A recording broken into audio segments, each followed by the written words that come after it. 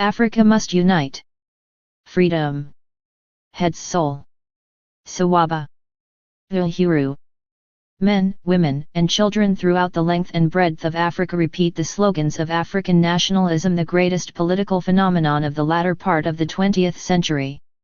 Never before in history has such a sweeping fervor for freedom expressed itself in great mass movements which are driving down the bastions of empire. This wind of change blowing through Africa, as I have said before, is no ordinary wind. It is a raging hurricane against which the old order cannot stand. The great millions of Africa, and of Asia, have grown impatient of being hewers of wood and drawers of water, and are rebelling against the false belief that Providence created some to be the menials of others. In this century there have already been 2 world wars fought on the slogans of the preservation of democracy, on the right of peoples to determine the form of government under which they want to live. Statesmen have broadcast the need to respect fundamental freedoms, the right of men to live free from the shadow of fears which cramp their dignity when they exist in servitude, in poverty, in degradation, and contempt. They proclaimed the Atlantic Charter and the Charter of the United Nations, and then said that all these had no reference to the enslaved world outside the limits of imperialism and racial arrogance. But in the course of fighting for their own freedom, they had, like Abraham Lincoln in fighting America's Civil War, to enlist the aid of the enslaved, who began to question the justice of their being dragged into wars for the freedom of those who intended to keep them in bondage. The democratic enunciations of the world's statesmen came under the critical examination of the colonized world. Men and women in the colonies began to regard them as deceptions. Clearly they were not to have universal application. The realization was breaking upon the vast world of subject peoples that freedom is as much their inalienable right as it is of those who had set themselves over them on the pretext of bringing them Christian light and civilization. The ideas of freedom and democracy, which the Western world was busily propagating to engage support for their cause, were being eagerly absorbed by those to whom freedom had been most strenuously denied. A boomerang to those who broadcast them, and dangerous in those to whom they were not intended to apply. They were feeding the will to freedom in the overseas areas of the world where their meaning was most deeply felt and accepted. Turned by the nationalist leaders to the interests of the struggle for political emancipation, they have helped to foment the revolt of the majority of the world's inhabitants against their oppressors. Thus we have witnessed the greatest awakening ever seen on this earth of suppressed and exploited peoples against the powers that have kept them in subjection. This, without a doubt, is the most significant happening of the 20th century. Hence the 20th century has become the century of colonial emancipation, the century of continuing revolution which must finally witness the total liberation of Africa from colonial rule and imperialist exploitation. The independence of Ghana in 1957 opened wide the floodgates of African freedom. Within 4 years, 18 other African countries achieved independence. This development is the unique factor in world affairs today. For it has brought about significant changes in the composition of the United Nations organization, and is having a momentous impact upon the balance of world affairs generally. It has resulted in an expanded world of free nations in which the voice of Africa, and of the reborn states of Asia, Latin America, and the Caribbean will demand more and more careful attention.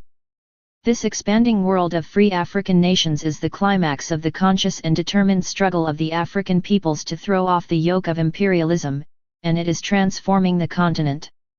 Not all the ramparts of colonialism have yet fallen. Some still stand, though showing gaping rents from the stormy onslaughts that have been made against them. And we who have 11 battled our way to independence shall not stand quiet until the last stronghold of colonialism has been laid to the ground in Africa. For we have dedicated ourselves to the attainment of total African freedom. Here is one bond of unity that allies free Africa with unfree Africa, as well as all those independent states dedicated to this cause. My party, the Convention People's Party, fervently upholds, as an unquestionable right, the burning aspirations of the still subjected peoples of our continent for freedom. Since our inception, we have raised as a cardinal policy, the total emancipation of Africa from colonialism in all its forms. To this we have added the objective of the political union of African states as the securest safeguard of our hard-won freedom and the soundest foundation for our individual, no less than our common, economic, social, and cultural advancement. In my autobiography, and to some extent also in another book of mine Speak of Freedom, I tried to show how, and why, the struggle for independence developed and succeeded in the then Gold Coast.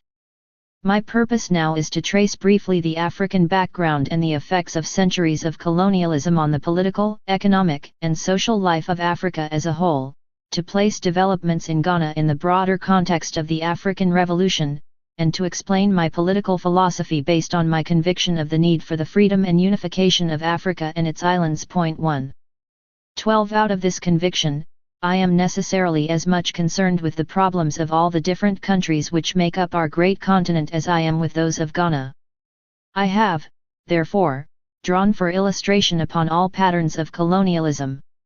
If there does at times appear to be an emphasis upon the British pattern and upon events in Ghana, it is because these are part of my personal experience. They have been to a considerable extent the agencies that have molded my intellectual processes and political philosophy. But I have also, as an African and a political being drawn into the vortex of African affairs out of my dedication to the cause of Africa's freedom and unity, sustained an indelible impression from the experience of my continental brothers under other colonial rulers. Their history of colonialist subjection differs from ours only in detail and degree, not in kind. Some there are who make fine distinctions between one brand of colonialism and another, who declare that the British are better masters than the French, or the French better than the Belgian, or the Portuguese or the white settlers of South Africa, as though there is virtue in the degree to which slavery is enforced. Such specious differentiations come from those who have never experienced the miseries and degradation of colonialist suppression and exploitation. More frequently they are apologists for the colonialism of their own country, anxious out of jingoistic patriotism to make a case for it. The colonial subject, the true bearer of the white man's burden, can have no such philosophical approach. He is, therefore, unable to judge the delicate difference between having to pass through a door marked natives in any part of the world and one so marked in Johannesburg, simply because the latter would often be in a separate, segregated area. Whatever the means used by the colonialists, the objective was the same. It was not that a nasty-minded bunch of men awoke simultaneously one morning in England, France, Belgium, Germany, Portugal, or in any other of the colonial countries, and decided that it would be a good thing to jump into Africa and grind the people's noses in the dust so that they could all of them retire to their homelands in due course, rich and happy from the African's hardship. It was a good deal more complex than that. Despite the plundering compulsions that sent the Portuguese and others out as early as the 15th century to pluck Africa's gold and ivory, and later its human treasure, to enrich the coffers of Western monarchs and merchants. When the great scramble for Africa began in the last quarter of the 19th century, colonies had become a necessary appendage for European capitalism, which had by then reached the stage of industrial and financial monopoly that needed territorial expansion to provide spheres for capital investment, sources of raw materials, markets, and strategic points of imperial defense. Thus all the imperialists, without exception, evolved the means, their colonial policies, to satisfy the ends, the exploitation of the subject territories for the aggrandizement of the metropolitan countries. They were all rapacious. They all subserved the needs of the subject lands to their own demands, they all circumscribed human rights and liberties, they all repressed and despoiled, degraded and oppressed. They took our lands, our lives, our resources, and our dignity. Without exception, they left us nothing but our resentment, and later, our determination to be free and rise once more to the level of men and women who walk with their heads held high. When that time came and we showed our resolution to be rid of them as unbidden and unwelcome foreign intruders, they still refused to go until we forced the issue. It was when they had gone and we were faced with the stark realities, as in Ghana on the morrow of our independence, that the destitution of the land after long years of colonial rule was brought sharply home to us. There were slums and squalor in our towns, superstitions and ancient rites in our villages. All over the country, great tracts of open land lay untilled and uninhabited, while nutritional diseases were rife among our people. Our roads were meager, our railways short. There was much ignorance and few skills. Over 80% of our people were illiterate, and our existing schools were fed on imperialist pap, completely unrelated to our background and our needs. Trade and commerce were controlled, directed, and run almost entirely by Europeans. Of industries, we had none except those extracting gold and diamonds. We made not a pin, not a handkerchief, not a match. 14. The only cloth we produced was hand-woven Kent, traditional and exclusive. We were without most of the raw materials necessary to industrial production. Though there had been geological surveys of our subsoil, we were unaware whether these materials existed or not, as the reports had been scrupulously withheld. We were reliant upon the outside world, and more particularly upon the United Kingdom, for practically everything we used in our daily life. Among our roads were those called political roads, the old, worn and sometimes untarred colonial roads. There were also the new roads, built since 1951, when my party entered upon government. There was Takoradi Harbour and the new harbour and port under construction at Tima. We had a telegraph and telephone system.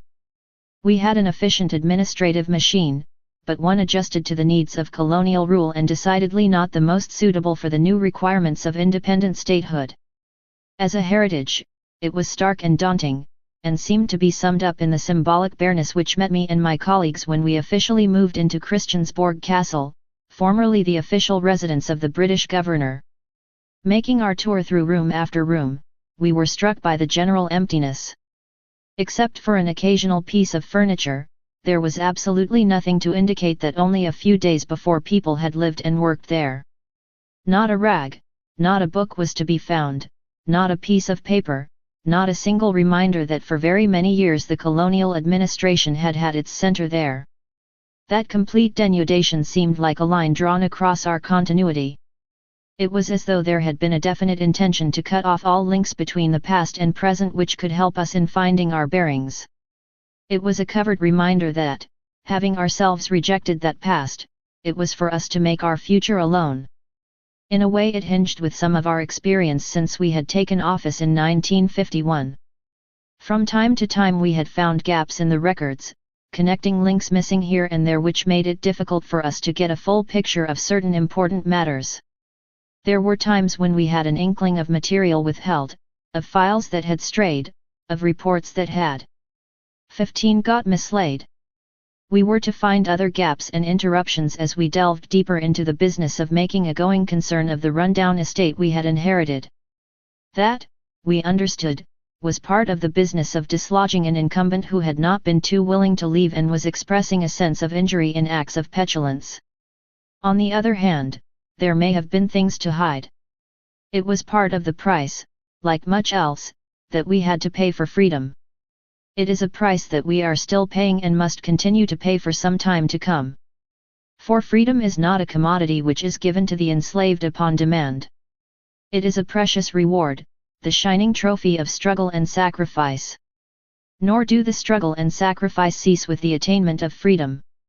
The period of servitude leaves behind tolls beyond what it has already taken.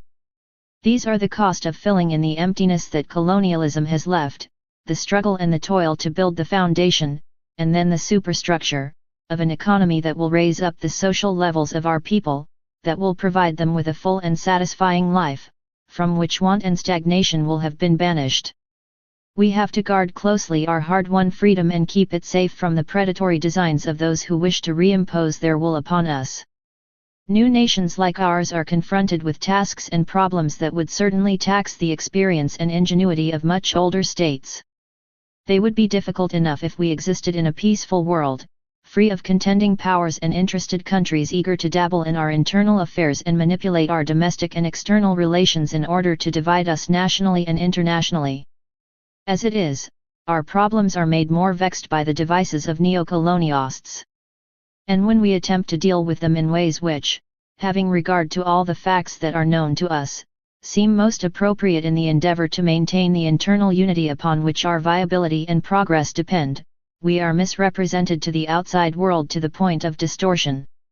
If that outside world refuses us its sympathy and understanding, we have at least the right to ask it to leave us alone to work out our destiny in ways that seem most apposite to our circumstances and means, human as well as material. In any event, we are determined to overcome the disruptive forces set against us. 16 And to forge in Africa a Ghanaian nation that will stand out as a shining example before the rest of the world of the African's ability to manage his own affairs. That we shall succeed, I have no doubt. But years of toil and perseverance, of restraint and even privation, lie ahead. We have to free ourselves from the grip of economic imperialism, and protect our freedom. We have at the same time to work ceaselessly for the complete liberation and unity of Africa. There is, in fact, an interacting relation in these objectives. Imperialism is still a most powerful force to be reckoned with in Africa. It controls our economies. It operates on a worldwide scale in combinations of many different kinds: economic, political, cultural, educational, military, and through intelligence and information services. In the context of the new independence mounting in Africa, it has begun, and will continue, to assume new forms and subtler disguises. It is already making use, and will continue to make use, of the different cultural and economic associations which colonialism has forced between erstwhile European masters and African subjects. It is creating client states, which it manipulates from the distance. It will distort and play upon, as it is already doing, the latent fears of burgeoning nationalism and independence.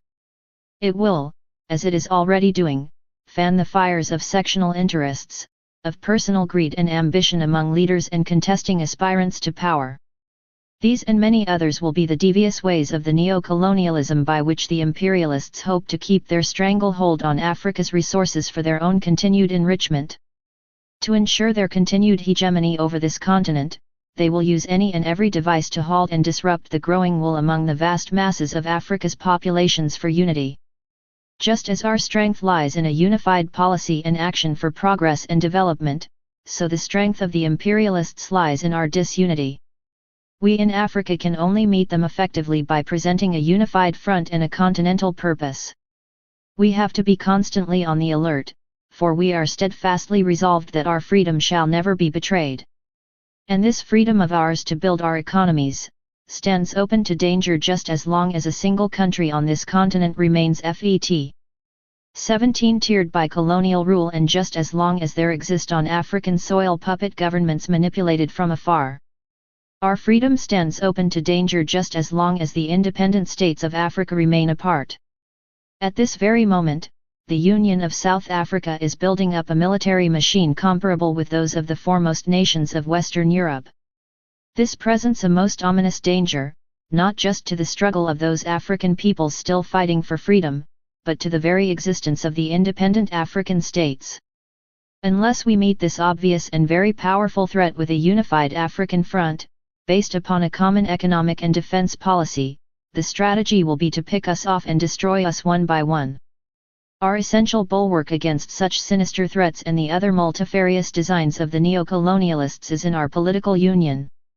If we are to remain free, if we are to enjoy the full benefits of Africa's rich resources, we must unite to plan for our total defense and the full exploitation of our material and human means, in the full interests of all our peoples. To go it alone will limit our horizons, curtail our expectations, and threaten our liberty.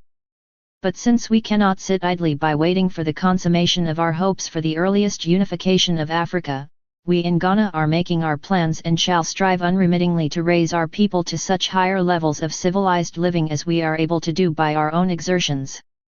At the same time, we shall never relax our efforts to bring total independence and unity to this African continent, for the greater good of all Africa and of each of us as component members of African Union. Chapter 1I. The African Background. Colonialism and its attitudes die hard, like the attitudes of slavery, whose hangover still dominates behavior in certain parts of the Western Hemisphere. Before slavery was practiced in the New World, there was no special denigration of Africans. Travelers to this continent described the inhabitants in their records with the natural curiosity and examination to be expected of individuals coming from other environments. It was when the slave trade and slavery began to develop the ghastly proportions that made them the base of that capital accumulation which assisted the rise of Western industrialism, that a new attitude towards Africans emerged. Slavery in the Caribbean has been too narrowly identified with the man of color. A racial twist has thereby been given to what is basically an economic phenomenon.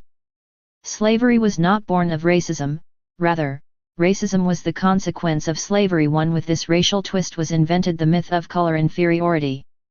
This myth supported the subsequent rape of our continent with its despoliation and continuing exploitation under the advanced forms of colonialism and imperialism. It was during the period that has come to be called the opening up of Africa that there began to spring up a school of what some fervid African nationalists have dubbed imperialist anthropologists, whose ranks extend down to the present time. Their works are aimed at proving the inferiority of the African. Anything of value that has been uncovered in Africa is attributed by them to the influence of some allegedly superior group within the continent or to people from outside Africa. The idea that 2. Africa can have exerted any civilizing influence over other people is shunned or denied. Of late, another school of thought is reassessing the evidence and applying more objective standards of judgment. Some historians and anthropologists think that civilization dawned contemporaneously in Africa and in China. Very much exploration for further evidence which will determine the early history of man in Africa remains to be done. L.S.B. Leakey 1, has this to say, in every country that one visits and where one is drawn into conversation about Africa, the question is regularly asked by people who should know better, but what has Africa contributed to world progress? Not the wheel, not writing, not mathematics, not art, not this, not that and not the other thing. These critics of Africa forget that men of science today are, with few exceptions, satisfied that Africa was the birthplace of man himself, and that for many hundreds of centuries thereafter Africa was in the forefront of all world progress. It is certain that the origins of European culture trace their roots to the ancient civilizations of the Nile Valley. Early geographers and chroniclers speak of well-organized African states and empires on both sides of the continent. North Africa, before the Islamic invasion, inhabited by the Tuareg and Berber people, maintained flourishing societies and centers of trade. It was with the spread of Islam that the mass Arab drive reached into Africa's northern belt as well as Egypt. From the discovery of written records in Arabic going back as far as the 9th century, we are learning something of Africa's past. They tell us that Ghana was already a centralized state in AD 800. This kingdom, whose center lay some 200 miles north of the watershed between the Senegal and Niger rivers, was one of the earliest of West African kingdoms. Though Ghana was seriously weakened by the Almoravid invasion of the 11th century, its traditions of government and empire did not die. They reached even greater heights in its successor state of Mali, which flourished in the 14th century, and which possessed intellectual centers, such as Djinn and Timbuktu, whose colleges could exchange scholars with Spain and other parts of the Muslim world.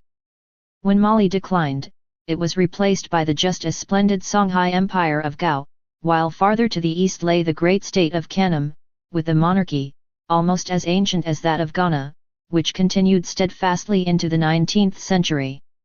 Books like the Tariq-es Sudan and the Tariq el-Fetach, written by the African scholars of Timbuktu in the 16th and 17th centuries, give graphic descriptions of still existing Sudanese states of power and prestige. One of the great writers of Islam, Ibn Battuta, touring through Mali in the middle of the 14th century, observed of its peoples that they are seldom unjust, and have a greater abhorrence of injustice than any other people. Their sultan shows no mercy to anyone who is guilty of the least act of it. There is complete security in their country. Neither traveler nor inhabitant in it has anything to fear from robbers or men of violence. They do not confiscate the property of any white man who dies in their country, even if it be uncounted wealth. On the contrary, they give it into the charge of some trustworthy person among the whites, until the rightful heir takes possession of it. One could as much be said for our European contemporaries of that time. Europe was then passing into its Renaissance. It was awakening from the social torpor of medievalism and divided into petty and quarrelsome kingdoms. Capitalism was on the uprise and seafaring adventurers were starting out on their centuries-long search for gold and spices and silks, slaves and ivory, that they might plunder them for money-hungry monarchs and traders. These voyages brought them to the coast of Africa. Originally, the African coastline was explored by Phoenician and Greek sailors, and there is growing knowledge of Chinese contact with the east coast going back at least to the early 12th century. The modern period of exploration may be said to have begun with the Portuguese voyages during the time of Prince Henry the Navigator, 1394–1460. Bartholomew Diaz sailed round the Cape of Good Hope in 1488, and some 10 years later Vasco da Gama touched on the Kenya coast on his way to India. What kind of people, what kind of cities did these plunderers find? Basil Davidson, adducing evidence from authentic records of the time, sums up the scene thus: they anchored in havens that were thick with ocean shipping. They went ashore to cities as fine as all but a few they could have known in Europe. They watched a flourishing maritime trade in gold and iron and ivory and tortoiseshell, beads and copper and cotton cloth, slaves and porcelain, and saw that they had stumbled on a world of commerce even larger, and perhaps wealthier, than anything that Europe knew. To these European sailors of the last years of the 15th century, the coast of eastern Africa could have seemed no less civilized than their own coast of Portugal. In the matter of wealth and knowledge of a wider world, it must have seemed a great deal more civilized. They were repeatedly surprised by the ease and substance of the ports and towns they saw and sheltered in and plundered. They found themselves repeatedly disregarded as strange and uncouth. When we had been 2 or 3 days at this place, says the laconic logbook of da Gama's flagship, the São Gabriel, of an encounter at a port that was probably Quilimane above the Zambesi River, 2 seigneurs of the country came to see us. They were very haughty, and valued nothing which we gave them. One of them wore a cap with a fringe embroidered in silk, and the other a cap of green silk. A young man in their company, so we understood from their signs, had come from a distant country, and had already seen big ships like ours. This was the Africa these plundering sailors found, an Africa of fair and thriving cities, whose inhabitants allowed them unimpeded entry, to their own undoing. For the strangers, schooled in the bitter rivalries of Europe, fell upon these tolerant and easy-going civilizations of the Indian Ocean with a ferocity and violence that were like nothing seen there through many centuries. All this was as easy for the Portuguese, and for much the same reasons, as it was in India whenever they met. 5. With resistance to their greed and theft. They were better armed. They were trained to ruthlessness. They wanted more than a simple monopoly of trade, ruinous though that would be for the coastal cities. They wanted loot as well. African warfare, like Indian warfare, was designed to minimize casualties, not maximize them. These invaders had no such care. It is well worth dwelling upon these facts when we recall the pretexts on which later European colonization of Africa was justified. Assuming the Christian responsibility of redeeming Africa from the benightedness of barbarism, the ravages of the European slave trade were forgotten, the enormities of the European conquest were ignored. Maps prepared in Europe which had borne the names of Mali and Songhai were lost. Records of the African kingdoms were left to gather dust and crumble away. The achievements of states that had manufactured in iron and gold and carried on lucrative international trade were expunged from memory. They had disappeared as a result of the continuing European penetration and spoliation. For on the heels of the Portuguese there quickly followed Dutch, Spanish, Danish, and English and French sailors and traders.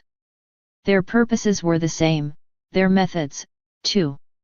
They set up forts and trading posts at various points along our coasts, and added a living commodity to the other items of plunder. For over 300 years the slave trade dominated Africa's history, and, in fact, influences it still today through our diminished population and its brutalizing and retarding effects upon our socio-economic order. It does not require a very perceptive mind to appreciate the disastrous consequences it has had upon African development. Whole villages were frequently left empty of inhabitants either through capture or flight. The number of inhabitants drawn off the African continent as slaves has been variously put between 20 and 50 million. In Ghana, there exist many reminders of those days. Christiansborg Castle, which the Danes built in the 17th century, still stands. So also do forts at Cape Coast, their guns still facing out to sea, where they once were used to ward off 6. Attacks by other Europeans who wanted to plunder gold and ivory, and to share in the rich slave trade. It was the Portuguese who, in the 15th century, discovered gold in the area between the Nkrumah and Volta rivers and called the country Mina, the mine, or the Gold Coast. They were the first to build fortified warehouses along our shores for the protection of their trade. But soon Spanish, English, and Dutch ships also began to explore the Guinea coast, as they came to call it, and more forts were established. Towards the end of the 16th century the Gold Coast was exporting about 10,000 slaves a year, and more than half the trade was in British hands. In 1808, Britain stopped trading in slaves, and in 1874 the Gold Coast colony was established, 30 years after the bond signed by our chiefs gave Britain her first real political influence in the country. The notorious scramble for Africa began in the last quarter of the 19th century. At that time, Great Britain, France, Germany, Spain, Portugal, Belgium, and Italy embarked on a race for colonies. In 1881, France extended her colonial sway over Tunis, and in the following year Britain secured control over Egypt. In 1884, the first German colony was established at Nkrumah on the coast of southwest Africa. The occupation of Togoland and the Cameroons in West Africa followed. A French force seized the territory between the Cameroons and the Portuguese colony of Angola, which became the French Congo. In 1894 the tricolour was hoisted over Timbuktu, Dahomey, and the Ivory Coast. The whole of the western Sudan was soon occupied by France. In 1885 a protectorate was established over Madagascar. Then ensued the Anglo-French jealousy which culminated in a crisis in 1898 when the occupation of the Sudanese post of Fashoda threatened to upset Britain's colonial position within that area. War between France and Britain appeared to be imminent, but the French force withdrew. France then turned her attention to Morocco. There she came up against German ambitions. A conference of colonial powers was called in Algeciras in 1906, with the result that French and Spanish claims to interfere in Moroccan internal affairs were recognized. In 1876 the Congo International Association was formed. 7. Under the direction of Leopold II of Belgium for the occupation of the Congo Basin. Among the declared objects of the association was the intention to open to civilization the only part of our globe where it had not yet penetrated. At the Berlin Conference of 1884–85, when the European powers divided most of Africa up between them, Leopold obtained permission to form the Belgian settlements into a Congo Free State under his personal suzerainty. Italy, coming relatively late into the scramble for colonies, occupied, among other places, Assab and Massawa, on the African shore of the Red Sea, and in 1889 the colony of Italian Somaliland was formed. Thus, by the beginning of the 20th century, Africa, apart from South Africa which developed differently, was largely divided up between the various European powers. Africa's people, mineral resources, harbors, rivers, forests all were to be used to build up the economic and political strength of the colonial powers. Some of the territories changed hands after the First World War, when former German colonies were distributed among the victors as mandated territories under the League of Nations. Britain received German East Africa, a quarter of Togoland and a piece of the Cameroons. France took over the remaining 3/4 of Togoland and the greater part of the Cameroons, while Belgium got a slice of German East Africa. The Union of South Africa received German Southwest Africa. Just as when the colonies were originally seized, the rights of the indigenous peoples were completely disregarded. Territorial boundaries were confirmed or freshly delimited in accordance with the new share out in a quite arbitrary fashion. They had no relation to ethnic realities. In many cases boundaries cut across tribes and even villages. Problems resulting from the cynical parceling out of Africa still remain, and can only be settled by continental union. The reasons which led the nations of Europe to seek colonies have been explained, with differing emphasis, by many historians. Most seem to agree that the colonial powers were guided primarily by economic, political, and military considerations, probably in that order. Although certain individuals may have come to Africa from purely altruistic motives, the general ideas 8. of the European civilizing mission and the white man's burden have at last been largely abandoned, even by the most rabid of imperialists. Chapter 2. The colonial imprint. The term colony originally meant a settlement of immigrants in a foreign land. In the political sense, a colony is either a settlement of the subjects of a nation or state beyond its own frontiers, or a territorial unit geographically separated from it, but owing allegiance to it. In modern colonial history, two types of colonies have grown up, owing in the main to climatic conditions. There is the settlement colony, in which climate and geographical environment have favored the establishment of sizable European communities, while the others, regarded formerly, before the discovery of prophylactic drugs and the clearance of jungles, as inimical to the health of Europeans, usually gathered relatively small groups of businessmen, administrators, soldiers, and missionaries, all of whom lived in an environment quite different from that of the mother country. These two different forms of colony have been responsible for the evolution of different systems of government. In fact, there has been no uniform system of colonial government in Africa. The pattern has varied according to the policy and traditions of the different colonial powers, as well as to the existence and size of a settler community. France, the colonial power which ruled over the largest area of territory in Africa, followed a policy of assimilation aimed at producing an elite class. She hoped by introducing a favored class of Africans to French culture and civilization and raising them to the status of Frenchmen, to avoid the rise of African nationalism in the territories under her rule. The class of elites, however, always remained relatively small, and outside it the bulk of the Africans remained subjects, to be exploited and maltreated at the will of on-the-spot Frenchmen, both high and low.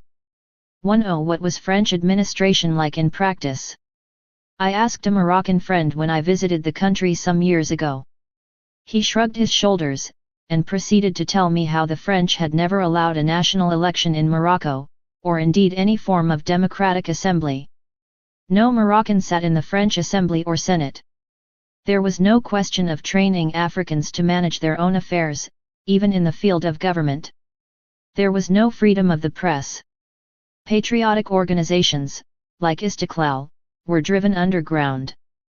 It was practically impossible for a Moroccan child to get a decent education, he said. As for economic matters, the wealth of the country was almost entirely in French hands. But French policy can perhaps best be studied in Algeria. There the French really tried to make the country an integral part of France. The departments of Algiers, Constantine, and Oran had the same status as departments inside France itself, and the African inhabitants of Algeria had, if they renounced Muslim law, the same rights as citizens of France. Yet the utter failure of French policy in Algeria is apparent to the world. The reason is simple. Algeria forms part of the African continent. It could never be part of France.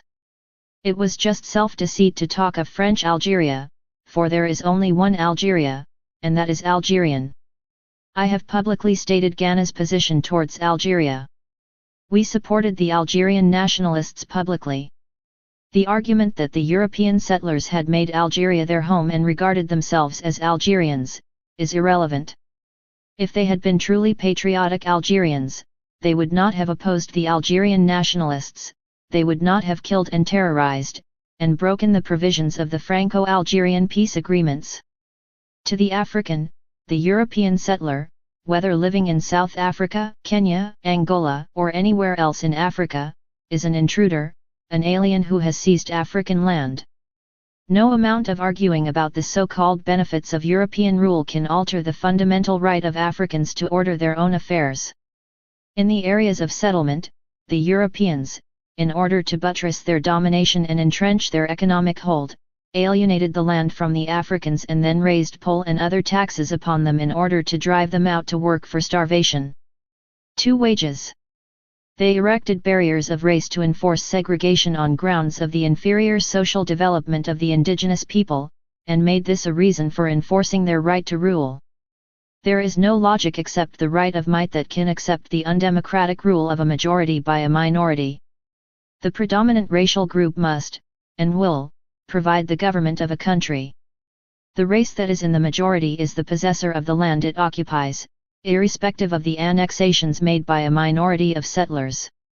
It is obvious that unhappiness, friction, and fear must prevail when a minority settler group tries to take possession of a land, or to dictate to a majority, as in the cases of South Africa, Algeria, Kenya, or the Central African Federation.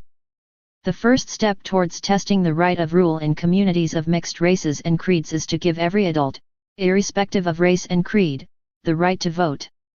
When each citizen thereby enjoys equality of status with all others, barriers of race and color will disappear, and the people will mix freely together and will work for the common good. Portugal, like France, has also pursued a colonial policy of assimilation in its African territories, though of a rather different kind. Mozambique and Angola are regarded as integral parts of Portugal, administered by the Ministério do Ultramar in Lisbon. The press is censored, and all national movements suppressed. Mozambique, where the Portuguese have been for over 450 years, has a Governor-General's Council, with equal numbers of official and non-official members, and sends 2 deputies to Lisbon. But the Portuguese have never intended to allow any development towards self-government. Likewise in Angola, everything is run from Lisbon.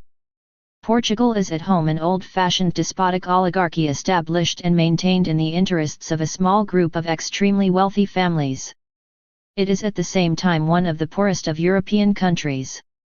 There is, therefore, a potentially revolutionary situation in Portugal itself. All those who are afraid of social change in Europe thus become the allies of Portuguese colonialism, since its maintenance appears to be the only method by which Portugal itself can be saved from revolution. Although there is no official color bar in the Portuguese colonies, conditions both in Mozambique and Angola are among the worst in Africa. In recent years, the average African wage in Mozambique was about 9 pence a day. Education has been shamefully neglected. In 1955, there were only 68 African high school students in the whole of Angola.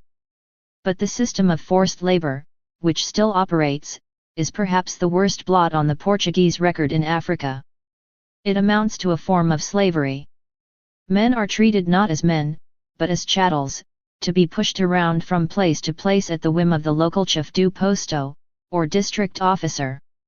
The assimilado or civilizado system, whereby an African may, by process of law, become in effect a white man, if he comes up to certain European standards, demonstrates yet another aspect of the Portuguese brand of colonialism. Quite apart from the arrogant assumption of racial superiority implied in the idea that every African would wish to become white, is the insidious effect of a policy aimed at deliberately trying to turn Africans into Portuguese. I am reminded of the African from Lauren 9 Omark who said the Portuguese think that it was a mistake on the part of God to make the African, African. Their assimilado policy is an effort to correct this divine error. I intend to discuss the social and economic effects of colonialism as a whole in a later chapter. It is sufficient at this point to state that all the injustice, social degradation, and slavery of the Portuguese regime in Africa reached a climax at the time of the 1961 revolt in Angola. The Angola people have entered the African nationalist revolution, and the country will never be the same again. Doubtless the ending of Belgian rule in the neighboring Congo encouraged the rise of nationalism in Angola. The vast country of the Congo, about 77 times the size of Belgium, was between 1876 and 1908 the exclusive property of one man, King Leopold II of Belgium. He became one of the richest men in the world by mercilessly exploiting the country. African workers were mutilated or shot if they failed to bring in the required amount of rubber or ivory, the 2 chief objects of value in the Congo at that time. A reliable source has put the cost of lives of Leopold's regime at between 5 and 8 million. In 1908, as a result of a commission of inquiry set up to investigate atrocities, the Congo Free State became a colony under the *3 Belgian government. A governor-general was appointed, responsible to the Belgian parliament, but he had no legislative council or assembly to check his power, and no Congolese sat in the Brussels parliament. Nobody in the Congo, white or black, could vote, and the Congolese had few, if any, civil rights. The essence of the Belgian colonial system, as later developed, was to buy off any discontent by giving a certain amount of economic opportunity. Belgian district commissioners ruled their various localities in the same authoritarian manner as the Governor-General in Leopoldville. The Roman Catholic Church and big business were the other, no less, powerful rulers of the Congo. The Belgian government, in fact, shared considerably in the investment holdings of the interlocking combines which monopolized the Congo's economy, often to the extent of as much as 50%. The belated attempts of the Belgians to prevent mounting national feeling in the Congo from expressing itself in violence, by holding carefully controlled and limited municipal elections, failed. The Congo became independent in June 1960, and tragic subsequent events showed that the Belgians never intended that Congolese independence should, in fact, become effective. There were practically no experienced Congolese politicians or civil servants, and no African officers in the force public. The persistent interference of Belgian big business interests in Congolese politics has further complicated an extremely difficult situation. In South Africa a different, though no less dangerous, state of affairs exists. There, government policy can be summed up in the one word, apartheid, which involves social, political, and economic segregation on a basis of race. The Union of South Africa, when it was formed in 1910, was a sovereign, independent state within the British Empire. It is now a republic, no longer a member of the Commonwealth, and the only independent country in Africa governed by its white minority. The problem in South Africa is basically the same as that in other settler territories in Africa.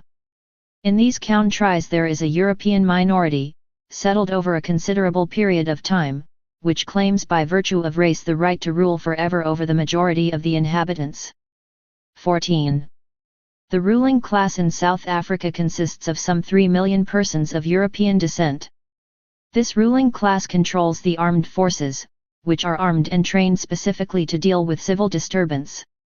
The opponents, the remaining 12 million inhabitants of South Africa, are unarmed and lack the elaborate political and economic organization which the ruling class has built up. It is because of this that the ruling class consider that their position is safe and that they can continue indefinitely to pursue their apartheid policy. History has shown that such a calculation is entirely false, and if we look below the surface it can, I think, be shown that the position of the South African government is fundamentally weak. There has been a significant repudiation of the regime by a section of the intellectual class, significant in the context of the South African situation, where even the slightest liberalism in race relations brings down the wrath of the government. It is the cloud the size of a man's hand seen by the prophet Elijah, the inevitable approach of the storm. A second sign of trouble to come is the division in the ruling class itself. The two main political parties in South Africa, the United Party and the Nationalists, though both dedicated to the maintenance of racial inequality, differ about how this inequality should be maintained. The significance of the division is that it runs deep enough to have split the unity of the wielders of South Africa's intensive racialist policy, and the government cannot, therefore, claim undivided loyalty. Also significant in recent years is the emergence of the Progressive Party, an organization of persons of goodwill allied to some of the shrewdest financiers in the country.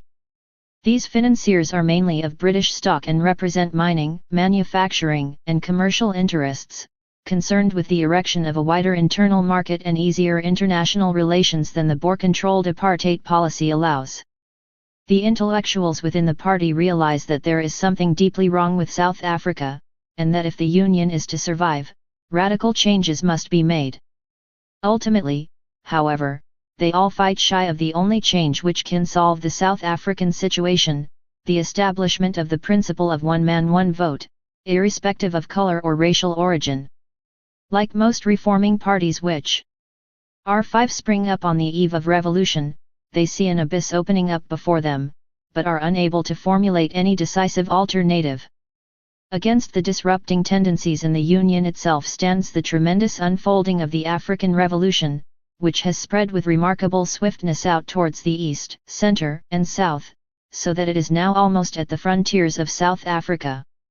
"Why are you so certain that there will soon be a change of regime in South Africa?" a member of the Ghana National Assembly asked me shortly after South Africa left the Commonwealth.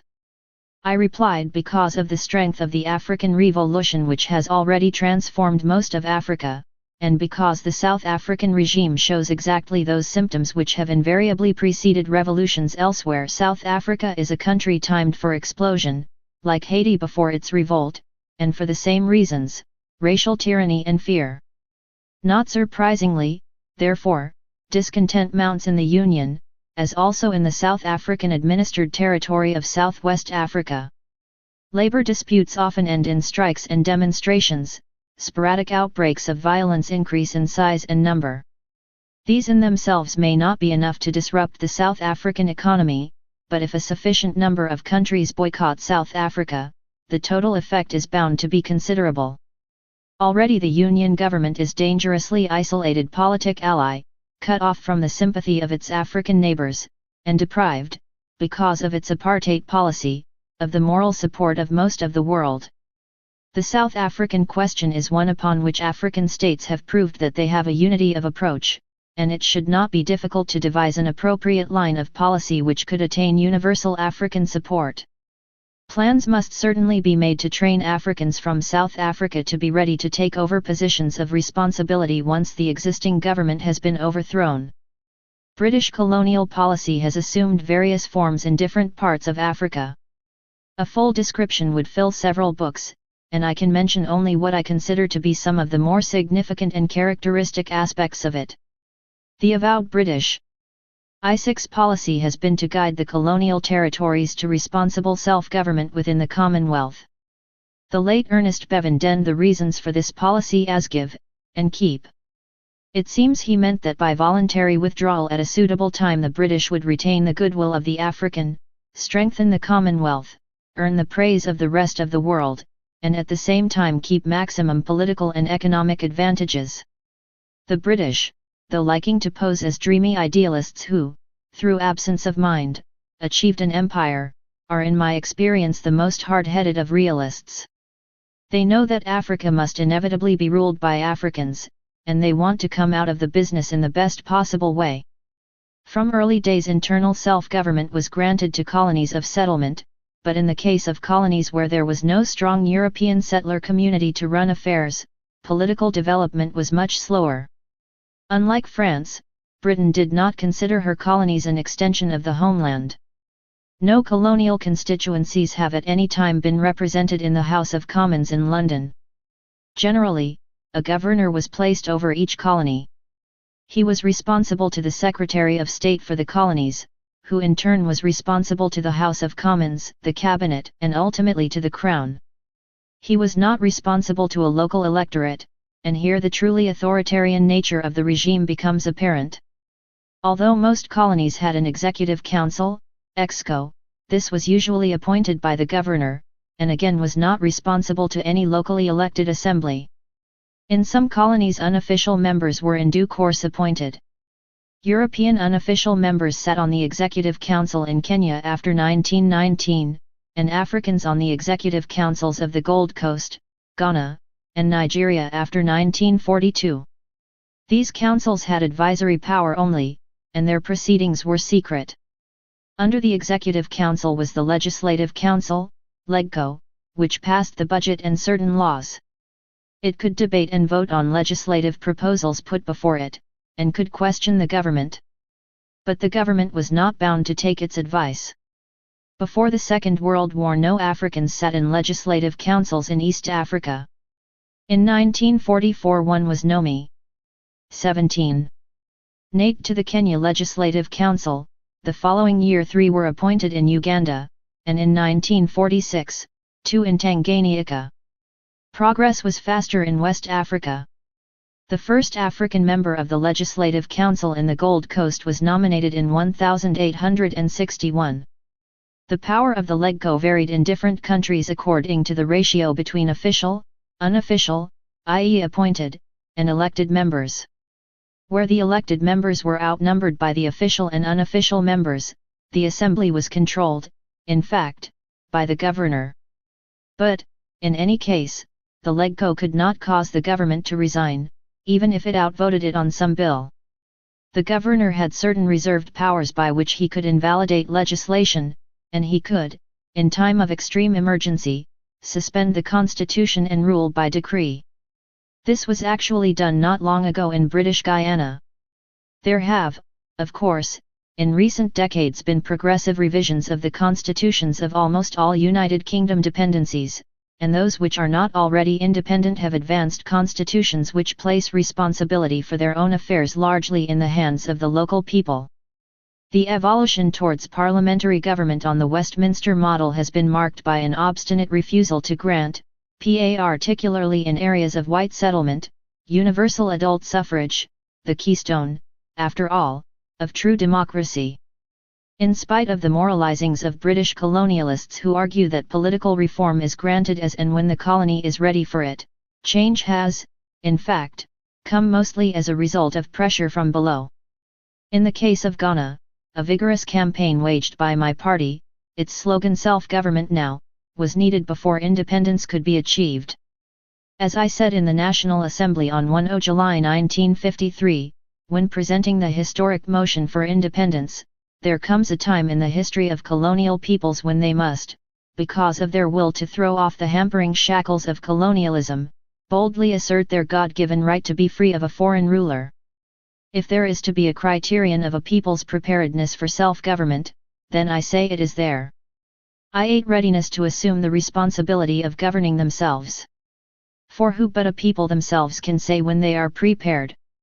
I know of no case where self-government has been handed to a colonial and oppressed people on a silver platter. The dynamic has had to come from the people themselves.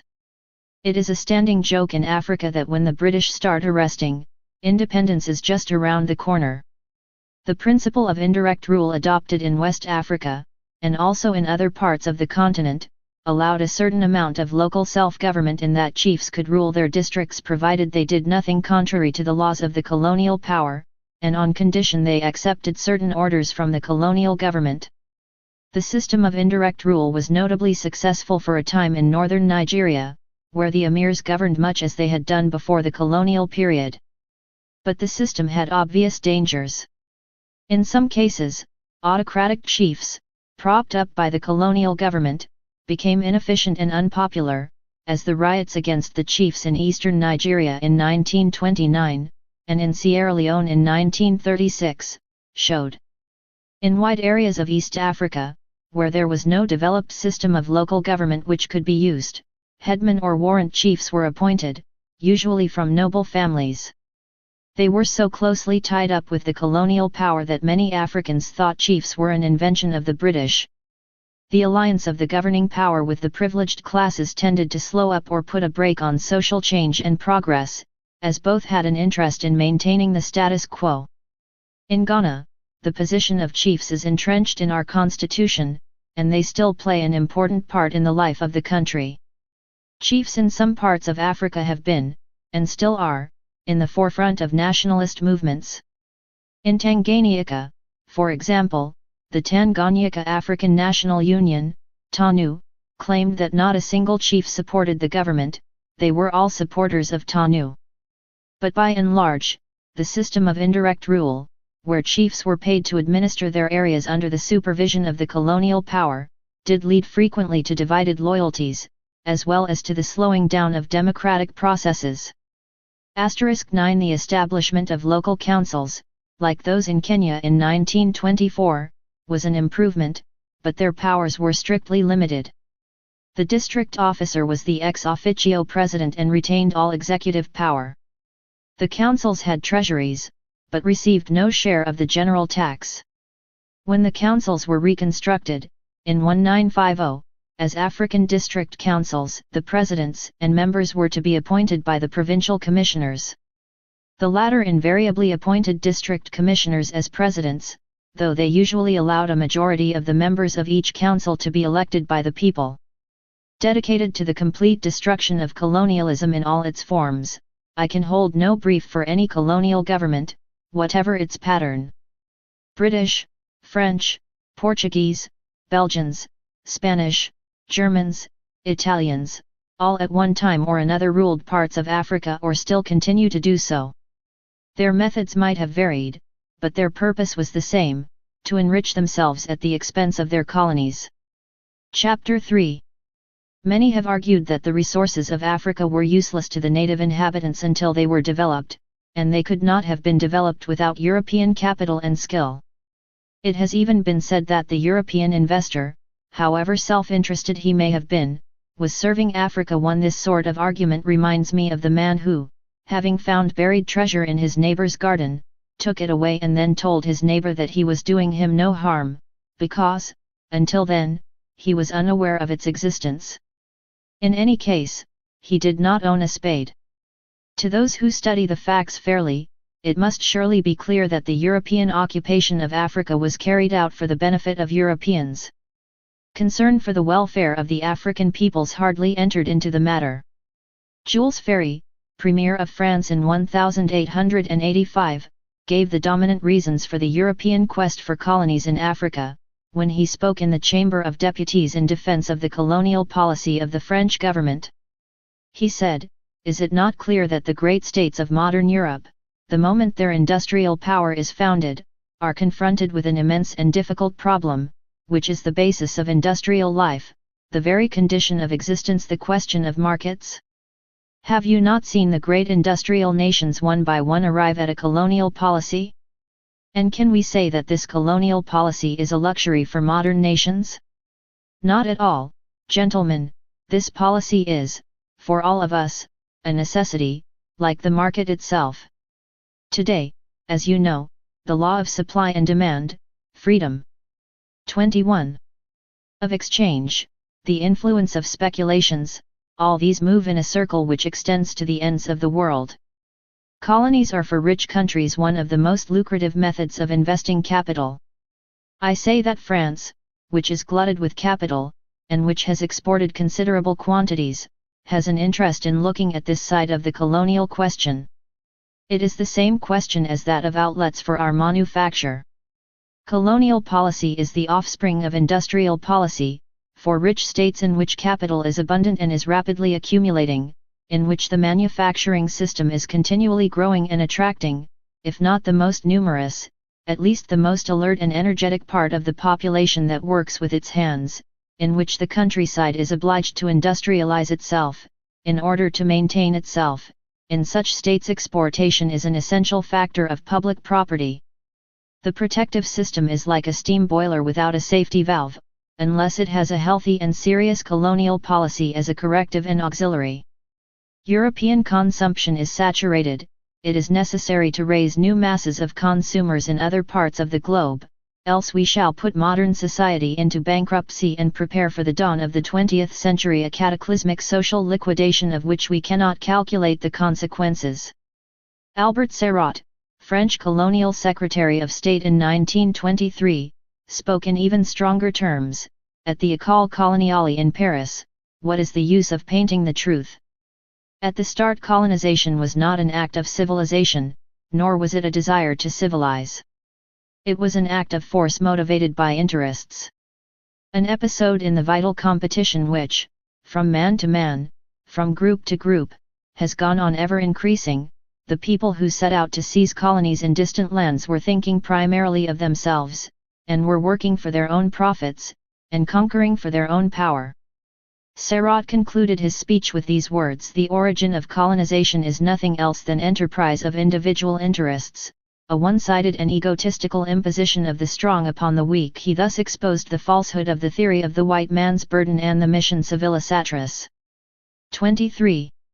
The Marxist-Leninist view supports the stand of Jules Ferry, which argues that the most determined imperialists are frequently concealed Marxists and abler exponents of Marxist analysis than many self-styled socialists. According to the Marxist-Leninist view, imperialism is the development of the capitalist system to its highest stage. Its most important feature is that of monopoly.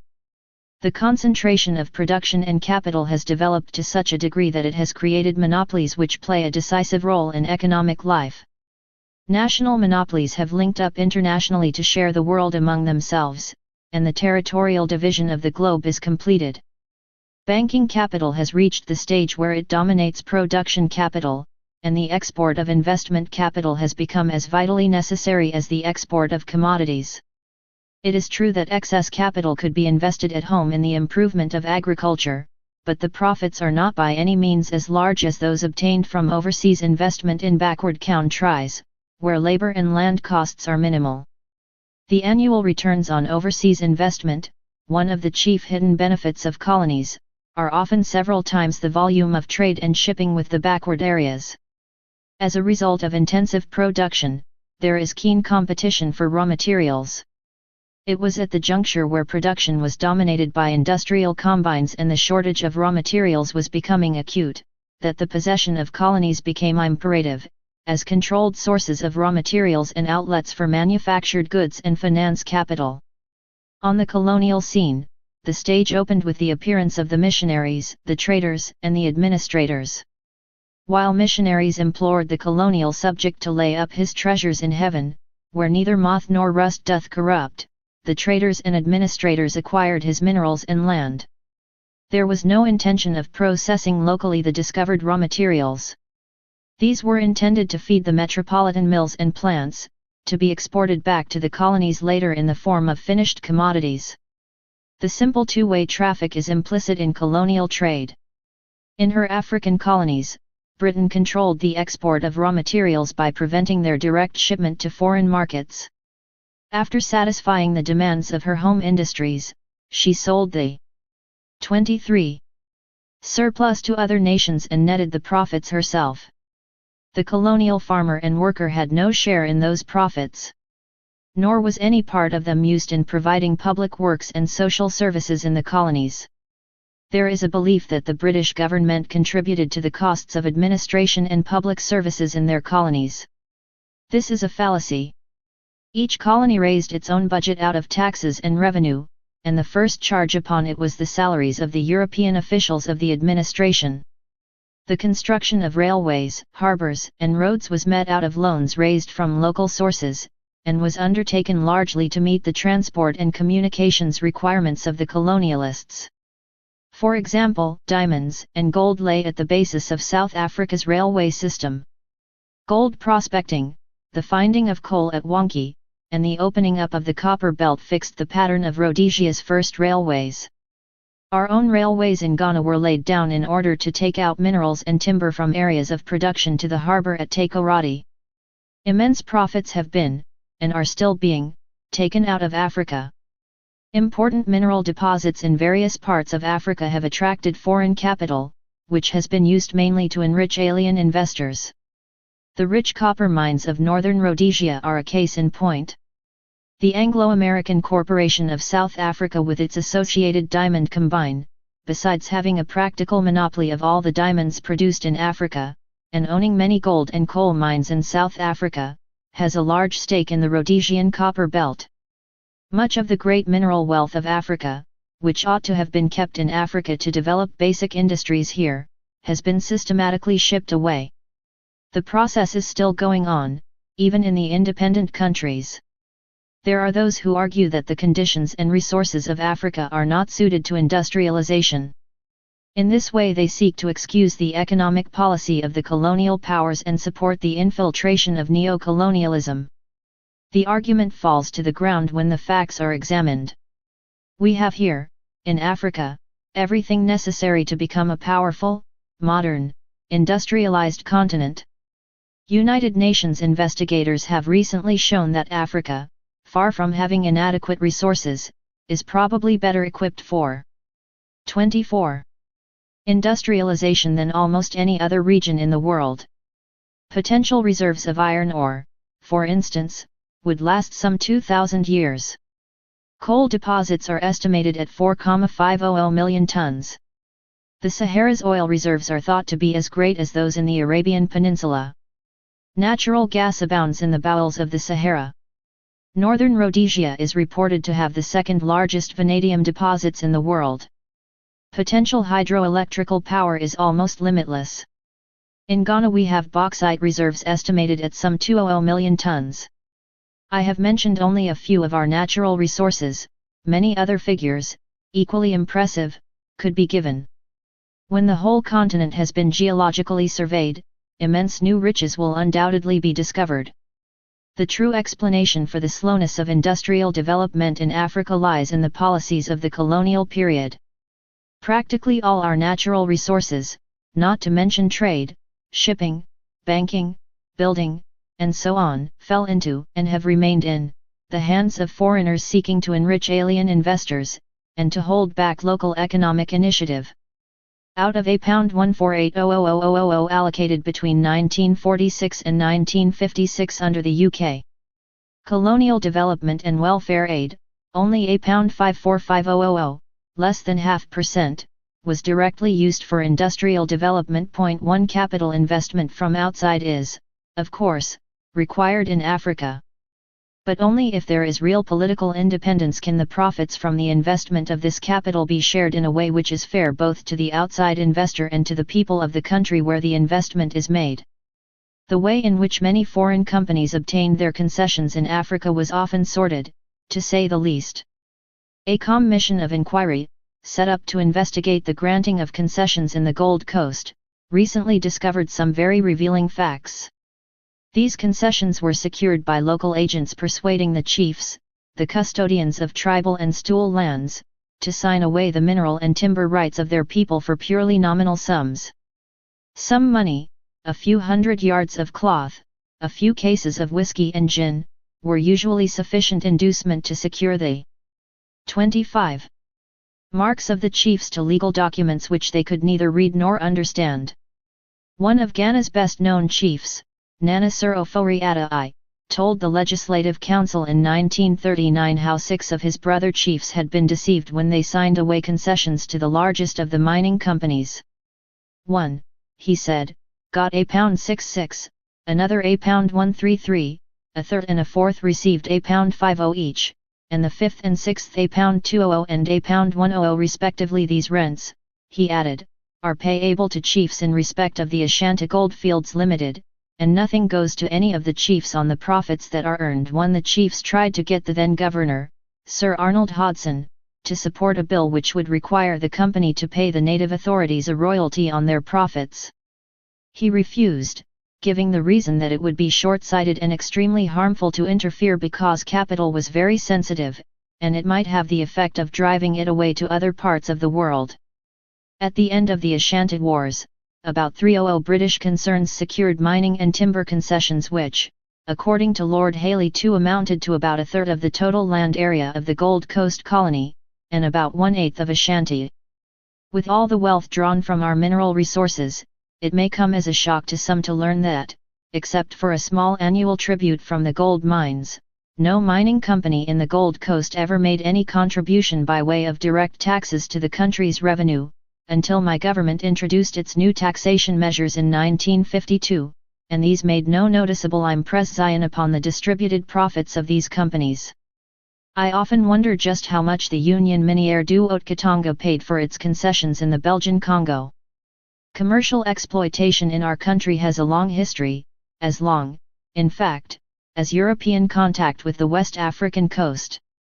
In keeping with the imperialist policy of fostering single-crop agriculture in the colonies, our farmers, having found that cocoa did well in our soil and climate, were encouraged to concentrate on its production to the neglect of local food crops and a diversity of cash crops.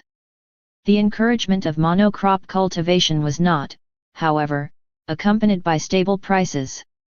The price of our One Gold Coast Legislative Council Debates, 1939, Number 1. To Lord Hailey, African Survey, Oxford University Press, p. 778. 96. Cocoa was manipulated by European and American buyers, who included, besides the large chocolate manufacturers, the big importers and distributors of food products, farm implements and manufactured goods. Joined together in their association, they forced down the price of cocoa, while the cost of imported commodities, upon which our people became more and more dependent, as a result of single-crop farming, remained stable. During the war, the British government set up group marketing boards in the West African colonies as agencies for the block purchase of raw materials by the Ministry of Supply in London as part of its planned arrangements for satisfying the metropolitan rationing system. Our present Cocoa Marketing Board, which operates our bulk purchasing and selling of the crop, developed out of these wartime arrangements. This system of planned purchase and sale enables us to give the farmers a guaranteed price fixed to prevent a domestic inflationary spiral. There has been a steady elimination of the predatory middlemen who used to act as the agents of the big merchant firms and chocolate manufacturers, while the foremost of the trading firms has itself retired from this sphere of activity. But the twin purpose for which our economy had been geared under imperialist rule, of providing markets for British products and mercantile services, and the export of cocoa, and mining commodities, on the basis of low-paid labor, cannot overnight be replaced by one more suited to the needs of modern Ghana. The pattern of its monopolistic control was firmly set in the first quarter of the present century, when the pioneering firms and our own African merchant princes, as they were called, were either forced out of business or absorbed by the giant companies. A substantial volume of petty trade came to be carried on by thousands of women street hucksters and market vendors. These women, a few of whom have accumulated some sizable capital, play an important part in our internal trade distribution.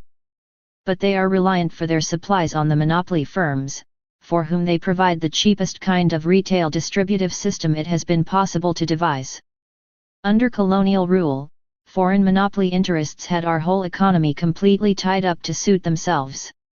In a country whose output of cocoa is the largest in the world, there was not a 2J single chocolate factory. While we produce the raw materials for the manufacture of soap and edible fats, palm products, the manufacture of these items was discouraged.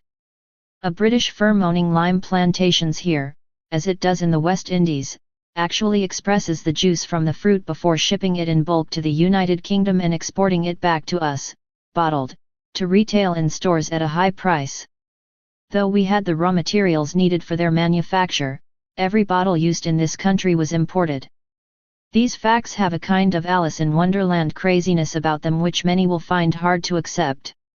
But they are implicit in the whole concept and policy of colonialism.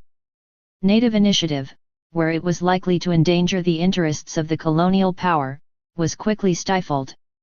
We import a lot of soap and, as I have already said, we have the raw materials right here. Indeed, the overseas manufacturers get their vegetable oils from us. It seemed quite a sound idea for a Ghanaian to establish a soap factory here in Ghana. Not so sound, though, for the British firm which manufactured soap, or for those who shipped it to us and imported it, especially when they were tied up together. A Ghanaian factory was started, but the machinery ordered was of the wrong type, designed for animal rather than vegetable fat. The automatic cutter produced bars of laundry soap larger than those imported.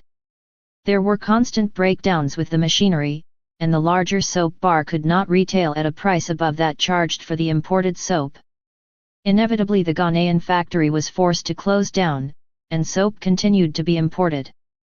I cannot understand why so many people in the United Kingdom still refuse to admit that local industry was deliberately discouraged in many of the colonies. After all, they learn in their school history books that the Americans complained of the same sort of thing in the 18th century.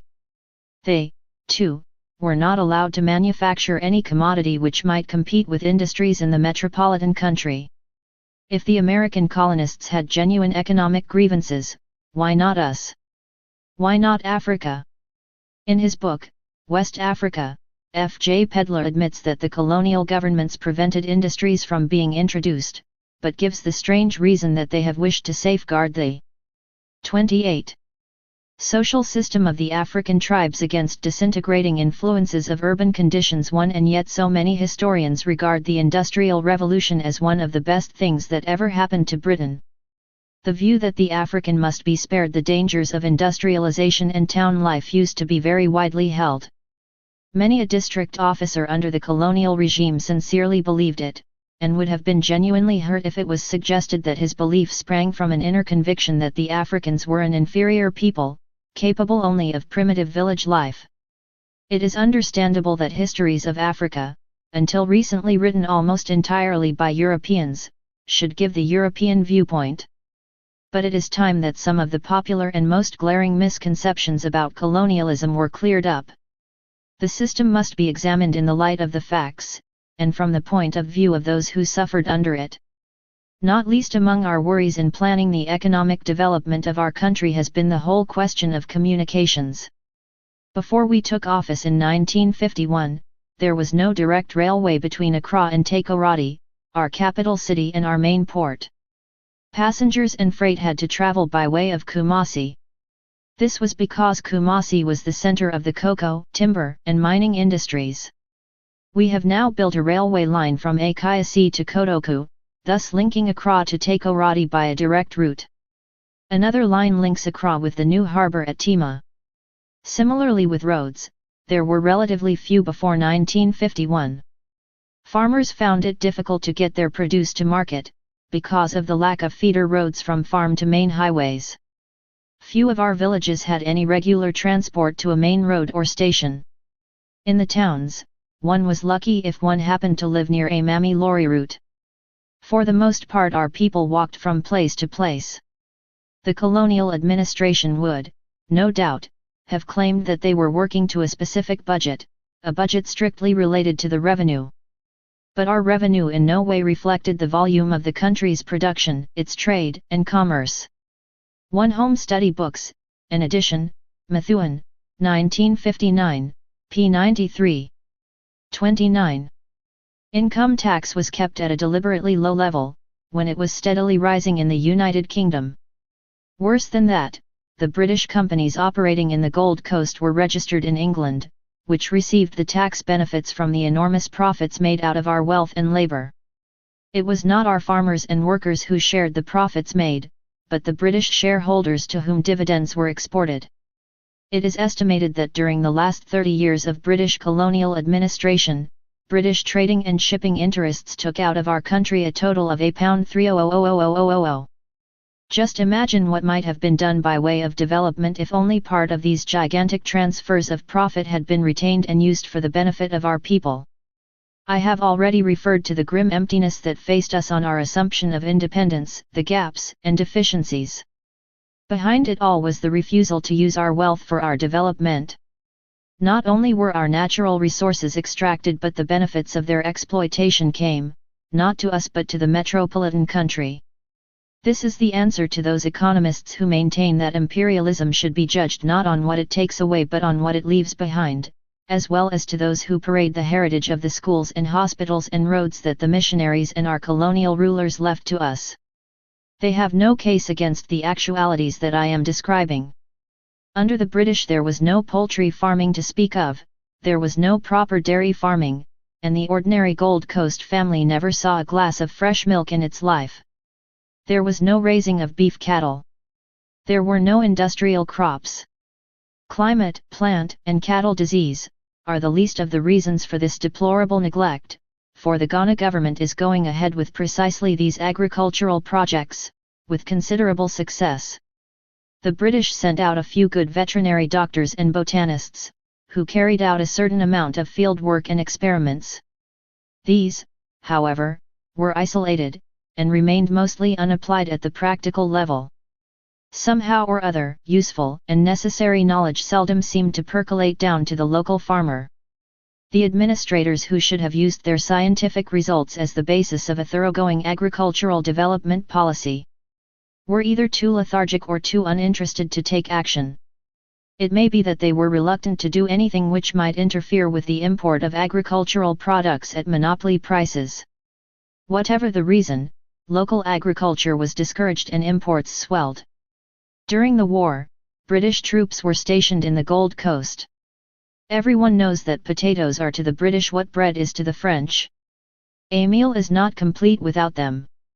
Under wartime conditions, shipping was severely restricted, and it looked as though the British soldiers would have to go without their potatoes. It had always been maintained that our climate was not suitable for growing them. But the administration, moved at the thought of British servicemen being deprived of their staple food, began a Grow Potatoes campaign. Before long, our hitherto unsuitable climate was producing magnificent crops. Once the war was over, however, and normal shipping facilities were resumed, the Department of Agriculture changed its tune. Gold Coast potatoes, we were told, were unfit for human consumption. The result was that potatoes disappeared from our fields and once more figured among our imports. We have wide savannas in the north, ideal with the right irrigation for the growing of cotton. Yet for many years we spent millions of pounds importing richly patterned cloths from abroad. We have made plans for irrigating these savannas, and have projects for cotton growing and textile making, and our experiments are going ahead. We have had to do everything from scratch, but in spite of this great progress is being made. Similarly with the fishing industry, we hope in due course to make up for lost time. Here, too, the colonial regime failed. In the absence of cattle farming, fish was the most important source of animal protein in the country, and there are plenty of good fishing grounds near our coasts. A comparatively small expenditure of money on refrigeration and on motorized boats would have provided for a sufficient quantity of fish to be caught and brought home in good condition to cover the local market and leave some over for export. Throughout the entire period of British administration, even though malnutrition figured as a basic cause of a number of the country's diseases, and was certainly a contributory factor in low productivity, no attempt 31 was made to initiate such a project. On the contrary, the Gold Coast annually imported large quantities of fish. The failure to promote the interests of our people was due to the insatiable demands of colonial exploitation. However wise, enlightened and good-hearted certain individual officers may have been, their functions and authority fitted into a pattern of colonial administration which was itself conditioned by the central and overall need to extract the riches of the colonies and transfer them overseas. If in the process it was necessary to build some roads, to construct a harbor, or to educate some Africans, well and good. The point I want to make is that any welfare activity for the benefit of our people was little more than incidental. It was far from being the underlying purpose of colonial rule. Chapter 4. Society under Colonialism. There is growing up in Ghana a generation which has no first-hand knowledge of colonial rule. These boys and girls, born since independence, will find it difficult to believe that there was a time when Africans could not walk in certain parts of every town, unless they had business there as servants. The limitations on our freedom, the crimes against our dignity as human beings, will seem to them remote and unreal. It is cheering to think that when they meet a European it will never occur to them to touch the imaginary forelock, or bow in servility, as some of our older men still do, so hard is it to break long-established habits. The social effects of colonialism are more insidious than the political and economic. This is because they go deep into the minds of the people and therefore take longer to eradicate. The Europeans relegated us to the position of inferiors in every aspect of our everyday life. Many of our people came to accept the view that we were an inferior people. It was only when the validity of that concept was questioned that the stirrings of revolt began and the whole structure of colonial rule came under attack. Signs like "No African Allowed," or "For Europeans Only" could at one time be seen in practically every part of Africa. Now they are fast disappearing, though still much in evidence in the Republic of South Africa and in southern Rhodesia. I can well imagine what the reaction of an Englishman would be if he came across signs proclaiming "No Britain Allowed" in any part of Europe, or even in one of the newly independent African states. Africans, however, were expected to put up indefinitely with such treatment in the land of their birth. The color bar, where it has operated strongly, has been responsible for much of the bitterness, which has, in some areas, entered into African nationalism. This is hardly surprising. But 33. What is perhaps more remarkable is the moderation of most African political leaders. Not a single one has advocated any kind of policy founded on racial discrimination. All have stressed the need for cooperation between races, based on the rule of the majority. We have seen too much of racialism to want to perpetuate the evil in any way. Of course, it will be some time before all traces of colonialism will disappear from our society. Problems connected with health, education, housing, and living conditions generally, continue to remind us of the colonial period. We have much ground to make up, as a result of long years of being treated as an inferior people fit only to provide cheap labor for foreign employers. We were supposed not to be able to appreciate, or to need, any real measure of social improvement. It is true that shelter in a tropical climate is a less urgent problem than it is in a cold or temperate climate. It is also true that Africans do have improvised homes. This, in fact, was the housing position in the Gold Coast under colonial administration. But Africans did not live in shacks and mud huts because they preferred them to proper houses. They had no choice. They had neither the jobs nor the resources to enable them to build. And it never occurred to the administration to do what most advanced countries perform as an automatic service, undertake a popular housing program for the people. Nor were there any building societies to help folk without ready capital to acquire homes. Thus the people of this country lived as they had always lived, crowded together in hovels as far removed from the dream of living in a three-roomed abode with normal conveniences as a London messenger boy is of owning Buckingham Palace. There was once in England a similar prevailing upper-class view of workers who lived in slums. They enjoy it, was the sentiment expressed. They like to live crowded together. If we did give them up-to-date houses with bathrooms, they wouldn't know what to do with them. They would use the bath to store coal. Strangely enough, this was not merely a justification for the conservative governments of the time to do nothing to meet general housing needs. Some really believed that only the educated upper class wanted and knew how to appreciate a decent house. 34. With the close of the Second World War there followed a change in the official outlook on these matters. Most established countries brought about tremendous alterations in the social pattern of their people by clearing slums and launching vast housing schemes for the working population. These new ideas of popular housing, however, never reached Africa. We could go on living as we had always lived. We knew no better. What had been good enough for our great-grandparents could go on being good enough for us and our children. The housing situation when we took office was shocking. It reflected what appeared to be a standard European view of the African attitude towards domestic shelter: anything that keeps off the rain and offers shade from the sun is good enough. The white man, living in his stone, brick, or concrete house, seemed to think that the African native neither wanted nor needed an elaborate structure in which he and his family could live in comfort. It was considered enough for a few palm fronds and thatch to give shelter to the family living in the village and for an improvised shack with corrugated iron roof to serve the townsfolk. This assumption was just another facet of the contemptuous regard of the African as a creature devoid of human sensibility. In all the years that the British Colonial Office administered this country, hardly any serious rural water development was carried out. What this means is not easy to convey to readers who take for granted that they have only to turn on a tap to get an immediate supply of good drinking water. This, if it had occurred to our rural communities, would have been their idea of heaven. They would have been grateful for a single village well or standpipe. As it was, after a hard day's work in the hot and humid fields, men and women would return to their village and then have to tramp for as long as 2 hours with a pail or pot in which, at the end of their outward journey, they would be lucky to collect some brackish germ-filled water from what may perhaps have been little more than a swamp. Then there was the long journey back. 4 hours a day for an inadequate supply of water for washing and drinking, water for the most part disease-ridden. This picture was true for almost the whole country and can be 35.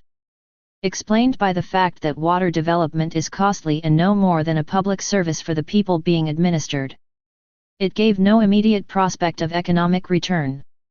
Yet a fraction of the profits taken out of the country by the business and mining interests would have covered the cost of a first-class water system. Under the colonial administration there was, until more recent times, discrimination in the Gold Coast health services. For example, there were 7 hospitals in the country which catered for under 3,000 Europeans as against 36 for about 4,000 Africans. We all remember when the Ridge Hospital in Accra was reserved for whites and when only in very special cases any of our own people were admitted there. Coral Bulletin, the principal Accra hospital, was always overcrowded. Even at that, it was considered one of the best in Africa. In fact, as with education, so the public health and medical services of the Gold Coast were rated to be well ahead of those in most other colonies. Yet the services they provided were hopelessly inadequate. Some attempt had been made by the administration to raise health standards, and medical men and nurses had been brought in from Britain to complement the medical services which had been started by the missions. The budget, however, was terribly restricted and practically nothing was done by way of preventive medicine. The greatest scourge of our people is malaria, which is almost endemic. It is extremely debilitating and one of its effects is sterility in women. To get rid of malaria one has to rid the country of the Anopheles mosquito. Other diseases, like tuberculosis, yaws, and kwashiorkor, take a shocking toll of life and energy, and are immediately ascribable to poor nutrition, overcrowded living conditions and bad drinking water. Infant mortality rates are appallingly high, and many surviving children are crippled or invalid. Attempts were being made to bring about some amelioration, through the health services, but administrative policy did nothing to eliminate the economic conditions which assisted the incidence of death-dealing and energy-depriving diseases and maladies. To some degree lack of education can also be blamed, because without knowledge superstition persists. Health and education most certainly go hand in hand, and many of our 36 people resisted the white man's medicine, because they suspected it of being evil rather than good. Acceptance of 20th century medical techniques demands a certain level of education, and without this many of our people accepted death and disease as part of an ordained pattern. Just as the colonialists failed to develop our countries, they did little to enlarge our intellectual and social horizons. The reasons they gave for this were as much resented by us as the denial of the advantages. The African, it was maintained, would not appreciate better conditions. He was incapable of education beyond certain limits, he would not respond to the incentives of higher standards of life. All these arguments, produced over and over again in the past, have since been shown to be no more than slander and calumny. In many parts of our continent, Africans were deliberately barred from attaining necessary skills to raise wages and standards of living. An industrial color bar has existed. Africans and Europeans doing the same job, as in the Copper Belt, are given very different pay. In most cases Africans are getting about 1/10 of the European equivalent. Conditions in South Africa are too well known to need illustration, though it may come as a surprise to some to learn that in Cato Manor, a suburb of Durban, about 95% of the inhabitants live permanently below the bread line. Even on the Reef, the richest part of the country, 70% have incomes below the essential minimum. 1 A World Health Organization report by Dr. Jamunoz2 has revealed that in Basutoland the already low standard of living seems to be sinking even lower. The birth rate, which was 30.6 per thousand in 1951, had dropped to 22 per thousand in 1957, it being thought that infertility was due to lack of food. The infant mortality rate doubled between 1951 and 1957, when it reached 116 per thousand children. European colonization has been responsible for much of the suffering of so many Africans. A recent writer has gone so far as to say that imperialist rule, far from bringing about progress, has 37. Led to a catastrophic decline in the standard of living of the African people. 1 In many parts native agriculture was discouraged in favor of cash crops, soil was ruthlessly exploited, sometimes causing erosion, and millions were turned into low-paid workers. For example, when Dutch settlers first appeared in South Africa they found native tribes of strong, healthy people, who lived by raising cattle, growing corn, and hunting wild game. Today the diet of these tribes is almost exclusively corn. Laboratory rats fed on a typical African's diet, according to an article in the New Scientist *, will eat their own offspring. It has been argued that Africans are poor because they do not produce enough. But their capacity to work must be examined. It is now generally agreed that malignant malnutrition is a major cause of African fatigue. If African labor is poor, it is because wages and conditions are poor. There is, 2. The question of incentive. What incentive had the African worker under colonial rule, when his efforts only served to enrich non-Africans? During the last 20 years, African miners have steadily increased the output of copper in northern Rhodesia, yet every penny of increased wages had to be bitterly fought for. African workers, once they are liberated from colonialism, will soon show the world what they are capable of, in the same way as workers in Russia and China have done. Under the old regimes, Russians and Chinese were thought to be incapable of running a modern industrialized country. Under colonialism, African workers have no effective bargaining power. Trade unions are frequently disallowed by law, and they are largely unorganized. They have either to accept the pitifully low wages offered to them or suffer the consequences of being without work, which, in certain regimes, makes them liable to a variety of punishments. In South Africa, under the gruesome regulations of apartheid, the African worker is hounded and forced into conditions of helotry. Shameful as these are, conditions for Africans in the Portuguese territories probably surpass them, though they have not so far received such attention from critics. For the Portuguese colonies in Africa are slave states, and have 38 always been slave states. Though theoretically abolished in 1875, slavery was still continued by various methods which a Portuguese law of 1899 put into definite legal shape. This law, which is still in force in Angola, provides that all natives, that is to say, all Africans, are subject to a moral and legal obligation to acquire by labor the means of subsisting or bettering their social condition. Under this law, every African male in Angola, which is in practice interpreted as those above the apparent age often years, may be obliged to show any time either that he has worked for 6 months in the year previous or that he is working. Employers who want forced labor indent to the Governor-General for a supply, the term used indiscriminately, of goods and men. The Governor-General then allocates a calculated number. Local administrators up and down the country are sent orders to round up the numbers, which is done by threatening the chiefs and headmen. When the required numbers have been brought to the collecting centers, the district officer enforces a collective contract, which is entered into on behalf of the workers by the chiefs and headmen who have produced the specified numbers. Less than half of the labor employed in Angola is officially classified by the Portuguese authorities as contract labor, that is, forced labor. Over half of it is theoretically voluntary labor, but in practice the position of the voluntary laborer is not better than that of the forced laborer. The voluntary laborer cannot leave his job because if he does he will become liable to be classed as idle and therefore subject to forced labor. His only chance of escape is by slipping out of the Portuguese territory and attempting to obtain work in other neighboring states. Portuguese sources have estimated that in the 10 years previous to 1947 over 1 million people had left the Portuguese colonies by way of clandestine emigration.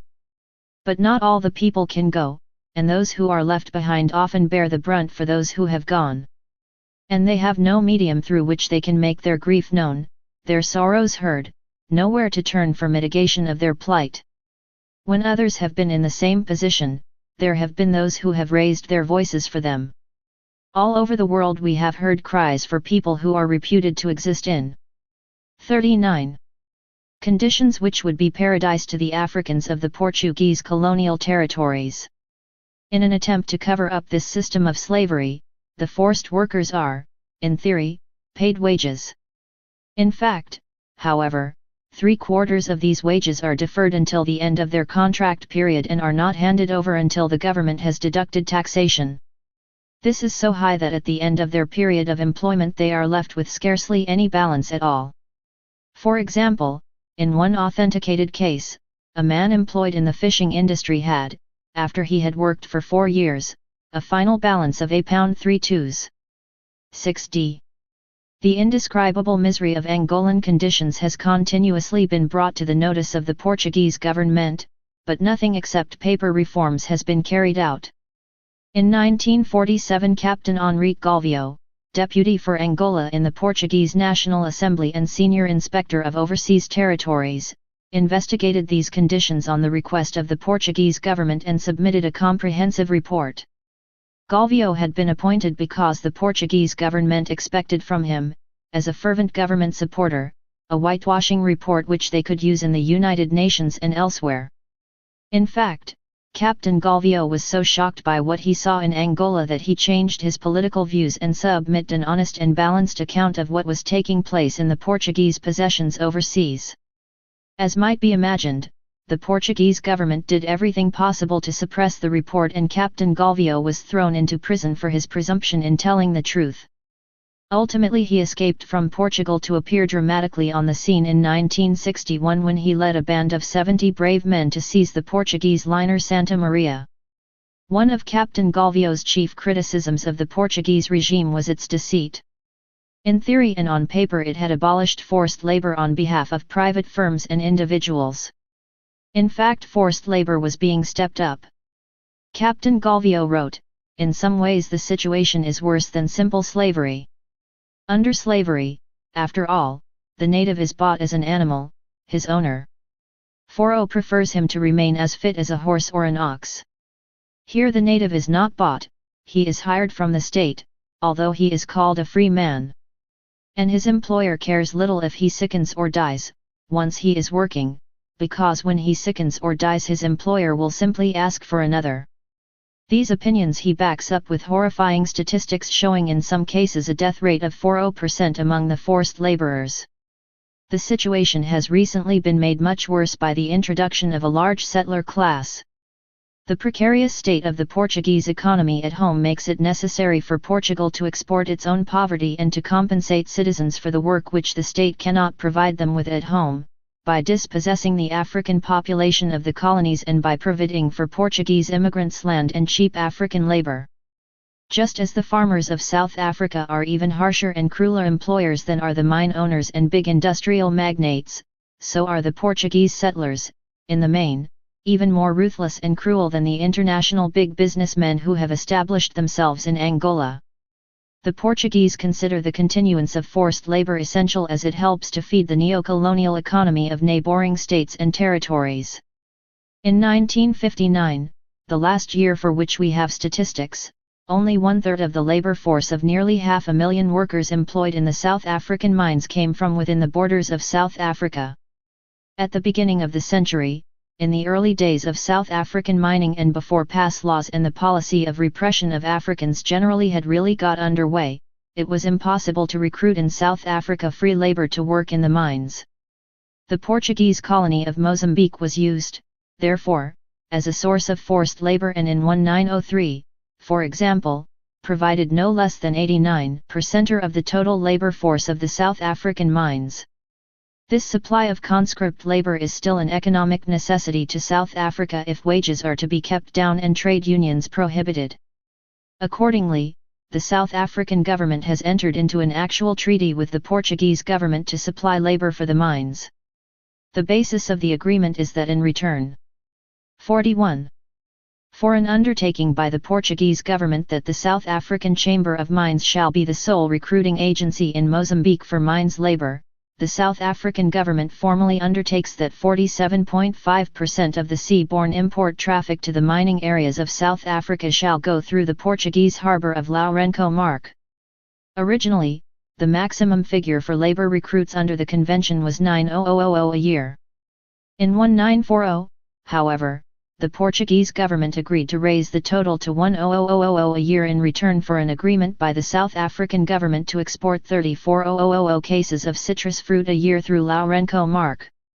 The mines where this contract African labor from the Portuguese territories works may be situated in South Africa or in the Rhodesias, but the main shareholders are large financial and commercial groups in the United States, in the United Kingdom, in France, and in Belgium.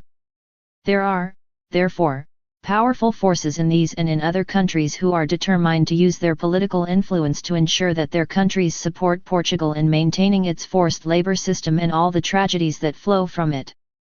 What happens in regard to labor for the mines so far as South Africa is concerned is merely, of course, an example. The existence of the Portuguese colonies makes cheap labor possible, not only in South Africa, but in all the neighboring colonial territories, and is an important element in the profits not only of mining, but of many other industries, including plantation farming. All those with a financial interest in such enterprises cannot therefore allow Portugal to lose her colonial possessions. Much of the investment in the Portuguese colonies is not Portuguese at all, but international. The Benguela Railway was built largely by British interests to bring out ores from the mines of Katanga.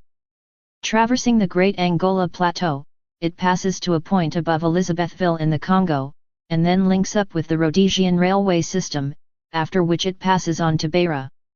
90% of the stock of the Benguela Railway is held by the British holding company of Tanganyika Concessions, domiciled since 1952 in southern Rhodesia.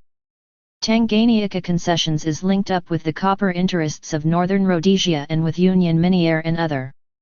43. Industrial concerns in the Congo. Through interlocking directorates, this company is linked with Fourminier and certain diamond interests which, together with De Beers, the great South African mining company, control the Angola Diamond Company with mines in the Luanda province. This company is a state within a state. It possesses a prospecting monopoly over 5/6 of Angola and a labor conscription monopoly over most of the Luanda province, 1/3 the size of Ghana. 1/2 of its profit goes to the state, the other half to the private shareholders. No wonder it can influence policy whichever way it likes and holds in its hands the lives of the Africans of the Luanda province. For these economic reasons, Portugal can count on heavy backing from vested financial interests throughout the world. Her position in maintaining her colonial dictatorship is, in addition, immensely strengthened by her membership of the North Atlantic Treaty Organization, NATO. It remains to be seen what the effect will be of the vote in the United Nations General Assembly urging Portugal to prepare for self-government in Angola.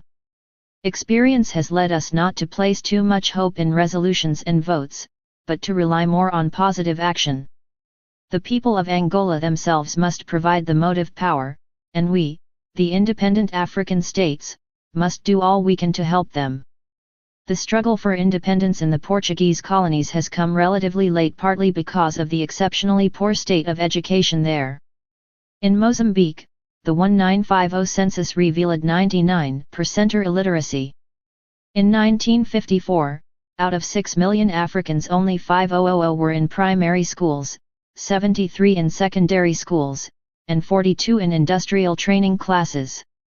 Portuguese officials have boasted that white rule would last longer in their colonial territories, because education has been deliberately held back. An official of the Education Ministry in Lourenço Marque has been quoted as saying, "Frankly, we do not want many educated natives, until they have an appropriate social background. They have no place to go. They become dissatisfied. What we want here is a stable society, a stable state.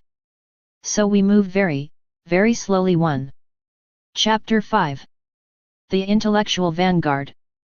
The history of human achievement illustrates that when an awakened intelligentsia emerges from a subject people, it becomes the vanguard of the struggle against alien rule. There is a direct relation between this fact and the neglect of the imperial powers to provide for the proper growth of educational facilities in their colonies. I saw this connection quite soon in my career, and it was one of the main reasons why I became a teacher for a time. The tremendous enthusiasm for education in Africa never fails to impress visitors. A schoolboy once wrote, "I think the happiest event in my life was the day when my father told me to go to school." Another said, "The most unfortunate thing that could happen to me would be to have had no education, or to be sent away from school now, for then all my life would be wasted." 2. The burning desire for education among both children and adults received little encouragement from the colonial powers, and one of the worst legacies of colonialism has been the absence of a trained body of African technicians and administrators. A brief glimpse at the educational position in various parts of Africa will illustrate my point.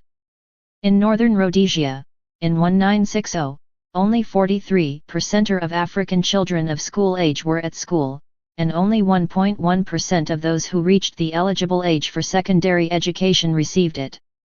The 1954 report for southern Rhodesia showed only 16.5% of the school potential actually at school. In Kenya, the government provided hardly any schools for Africans until the 1930s, so the Kikuyus created their own. They formed the Kikuyu Independent Schools Association. To provide teachers, Peter Koinange founded the 44. Kenya Teachers College at Githunguri, where Jomo Kenyatta later became principal. Not surprisingly, these Kikuyu schools turned out keen nationalists, and they were suppressed by the British after the Mau Mau outbreak in 1952. In 1955 there were only 35 high schools in the entire country for 5 million Africans. In the whole of French Equatorial Africa there were about 850 elementary schools, and most of them were badly equipped and staffed. Of the children of school age, only about 18% went to school at all. As for higher education, until the foundation of the University College at Salisbury incorporated in 1955, Make-Rear College, founded in 1922, was the only school with university rank in the whole immense distance between Khartoum and Johannesburg. In all the British colonies put together, there were only 3 other colleges similar to Make-Rear, Achimota in Ghana, then the Gold Coast, Ibadan in Nigeria, and Fora Bay in Sierra Leone. In French Africa, south of the Sahara, there was one, in Portuguese Africa, none. The Sudan had Gordon College, and the Belgians opened a small Roman Catholic university outside Leopoldville, at Lavanium. In the Union, where little more than 30% of African children go to school, there are now very few opportunities for higher education, because the Afrikaner nationalists fear African progress. There were once 4 universities which accepted Africans, though the total number of graduates every year probably did not exceed 400. But in December 1953 Dr. Mallon, pursuing the policy of apartheid, announced that the universities of Cape Town and Witwatersrand would no longer accept Africans. In May 1955 the All-African College at Fort Hare was closed down as the result of an alleged secret authority among the students. The problem of education was uppermost in my mind and in the minds of my party when we had our first meeting after taking office under the colonial administration. The fact that most of my colleagues had, like me, been trained as teachers reflected their faith, too, in education as the key to our liberation and advance. Before we could embark on our plans, we made a review of the situation as we found it. It was not heartening. The picture had changed little since a foremost British authority on colonial 45 affairs, Mr. Leonard Barnes, writing in the 1930s, had this to say about education in the Gold Coast. In 1913 education there cost £25000, in 1931, the peak year, it cost just over £250,000. This is 10 times as much, and there can be no objection to calling it such, or to calling it an increase of 900%, if you prefer. The same fact can be stated, though less impressively, by saying that educational expenditure took 18 years to rise from 3% to 7% of government revenue. Both forms of statement omit another fact, which is equally relevant, namely, that even in 1931 4 Gold Coast children out of 5 were receiving no schooling of any kind, and less than 0.5% got past the primary stage. Authorities have calculated that at our present rate of progress it will be 700 years before the natives of even the Gold Coast can read and write their own language. Mote, or 3,500 years. If the natural increase of population is taken into account, it is difficult to appreciate from these observations that the educational system in the Gold Coast was considered to be one of the most advanced in tropical Africa. Our primary education, in fact, goes back as far as 1752 and was begun by missionaries and continued by them for a very long time. After a long period, they received grants in aid from the local government, but a good part of the money was used for purely religious purposes and in paying for the salaries of European missionaries. Unfortunately, too, they paid the local teachers irregularly and enforced upon them the purely religious duties of lay preachers, catechists, and Sunday school teachers. These faults aside, it must be admitted that we owe a considerable debt of gratitude to the missionaries for the contribution they made to such education as the country received. On their side, however, they did not lose, for in addition to the grants received from government, they charged school fees, and some of them set up bookshops for the sale of religious literature and school textbooks. A few, like the Basel Mission, even branched out into trading and have developed into not inconsiderable business concerns. Today the mission bookshops more or less control the importation end. 46. Distribution of school books, and my government is faced with the task of establishing other means of getting textbooks to our school population which will not be subject to the kind of manipulation which now creates a scramble for these books and a too heavy financial burden upon parents. There did come a time when colonial administrators found that it was too expensive for the local budget to import British officers for the lower grades of the service, and when the European trading communities discovered a need for African workers with some degree of literacy.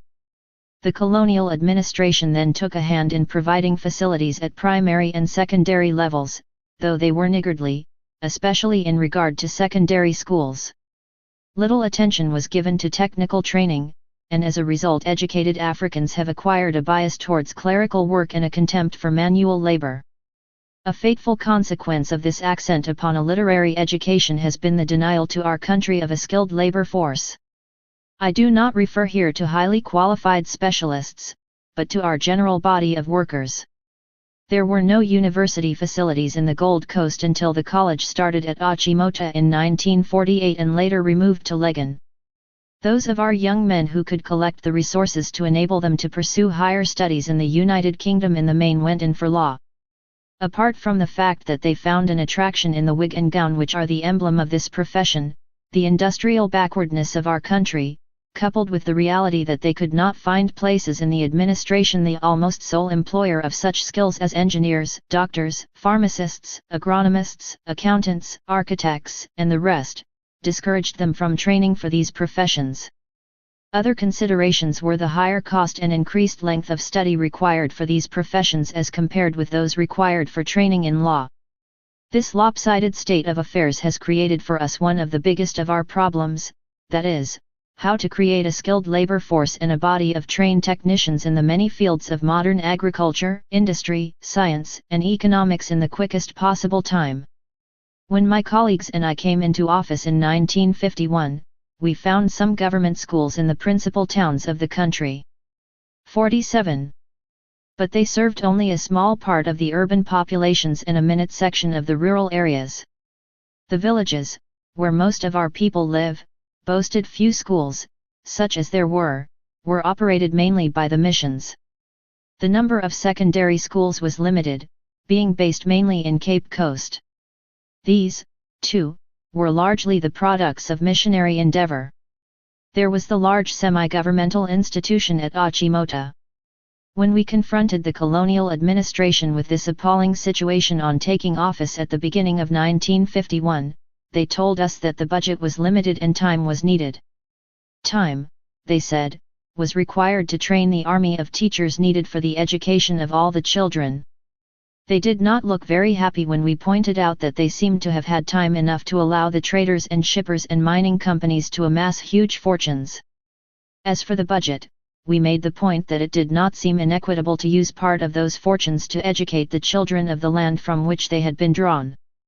We were determined, we said, to press for increased expenditure on social services.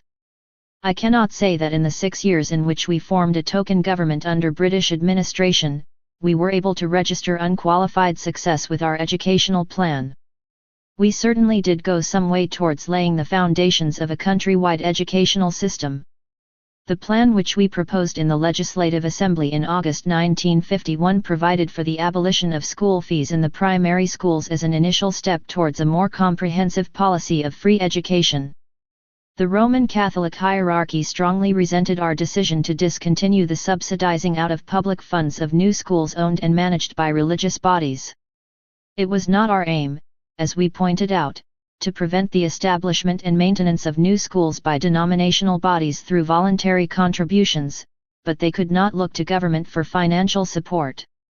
At the beginning of 1951, primary school enrollments stood at 125,000.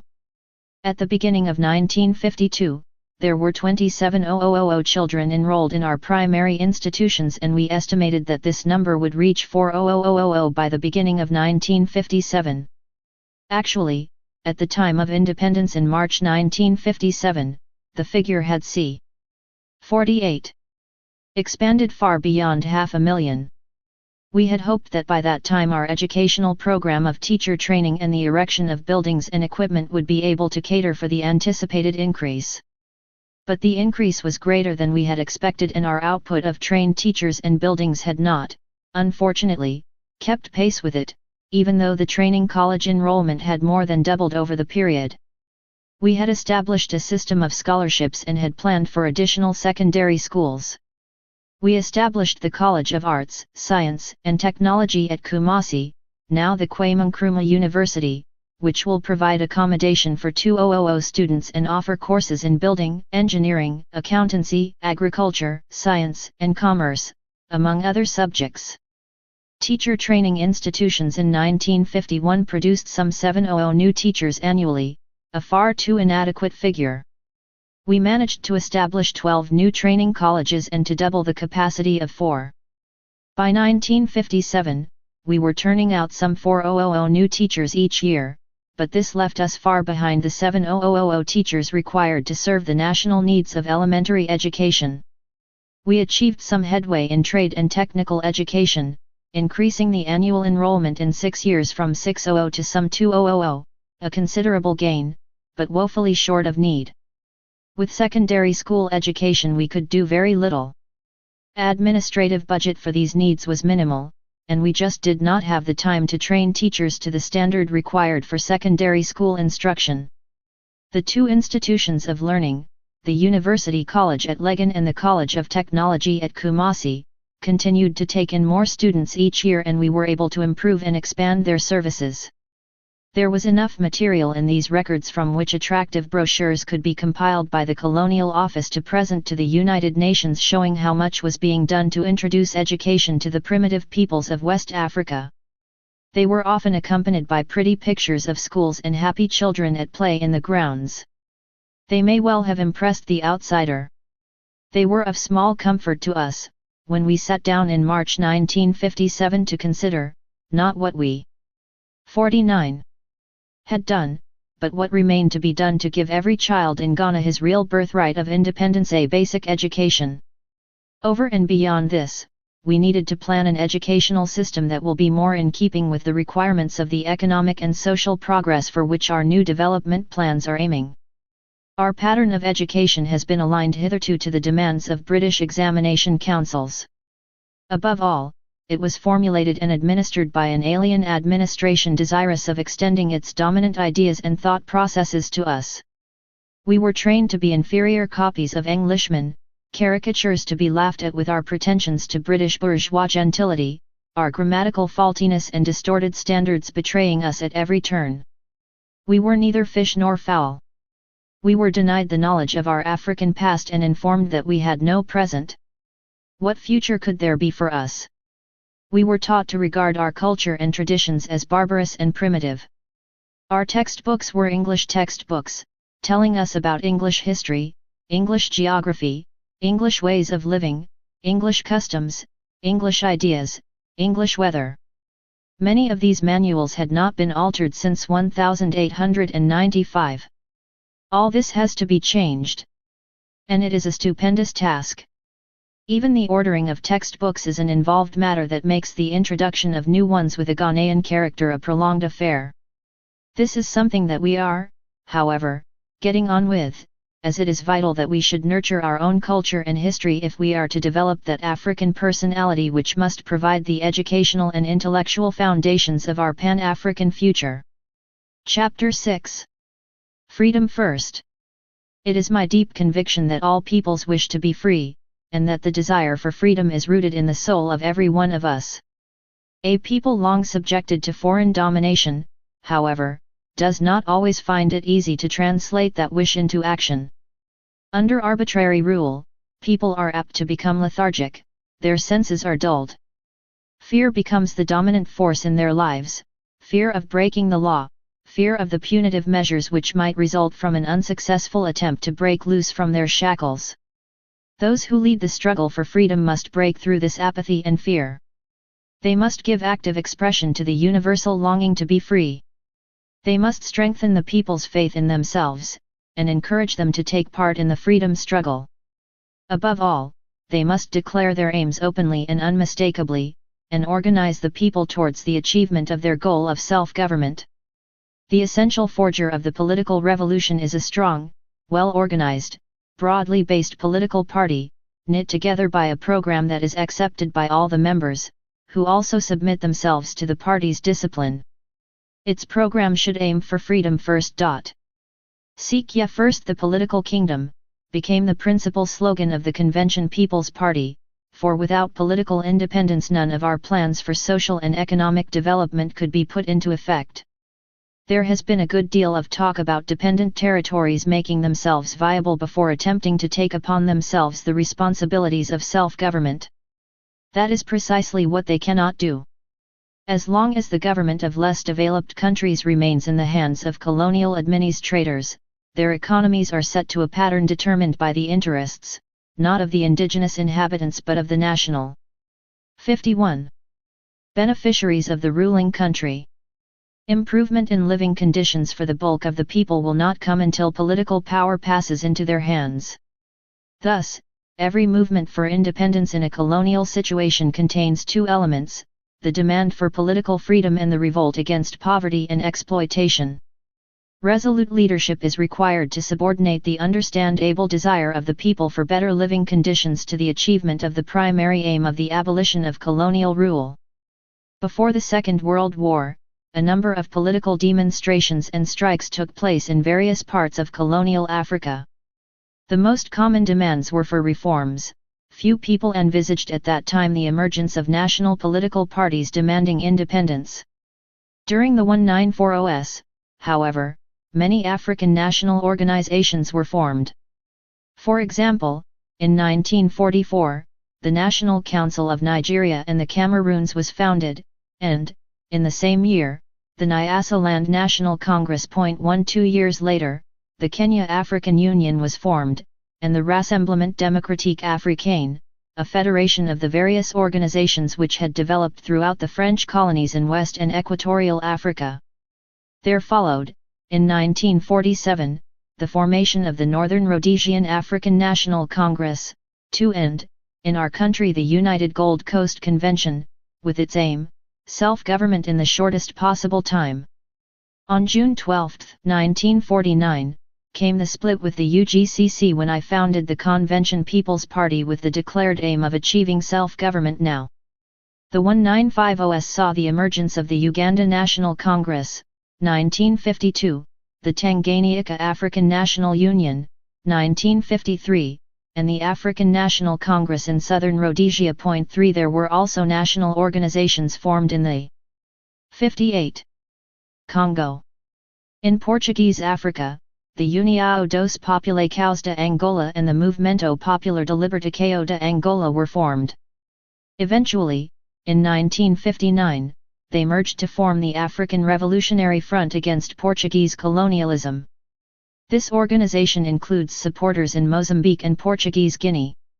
I have mentioned only a few of the many African political organizations formed during and after the Second World War. There are many others. Their structure, organization, and the quality of their leadership have varied, but all have had in common the determination to struggle for the abolition of colonial rule and the improvement of economic and social conditions. On the eve of the Second World War, only Liberia, Ethiopia, and Egypt were independent. But by the end of 1959, that is, 20 years later, there were 9 independent African states: Egypt, Sudan, Morocco, Tunisia, Libya, Liberia, Ethiopia, Ghana, and Guinea. In 1960, Nigeria, the Congo, French Togoland, French Cameroons and Somalia achieved independence. They were followed, in 1961, by Sierra Leone, Tanganyika, Uganda, and Nyasaland. The independence of Kenya, Northern Rhodesia, and Zanzibar cannot long be delayed. This fundamental change in the African situation has been brought about by the struggles and sacrifices of the African peoples themselves, and nothing can now stop the rushing tide of nationalism. As long as a single foot of African soil remains under foreign domination, the battle must continue. It may be that the time has come to have a common political party with a common aim and program. For instance, instead of the Convention People's Party in Ghana, there might be the Ghana People's Party. In Kenya, the Progressive Party could be the Kenya People's Party, in Guinea, the Guinea People's Party, and so on, each party having one common aim and objective, the freedom and unity of Africa. The various people's parties, with their common aim, would cooperate with each other. A central organization would undoubtedly be necessary, and also a highly trained headquarters staff. If this kind of solidarity on the party political level could be 53. achieved, it would surely strengthen African continental freedom and unity. Party leaders in countries which are still not free would be able to derive strength and inspiration from close association with their opposite numbers in independent countries. Though beset by difficulties, they would gain confidence from being part of a strong continental organization with immense resources, which they could draw upon in time of need. From its inception, the Convention People's Party declared in its constitution that it would seek to establish fraternal relations with, and offer guidance and support to all nationalist, democratic, and socialist movements, in Africa and elsewhere, which are fighting for national independence and self-determination. Among independent countries, the Common Party would act as a unifying force.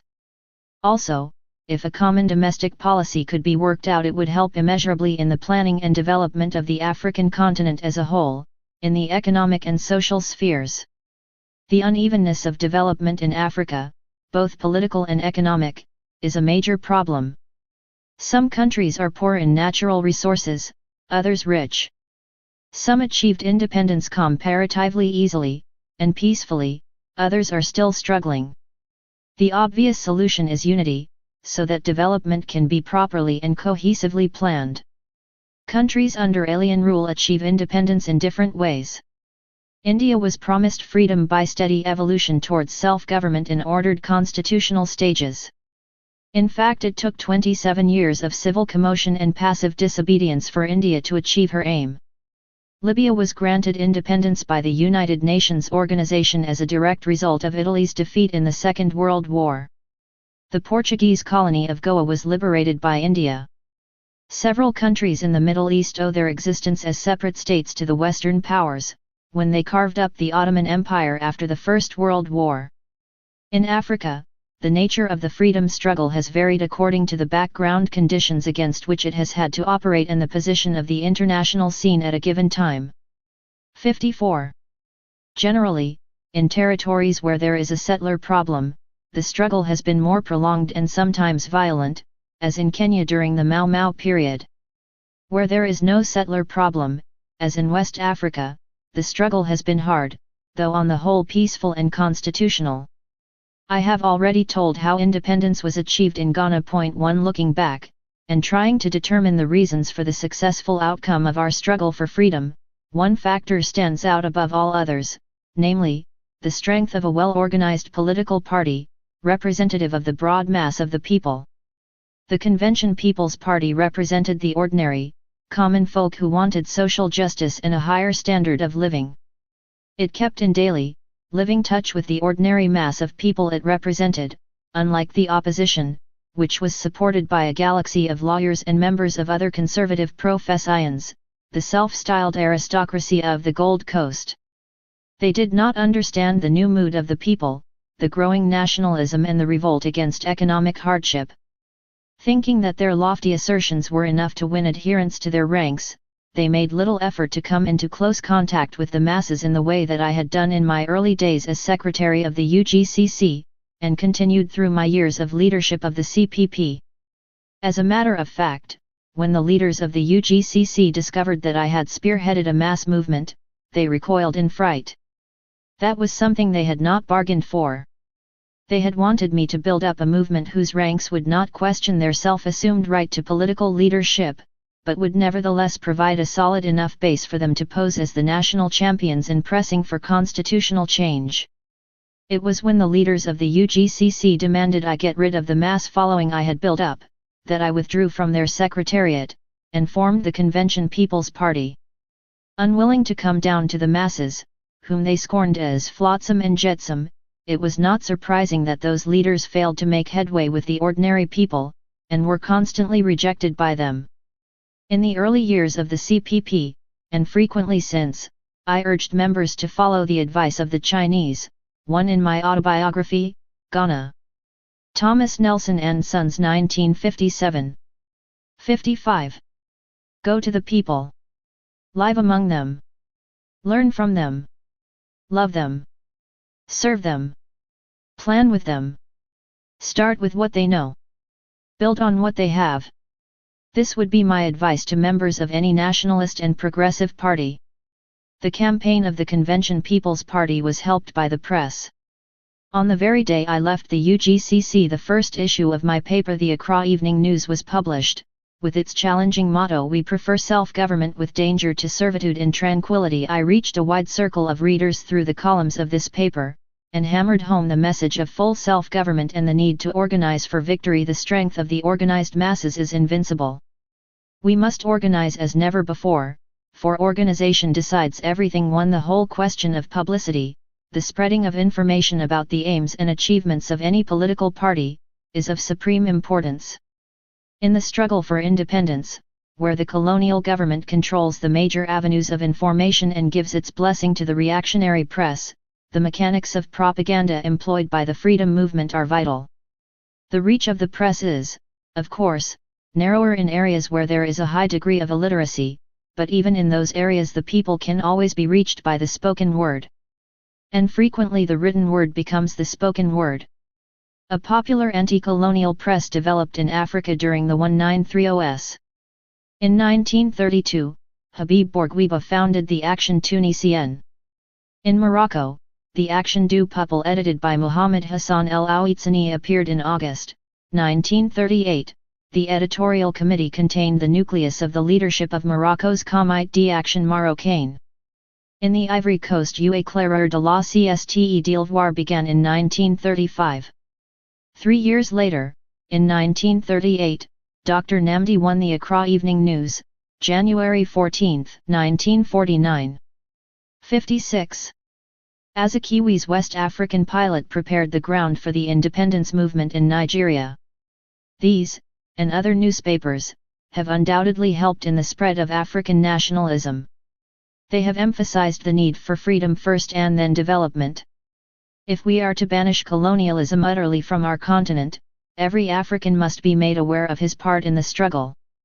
Freedom involves the untiring efforts of everyone engaged in the struggle for it. The vast African majority must be accepted as the basis of government in Africa. Chapter 7.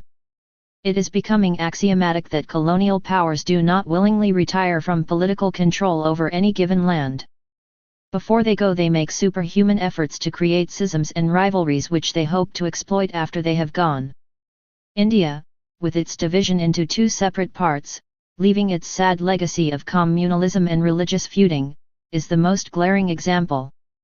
But the rifts in Burma, Ceylon, the Cameroons, Vietnam, the breaking down of the two federations of French West Africa and French Equatorial Africa into separate states of the French Community, all stand as eloquent witnesses to this extended policy of divide and rule.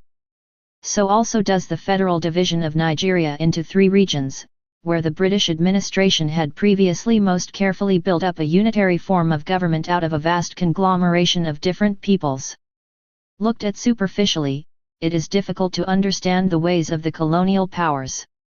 They will not leave Africa alone, even when they realize full well that they are clutching at a straw in trying to prevent the total and final liquidation of the colonial system. They act as if the right to meddle in the internal affairs of newly emergent states is still theirs, and even presume to dictate which things are right and which are wrong among the acts performed by us. Examined closely, these maneuvers are seen to be part of the strategy of divide and rule, wielded from afar. During our struggle for independence, and even after, all the armory of the British press was brought into play against me and against the Convention People's Party. Special correspondents were sent to discover that we were not only communist, but deep in bribery and corruption. They came to interpret the tussle between the CPP and the National Liberation Movement over the issue of our constitution as one of 58 Dictatorial ambition on our part against the disinterested effort of our opponents to secure a democratic form of government. The raising by the NLM of the demand for federation was eagerly seized upon as a hopeful means of fragmenting our small and largely homogeneous country. In April 1955, I had put the issue of a federal form of government before a select committee, after having allowed the opposition the privilege of 5 seats in our constituent assembly when they were legally entitled to 2. The committee's report decided against a federated government. In order to ensure the widest democratic acceptance of a constitution for independence, I sought a constitutional advisor through the British government, and in September, Sir Frederick Bourne came to advise on the devolution of powers and functions to the regions. We agreed that there should be decentralization of certain powers to the regions and, on the basis of Sir Frederick's work, we felt confident of majority support for our proposals when we put them forward. The Secretary of State had laid down 2 conditions as the prerequisite for the grant of independence: that a substantial majority of the people should show their desire for independence in the very near future, and that they should agree upon a constitution that would meet their needs and be workable.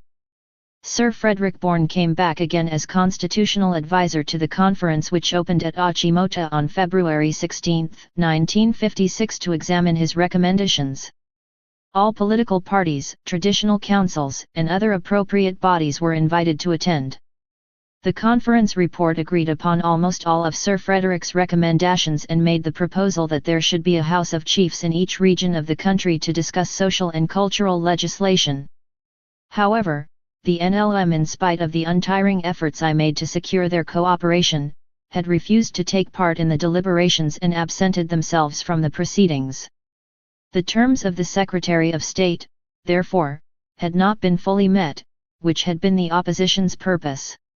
Hence we were made to submit to the general election of 1956, which confirmed the CPP ascendancy and the desire of the overwhelming majority of the people for independence and a unitary form of 59. Government, which was the platform on which we went to the country. People who are independent, free, and sovereign make their own constitution. Although Ghana achieved what is called full independence on March 6, 1957, there were certain provisions in the constitution imposed on us which limited the full employment of our freedom, which were an affront to our sovereignty, a fetter upon our free development. These were the entrenched clauses which the British government insisted upon writing into the constitution as a condition of our accession to independence. We raised our arguments against their inclusion, but the concern in British official quarters for the protection of minority rights and the welfare of British civil servants in Ghanaian employ outweighed consideration for the prerogatives of our independence and the expressed will of our people. Our resentment at being forced to accept what was partially a dictated constitution in order to keep the timetable of independence that we had given to our people, was made quite plain by me and my government, as was our determination to divest ourselves of the objectionable clauses as soon as we were in a position to do so constitutionally. When it was found in 1956 that it would be impossible to delay full independence much longer, negotiations were started to frame the constitution by which an independent Ghana would be governed. My government was then a government largely in name, ultimate power residing in the governor of the Gold Coast, who really represented the colonial office on the spot. Until the moment when the instrument of independence was actually placed in our hands, freedom could be denied us. Our stand that independence involved the right of the local population alone to determine the nature of the laws, regulations, and procedures of their state through their parliamentary institutions, was discountenanced. The British argument was that they held in sacred trust the rights of all the people in the Gold Coast, and it was incumbent upon them to safeguard the position of a section of the population, albeit a minority, which might be opposed to the existing government. This we considered a somewhat grotesque premise and sought in vain for a precedent in special protection of minority opposition to the 6 reigning government of Britain. We protested our ability to safeguard the rights of our own people and were resentful of the doubts cast on our intentions. I posed the suggestion that if my government could be suspected of ulterior intentions towards our political opponents, we were equally open to the suspicion that we might abrogate the imposed constitution on the morrow of British departure. Where, then, was the purpose of negotiating a constitution? Why not let us frame our own constitution? The British government was adamant. They made it unequivocally clear that unless we entered into constitutional negotiations they would take no further steps towards the grant of independence. This was the atmosphere in which we met and the mood in which the constitution emerged that was to tie the future of Ghana. It saw the light of day, indeed, not as a legal instrument from our own Ghanaian assembly, but as a British order in council. Its official title was the Ghana Constitution, Order in Council, 1957 of the British government. It was published by the British government on February 22, 1957. Some might charge that there was a good deal of emotionalism involved in our attitude to the manner of the framing of our constitution for independence. Reviewing it with the dispassionate objectiveness of 3 years of government under its provisions, we are reinforced in our conviction that only imperialist arrogance could have decided that entrenched clauses are irremovable, even under such constitutional stringencies as those by which the British sought to tie us down. Perhaps we were regarded as too stupid to be able to extricate ourselves by constitutional means from the straitjacket of the special procedure for passing bills relating to the Constitution and other important matters, in which the British strapped us with the freedom that they gave.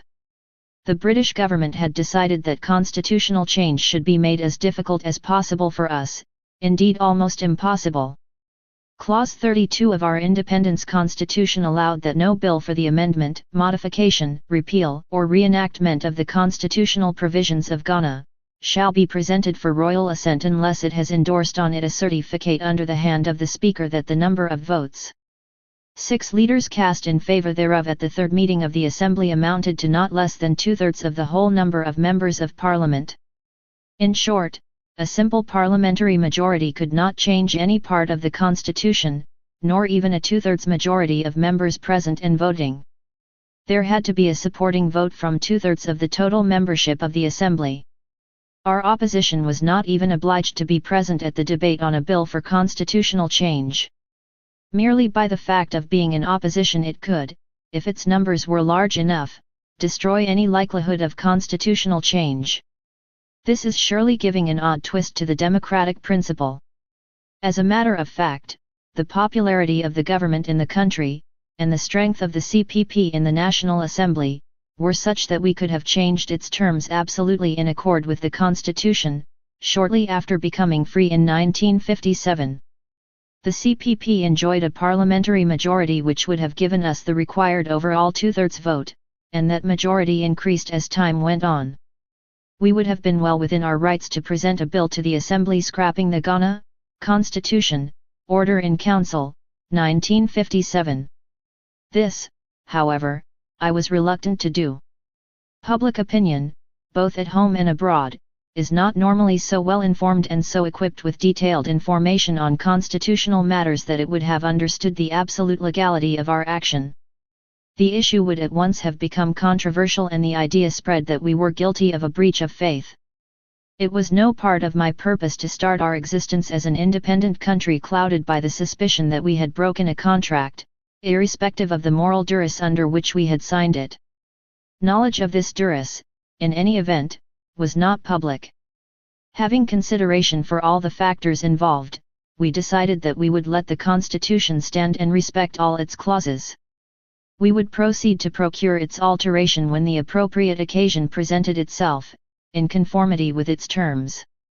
Meantime, our first duty was to ensure the unity of the nation and its tranquility, in order to go forward with our tasks of development. 6a. The unrest which prevailed in certain parts of the country at the launching of our independence was not made any less by the provisions relating to the setting up of regional assemblies and the powers to be invested in them.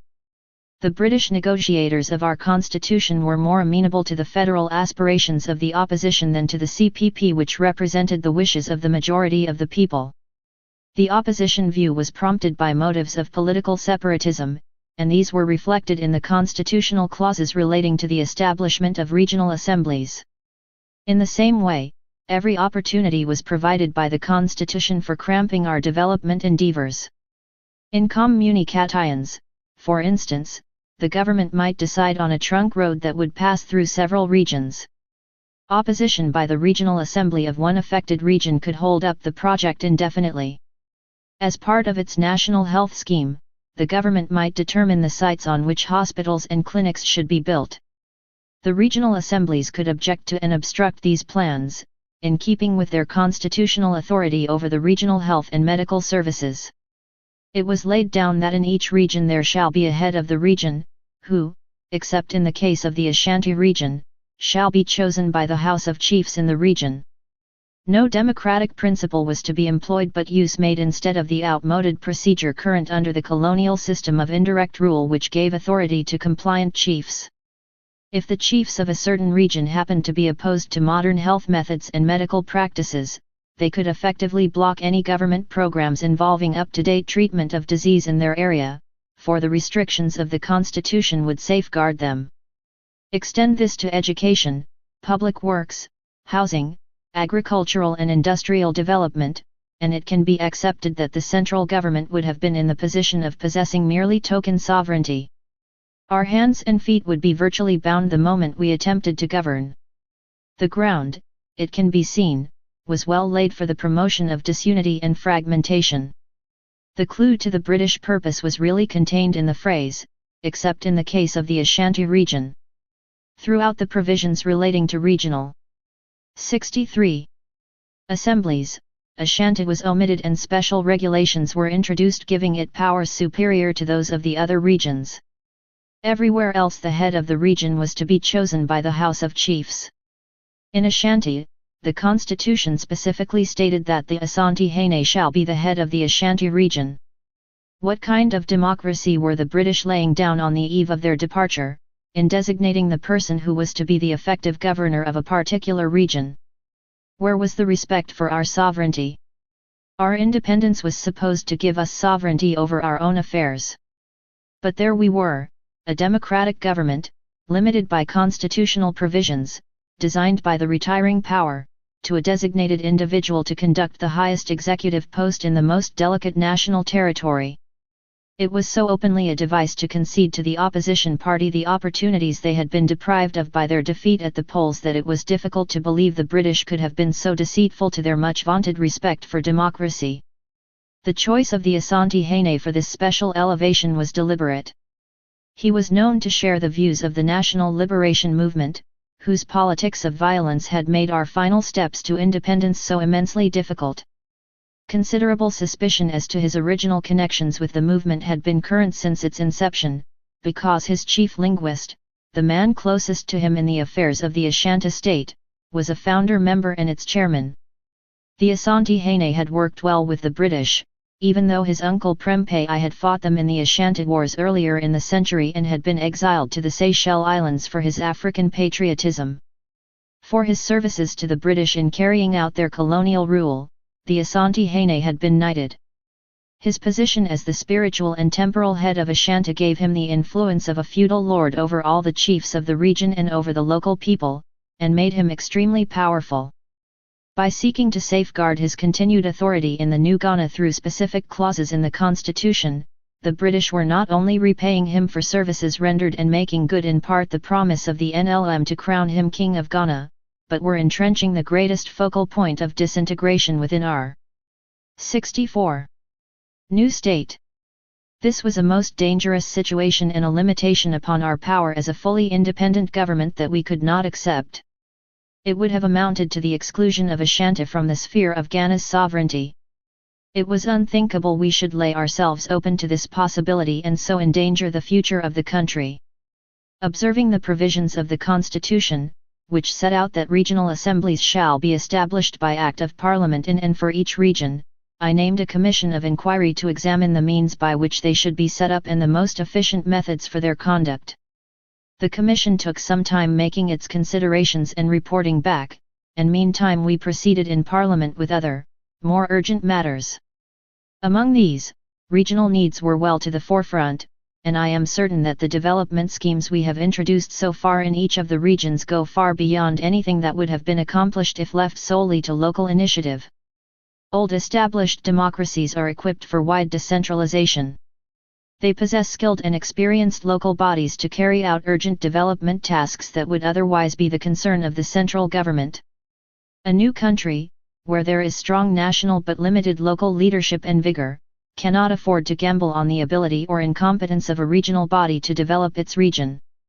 A new country needs to initiate central nationwide planning fitting the required activities of each region into the overall program. It cannot allow the program to be held up by a dilatory or backward or obstructive regional assembly. Provision must naturally be made for local authorities with powers to carry out local development projects in cooperation with or under the guidance of the central government. We suggested this to the British during our constitutional negotiations, but they insisted on the creation of regional assemblies with powers wide enough to impinge on those of the central government, and with tight safeguards making modification virtually impossible. The only thing they failed to do was to include a date by which the assemblies were to be established, and this was the loophole that we used to allay the tensions in the country and prepare the ground for the 65. Removal of what we regarded as an obstructive mechanism in the way of our development. By the time the Commission of Inquiry into the setting up of regional assemblies had made its report and the assemblies were established, the strides which the country was making in all directions and the mood of the people had brought most of the chiefs to a recognition of the sincerity of the government and its development aims. Even the Asante Hene began to show a startling change in attitude, and I know that he is now completely identified with our independence and shares the hopes and aspirations of the new Ghana. In this atmosphere of national unity, the newly created regional assemblies met and voted themselves out of existence. Through the constitutional procedure, which we faithfully followed, the instruments were eliminated which the British had devised to keep us divided and backward. The establishment and dissolution of the regional assemblies opened the way to constitutional changes in other directions. Chapter 8. In our struggle for freedom, parliamentary democracy was as vital an aim as independence. The two were inseparable. It was not our purpose to rid the country of the colonial regime in order to substitute an African tyranny. We wanted to free our people from arbitrary rule, and to give them the freedom to choose the kind of government they felt would best serve their interests and enhance their welfare. Our struggle was fought to make our people free to practice the religion they chose, to give them the liberty to associate in whatever groups they wished, to create an atmosphere in which they could say, write, and think freely, without harming their neighbor or jeopardizing the state.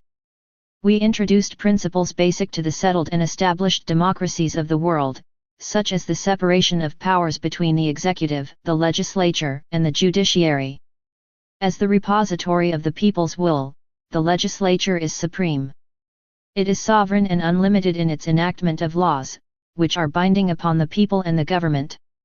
Election to the legislature is by universal adult suffrage, and men and women enjoy equality of rights and duties. That all persons in the state are equal before the law is another principle well enshrined in our Constitution. The government on the other hand has the responsibility of directing the affairs of the state and of initiating and executing policy. It is, however, at all times answerable to the legislature and could not rule unless it commanded a majority in Parliament. For all legislation it initiates becomes the law of the land only if approved by Parliament, and Parliament can at any time it wishes throw out the government. All of this is the recognized machinery of parliamentary rule in the old established democracies. In our conditions, as an ex. 67. Colonial country, with our existing pattern of tribal loyalties and traditional customs strained by the superimposition of other loyalties and practices, it could not be regarded as extraordinary if the pattern proved too tight here and there, or too loose in other places. Members of the mature democracies will tend naturally to equate our conditions with those current in their own country, forgetting the time it took their nation to evolve to its present standard, and forgetting, too, the economic and social conditions of our people. It is natural for people to look at another country through their own telescope and quite human to judge another's achievements or failings by their own experience. There is a tendency to forget that Britain's evolution into democracy was not altogether peaceful.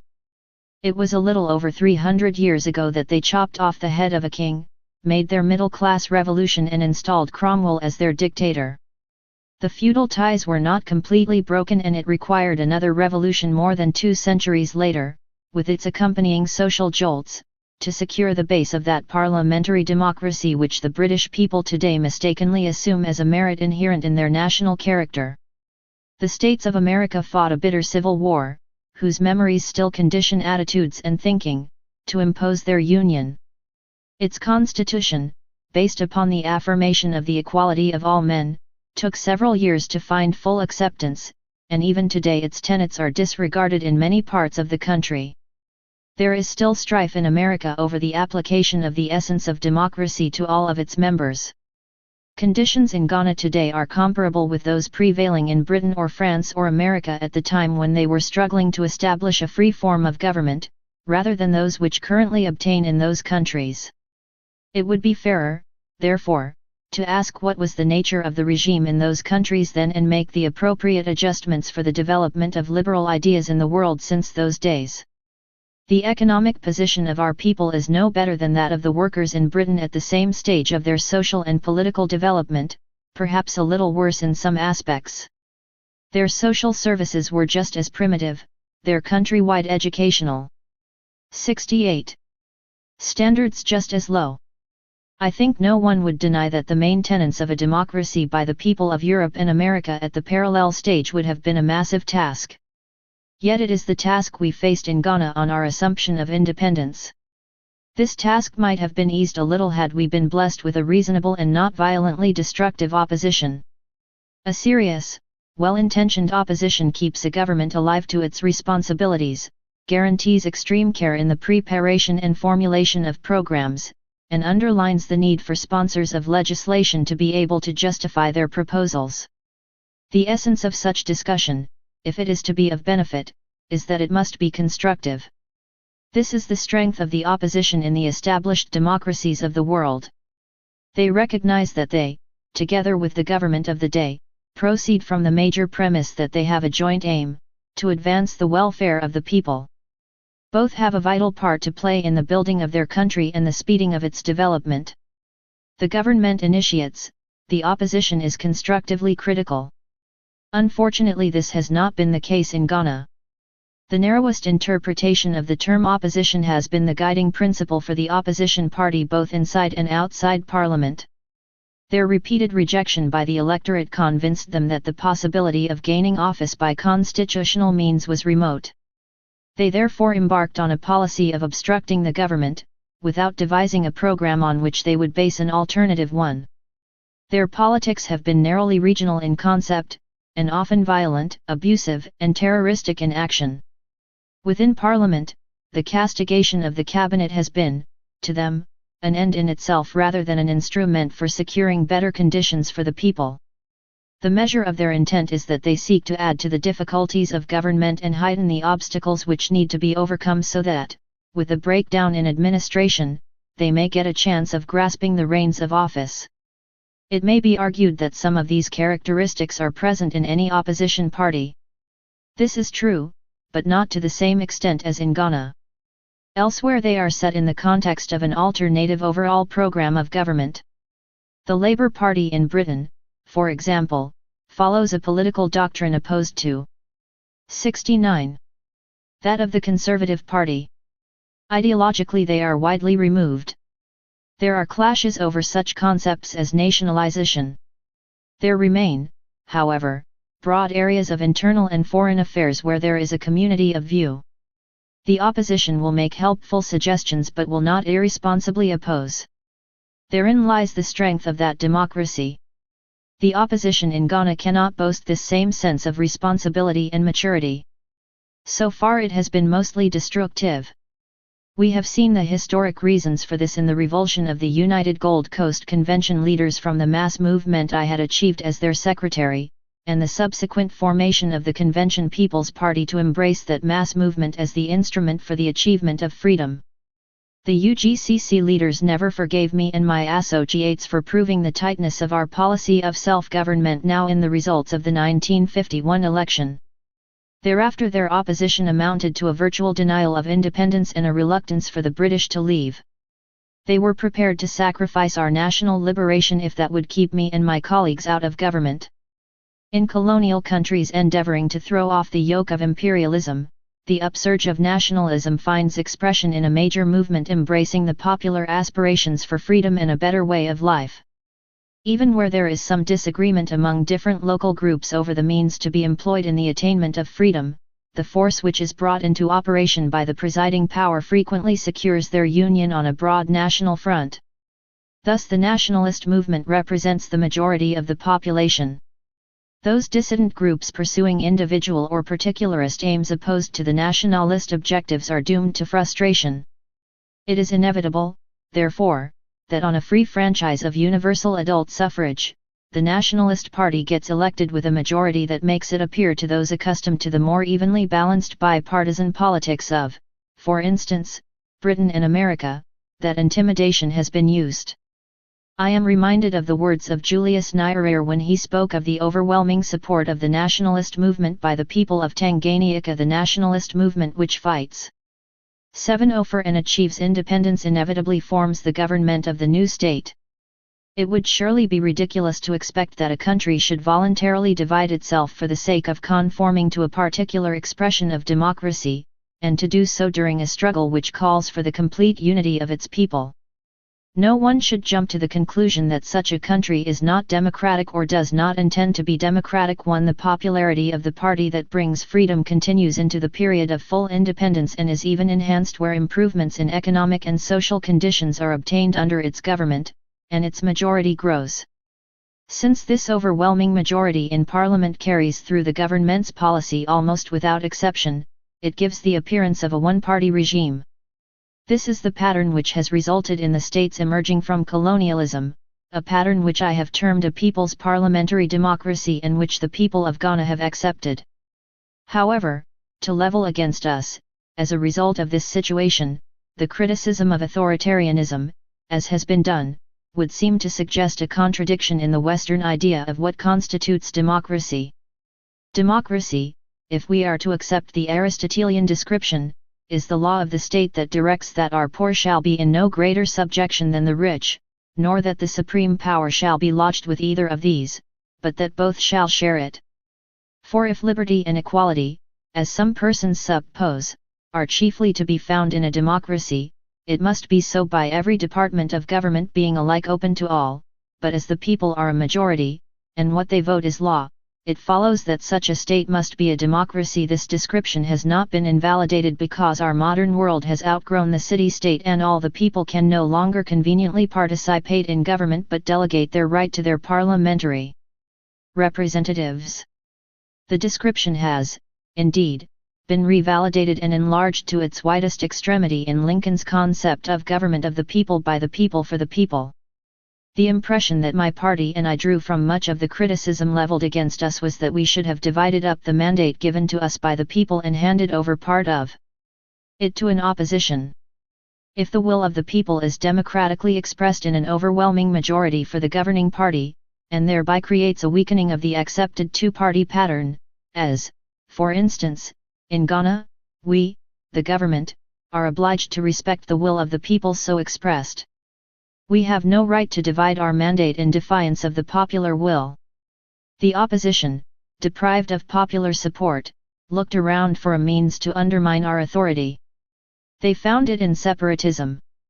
They demanded the virtual secession of Ashanti, the northern region, and what was formerly British Togoland, from the sphere of central Ghanaian authority. It was not their first attempt to cut off the nose and ears of the motherland in order to spite the face of the CPP. In 1956, when there was a plebiscite in British Togoland to determine whether it was to continue as a British Trust territory or to join with the Gold Coast and soon become a part of independent Ghana, the opposition party proclaimed its support for Togoland's continuance as a British Trust territory. The people of Togoland proved to be more freedom-minded than our opposition and the plebiscite result was union with us. When we gained full independence, British Togoland became a part of Free Ghana. There followed after the plebiscite the general election of 1956, to which I had reluctantly agreed in order not to prejudice the early grant of independence. This election brought the CPP back for the third time with an overwhelming majority. The opposition had not done as well as they maintained they would do in Ashanti and the Northern Territories, even though these were their major strongholds, where they had the backing of the Asante Hene and other leading chiefs. The CPP gained more than a third of the seats in Ashanti and almost half in the Northern Territories. In the rest of the country we had a landslide. We had proved indisputably that we were the only party qualified to speak in a national sense. The British government could not deny this proof, and independence followed. Chapter 9. Bringing Unity in Ghana. The resounding victory of the CPP at the 1956 polls so weakened the opposition that they decided to assert themselves outside the democratic framework. Their agitation in Ashanti, in the northern region and in Togoland, had already led to serious clashes, often developing into armed violence, in which some CPP workers were actually murdered. As our independence dawned, we were placed in the anomalous position of having to send the forces of law into now free Togoland to quell armed disturbances. These outbreaks were fomented with the purpose of discrediting me and my government. They gave the impression that we were not in control of the country, that we were not a popular government, that there was widespread discontent. In a country just emerging from colonial rule, there are many ills to right, many problems to solve. Time and money and expert knowledge are required to deal with them. The end of the colonial administration in Ghana left us, moreover, with a low level of education among the bulk of our people, and no system of universal education. Such a public is easy prey for unscrupulous politicians. It is amenable to demagogic appeals and readily exploitable by eloquence that arouses the emotions rather than reason. It was not difficult for the opposition in these conditions to discover grounds of dissatisfaction in which to plant and water the seeds of resentment and grievance. In Accra, they worked upon the tribal feelings of the GA people and related them to the shortage of housing. They encouraged the formation of the GA Shifamo-KP, a strictly tribal organization. In our capital that was fast becoming cosmopolitan, they fomented separatism in Ashanti and dissension in the north. They tried to demonstrate to the world that they, the opposition, 73, had been right in insisting that we were not ripe for independence. Ghana was the cynosure of all eyes, friendly and unfriendly. The world's press was represented in our capital, and what they missed the opposition filled in for them with their own explanations. No occasion, no event, was too small to exploit in order to discredit both Ghana and the government before the world and reduce the high prestige which our struggle and attainment of freedom had won for Ghana. Not often, surely, has an opposition been so active in sacrificing the interests of its country to serve its own ends in disrupting the essential national unity. I saw the state being undermined, its independence in danger of destruction, all in the name of democracy and freedom of expression. Our opposition used the press as a forum in a way that it had not been used in Europe, to vilify and attack us as a means of destroying our young state. To have served writs upon them for libel would have kept us busy in the courts to the exclusion of our proper duties. Though under extreme pressure from my party, I was still hesitant to take action. Having placed our faith in the working of a liberal democracy, I ardently desired to give it every chance, even at the risk of some abuse to which I knew it was open, especially in the absence of a legal code such as operated in the United Kingdom but had not been applied to the archaic laws of the Gold Coast. We were finding that an administrative and legal pattern under which a colonial regime could contrive to maintain itself required constant piecemeal adaptation to deal with the very different problems of our need to bring order and unity within a democratic framework and to establish a firm base for our national development. Our toleration of the disruptive excesses of the opposition was accepted not as an expression of good faith in the democratic process but as a mark of weakness, and stimulated them to ever bolder action. The disinclination to take salutary measures was also being misunderstood abroad, where it was being regarded as a trial of strength between us, the lawfully constituted government, and the subversive non-governmental elements. We watched the antics of the foreign press with misgiving. It seemed as though our overseas critics were intent upon destroying us. 74. Before we ever got started, nothing was too small to be twisted as evidence in misrepresenting the strength and quality of my government or to support the fiction of the growing strength of the opposition. In times of national emergency, the Western democracies have been compelled to limit their citizens' freedom. We were facing a time of national emergency. We were engaged in a kind of war, a war against poverty and disease, against ignorance, against tribalism and disunity. We were fighting to construct, not to destroy. We needed to secure the conditions which would allow us to pursue our policy of reconstruction and development. My government brought in the Avoidance of Discrimination Bill to deal with the control of political parties based on tribal or religious affiliations. Its full title was an act to prohibit organizations using or engaging in racial or religious propaganda to the detriment of any other racial or religious community, or securing the election of persons on account of their racial or religious affiliations, and for other purposes in connection therewith. The effect was to bring the formation of the various opposition parties into a united party. Oddly enough, our show of firmness was reflected in a temporary change in the tone of the foreign press. The Economist, for instance, summed up the negative position of the opposition in a leading article, the criticism that has always been leveled against the NLM, and which is much more applicable to the present assorted bunch of critics, the United Party, is that while accusing the government of corruption, totalitarianism, destructiveness, and inefficiency, it has offered no alternative policies of its own. The opposition has two rather contradictory answers to this. First, that the United Party is soon to announce a constructive policy, which has never come, and, second, that its program has to be vague or the government will appropriate, and spoil, its ideas. In Ghana this fear is not altogether baseless. The only fundamental difference of opinion between the government and the opposition is over the relative power of the center and the regions. Since there is no basic difference in their approach to, say, employment, education and housing, the 75. Opposition can only criticize in a rather woolly way, saying, in effect, that they would do the same things, only better and more honestly. Point 1 Unfortunately, the fundamental difference over the relative power of the center and the regions went deeper than the Economist's passing reference to it would suggest. It was the core of dissension between the government and the opposition. It involved the whole question of our continuance as a unitary state exercising the democratic principle of majority rule. The opposition was employing the lever given to it by the constitutionally entrenched clauses enthroning the special position of Ashanti, to force by disruptive measures the secession of the region. Here was the root cause of the bitter feuding that had gripped our beloved country on the eve of independence and continued to mar and harass our days of freedom. The NLM had based its support on the Asante Haine and other autocratic chiefs anxious to retain the special privileges and powers which the British colonial practice of indirect rule had conferred upon them. Their confidence in the success of their coercive methods was sustained by the willing allies they found among imperialist groups. It has been the unfortunate experience in all colonial countries where the national awakening has crystallized into a popular movement seeking the fundamental democratic right to the rule of the majority, that vested interests have come to the aid of minority separatist groups. These governments have often shown a touching concern for the rights of these minorities. In fact, their concern has in some cases been so great that it has overlooked entirely the rights of the majority.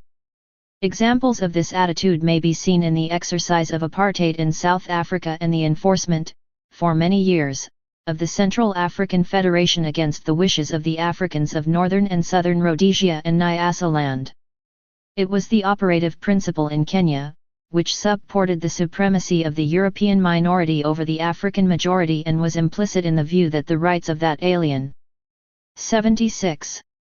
Minority needed armed protection against the indigenous majority. In fledgling states, imperialist interests flourish where there is an atmosphere of dissension. They are endangered in an atmosphere of national unity and stability. For 2.5 years of difficult state building, my government took no action to limit the freedom of the press. The opposition was quick to exploit this freedom and soon debased it into license.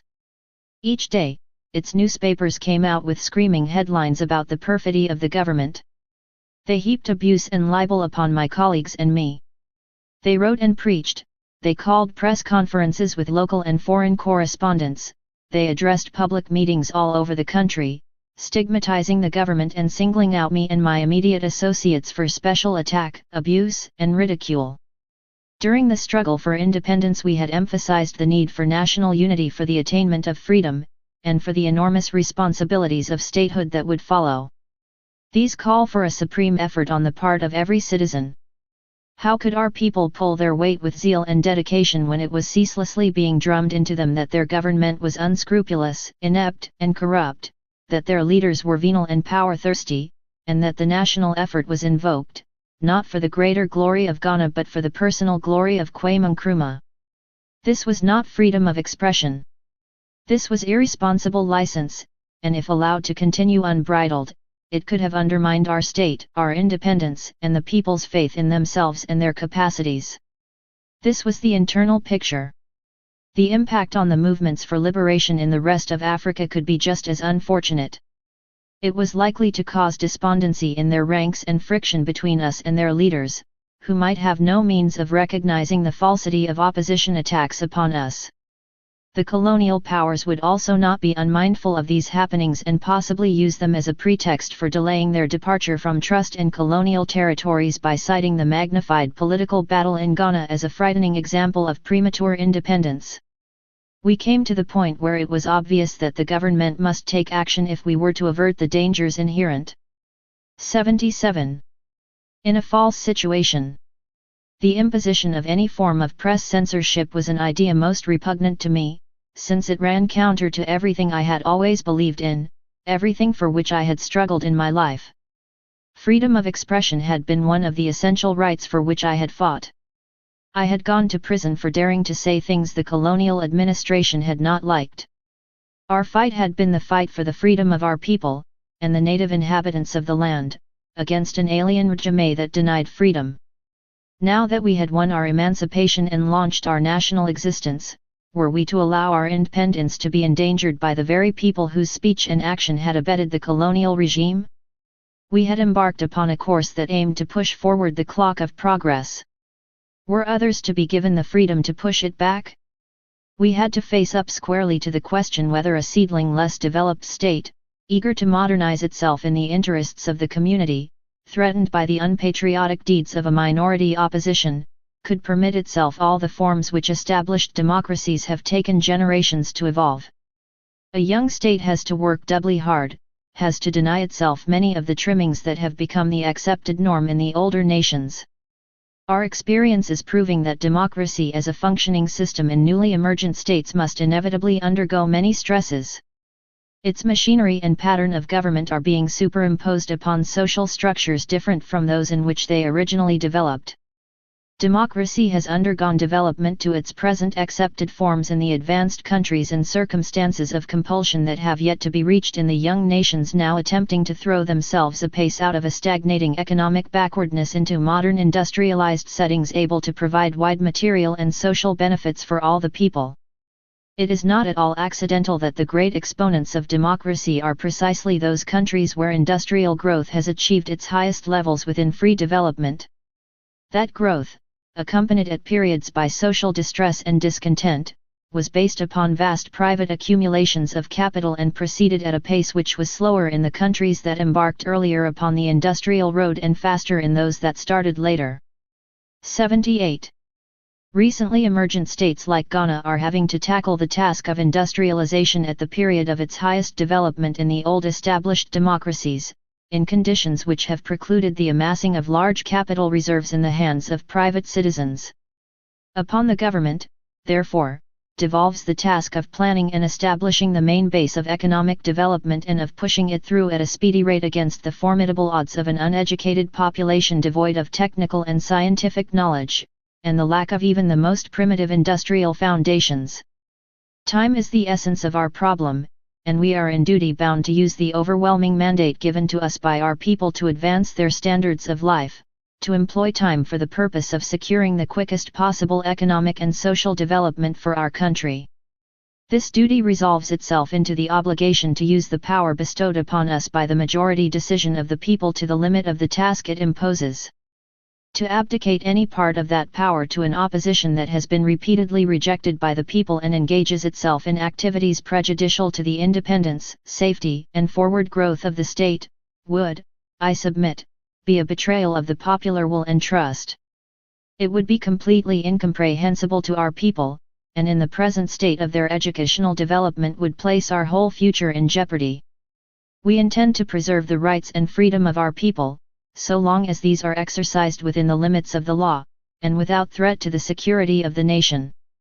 We welcome criticism, but we will not tolerate subversive and terroristic activities against the state, and illegal acts designed to promote the selfish greed of a dissident minority, supported by alien interests. Chapter 10. Our Ghanaian Constitution. Every sovereign people undoubtedly possesses the sovereign right to introduce changes in the regulations by which they are governed, to keep pace with the dynamic changes wrought by social, political, economic, and technological progress. Such changes should not be arbitrary, nor should they be effected except through the chosen instrument of the people, Parliament, or, in matters of vital moment, through the direct expression of the people's will by plebiscite, or referendum. No one would dream of justifying Ghanaian subservience for eternity to regulations passed by a British Parliament before we achieved independence. In the 3 years that we worked under the constitution arranged for us by the retiring imperialist power, we found that change was necessary. We were not concerned with change for the sake of change, simply because distasteful clauses had been imposed upon us against our will, or because the constitution as a whole had not been of our making. Our basic consideration was that certain parts of the Constitution were found to be hampering our free development. We even found that some of its provisions with which we had fully agreed at the time of negotiation, and which we might well have introduced ourselves without imposition from others, were now outdated and no longer suited to the realities of Ghana. The year 1960, after 3 years of independence, seemed an appropriate time to introduce the necessary changes in our constitution, suited to the mood of the times, the temper of the people, the political and cultural patterns of the country, the urgent need to develop our land and advance the liberation of the African continent. These factors were reflected in the fundamental articles of the new constitution. The most important D.80 change was the conversion of Ghana from a monarchy to a republic. Since people have an essentially personal attitude towards the monarchy, I decided that in addition to introducing a bill to Parliament for its abolition and securing the necessary 2/3 majority, I would also submit the issue to the nation in a referendum. The National Assembly passed the bill with an overwhelming majority. The referendum was held in 3 stages over the country during an 8-day period and resulted in an equally heavy majority for the Republican Constitution and the continuance of the CPP government under my presidency. I well knew what a hornet's nest I would be stirring up when I decided that it was incompatible with full independence for Ghana to continue to pay allegiance to the British Crown as head of state. I knew that my action would be understood by all the republics of the world, and they form the bulk of the United Nations members. I also knew that this action would find little sympathy in Britain and in the other countries of the Commonwealth. It cannot be claimed that the people in those countries have always shown sympathetic understanding of every major act of policy which Ghana has followed since it became independent. There are of course among them many men of goodwill, but quite a lot seem still to resent the fact that we are no longer governed from Whitehall. We have the impression that subconsciously they would like us to fail. At all events, they are quick to ascribe uncharitable motives to any of our actions which they feel touch them on a tender spot. And the monarchy in Britain is a very tender spot. There is a certain mystique about the British monarchy, whose influence is intangible but very real. I would venture the thought that there is hardly a serious anti-royalist in Britain. There appears to be no consciousness of anything paradoxical in a highly advanced democracy maintaining an hereditary monarchy. If I were a Briton living in the United Kingdom, I might feel the same. However, I am an African, a member of a country which has but recently broken the shackles linking it to Britain. We had, however, retained the link with the monarchy, but our orientation towards the continent of Africa made it an anachronism. It was out of keeping with the full meaning of our independence. 81. It symbolized an hierarchical pinnacle that no longer had reality in the Ghana-Britain relationship. It injected a falsity into our relationship with the states on our continent. We are committed to the pursuance of an African Union. We are obliged in our affiliations to consider their effects upon our progress towards this cardinal goal. Numbers of our people, moreover, believe it to be the height of incongruity for the inhabitants of the Ghanaian town of Tamale, for instance, to find the head of their state living in Buckingham Palace, London. The head of the West African state of Ghana should be a Ghanaian having his residence in Ghana. It seemed tendentious, therefore, to find myself dubbed a dictator by some and an enfant terrible by others when rumours of my intention began to appear in the British press. A disinterested consideration of the facts would have produced a more sober reaction. However, as I mentioned earlier, people in other countries tend to interpret the actions of foreigners in terms of their own experience. Hence the irresistible temptation of Britishers to say that what is good for Britain is good for Ghana. But how could a queen resident abroad, or her representative who was a national of a foreign state, seek to symbolize the people of Ghana? They were such obvious strangers to our country, to our way of life, to the spirit of our people. The very presence of a Governor-General in the official position which he occupied was an affront to the sovereignty which we had fought for and achieved. It would have been equally an affront had the Governor-General been an African.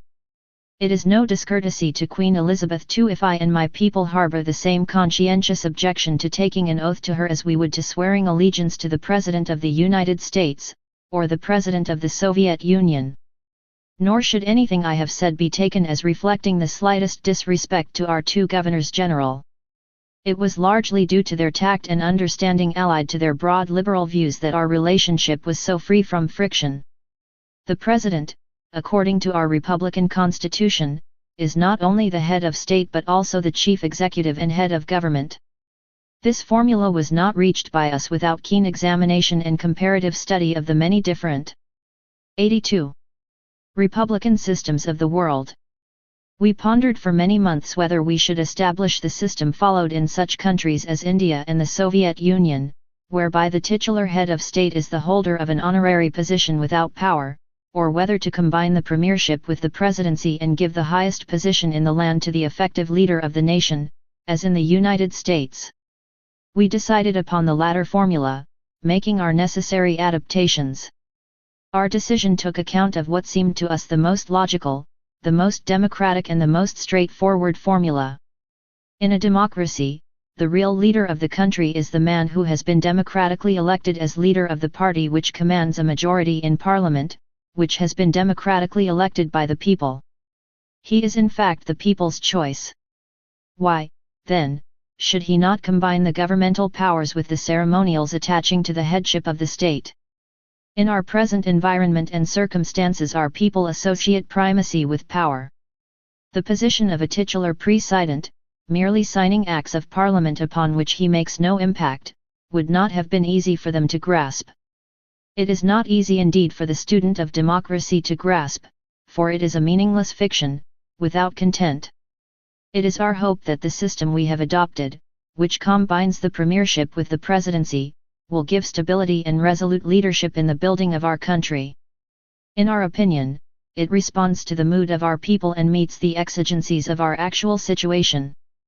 The reservation of certain powers to the President was felt to be necessary in order to allow opportunity for decisive action in pushing forward our development. Ghana has established a democratic structure employing the normal paraphernalia associated with such a governmental form, which is really ahead of our pre-industrial status. To have effective control over the rate of our development, we had to hold something in reserve. We had to trim our political coat to suit our social and economic cloth. The increased authority given to the President is to enable him to exercise the positive leadership that is so vital to a country seeking to pull itself up by its bootstraps. If I may change the 83 metaphor, it is in some ways the work of Sisyphus, except that instead of a stone our task is to roll a whole people uphill.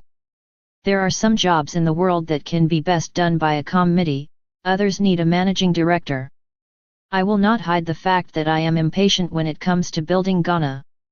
We have to get on with the job resolutely. Each minister must regard himself as a managing director and get his particular job done in the allotted time, and properly done.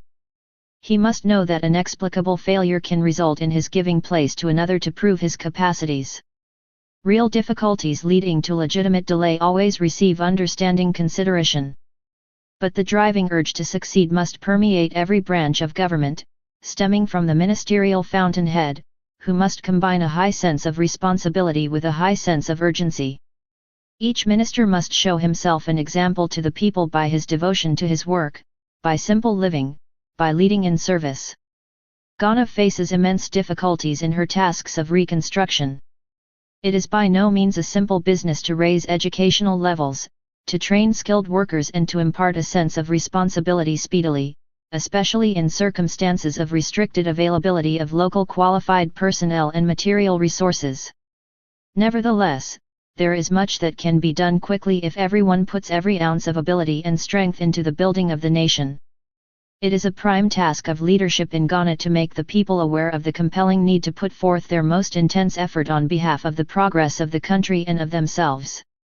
Within a society poising itself for the leap from pre-industrial retardation to modern development, there are traditional forces that can impede progress. Some of these must be firmly cut at their roots, others can be retained and adapted to the changing need. The place of chiefs is so interwoven with Ghanaian society that their forcible eradication would tear gaps in the social fabric which might prove as painful as the retention of other more unadaptable traditions. The Constitution takes careful account of these factors, and the Declaration of Fundamental Principles states that the office of chiefs in Ghana, as existing by customary law and usage, should be guaranteed. I am fully aware of the body of opinion that regards chieftaincy as an 84. Anachronism, but when it is possible for the Asante Hene to advise the chiefs within the Kumasi State Council to change according to the times, I think we are fully justified in our decision to maintain the tradition. Addressing the council on May 24, 1960, the Asante Hene was reported to have said that it was impossible at this stage of the country's development to forecast that the former privileges, coupled with a large number of attendants, would ever be enjoyed by any modern Ghanaian chief. The Asante Hene observed that with the increased number of new schools in every hamlet of Ghana, chiefs would not find it easy to have attendants such as umbrella bearers. 1 In Ghana, a chief without his umbrella bearer is an unthinkable phenomenon.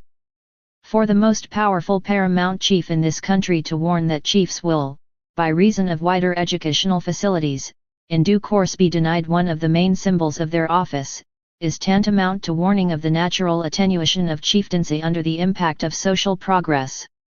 If, in the interregnum, chieftaincy can be used to encourage popular effort, there would seem to be little sense in arousing the antagonism which its legal dissolution would stimulate. The adaptation of our chiefs to what must, for them, be distressing exigencies created by the changing relations in the national polity, has been remarkable.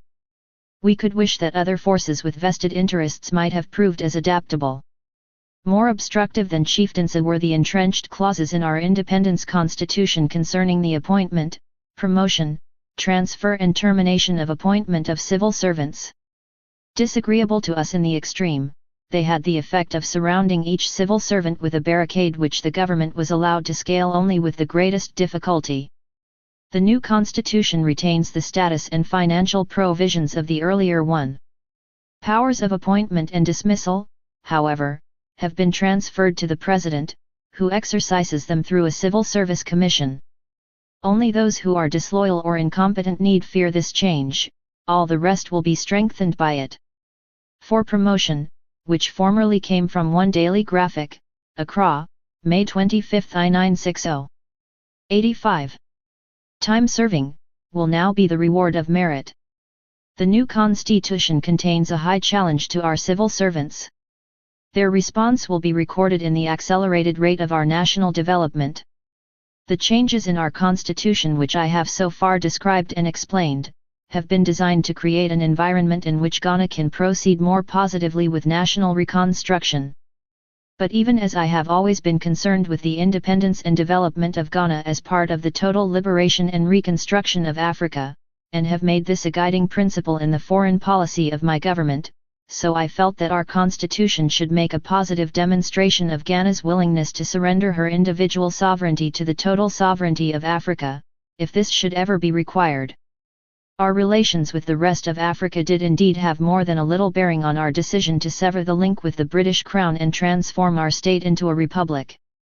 But we considered that some more revolutionary illustration of our attachment to the cause of African union should be embedded in the instrument that governs the country's policy. Hence, in the preamble to our new constitution, there is to be found the statement that, we the people of Ghana, in the hope that we may by our actions this day help to further the development of a union of African states, do hereby enact and give to ourselves this Constitution. While the Declaration of Fundamental Principles includes these specific conditions, that the Union of Africa should be striven for by every lawful means, and, when attained, should be faithfully preserved, and that the independence of Ghana should not be surrendered or diminished on any grounds other than the furtherance of African unity. This, I believe, is the first time that an independent, sovereign state has voluntarily offered to surrender its sovereignty for the 86. sake of unity. 1. It is our contribution, made freely, openly and sincerely by the government and people of Ghana, towards the linking together of neighboring brother states as the best means of promoting the welfare of the people throughout the whole continent. It is our fervent hope that other states in Africa will follow suit, and that we need not wait until the entire continent has seen the light of brotherhood. A start can be made with as little as 2, 3, or 4 states willing to submit themselves to a sovereign union. Ghana, Guinea, Mali, and some other newly emergent African states have made a start by inscribing this ideal in their constitutions. It is for others to water this seed of destiny until it flourishes into a glorious tree of union and brotherhood among the peoples of Africa. Chapter 11. A new social structure does not automatically follow the attainment of political freedom. That, like the battle for independence, has to be fought for and won by an army of stalwarts as determined in purpose as those who waged the struggle for freedom. This second stage of the revolutionary process, when reviewed soberly, appears if anything, harder than the first. More than once, during the pre-independence days, I was assailed by doubts whether we would have the forces to carry it through. There was my party, the Convention People's Party, and the overwhelming mass support behind us. These, however, did not sit in the seat of administration from where policies for achieving our second important objective of raising ourselves out of our socio-economic backwardness are put into action. They were, in reality, an extra administrative army, on whose cooperation we could rely for the carrying out of our programs at the more intimate level of village, hamlet, and township. But there would have to be a fully manned force at the central point of administration capable of carrying through from top to bottom the necessary directives for fulfilling the government's policies. For all the protestations of the British that the aim of their colonial policy was to prepare the people of the subject territories for self-government, it was only when the nationalist movements took the reins that any real move was made to implement it. When we took over, our civil service was definitely and absolutely British in substance and nature. It was certainly not African. It was the realization of this fact that caused me, sometimes with dismay, to recognize that when we did take firmly into our hands the reins of government, there would be the danger of finding ourselves in possession of an administrative 88. machine that had a general staff and other ranks but was devoid of officers. My cabinet, my general staff, would come from among the party, and down below was the rank and file of our army, the people. These were our own. But what of the group in between, the officers and the N.C.O.S., who would be responsible for the execution of policy laid down from above? Where were our tried and loyal African commanders? Where were the African directors of our campaign for clearing away the debris of colonialism and erecting our own Ghanaian edifice more in keeping with our wider, progressive perspective? The finest plans we could conceive for our country would never leave the blueprint stage unless we had first-class civil servants whose outlook was attuned to our African aspirations and upon whose loyalty we could depend unquestioningly. The civil service, being the administrative arm of government, is the instrument for putting into effect the economic and social program of the government. It is through its machinery that the political platform of the party in power is given effective implementation. Our civil service, the one which we inherited during our spell of internal self-government between 1951 and March 1957, was the machine that had been formed by the imperial power to carry out its colonial policy. Though we had joint control, it was as a junior partner. We were, it is true, the ruling party, but the imperial government still reigned supreme, and we were subordinate to its colonial proconsul, the governor. 2 courses of action lay open to me and my party. We could boycott the existing colonial government machinery, the civil service, the police, the judiciary.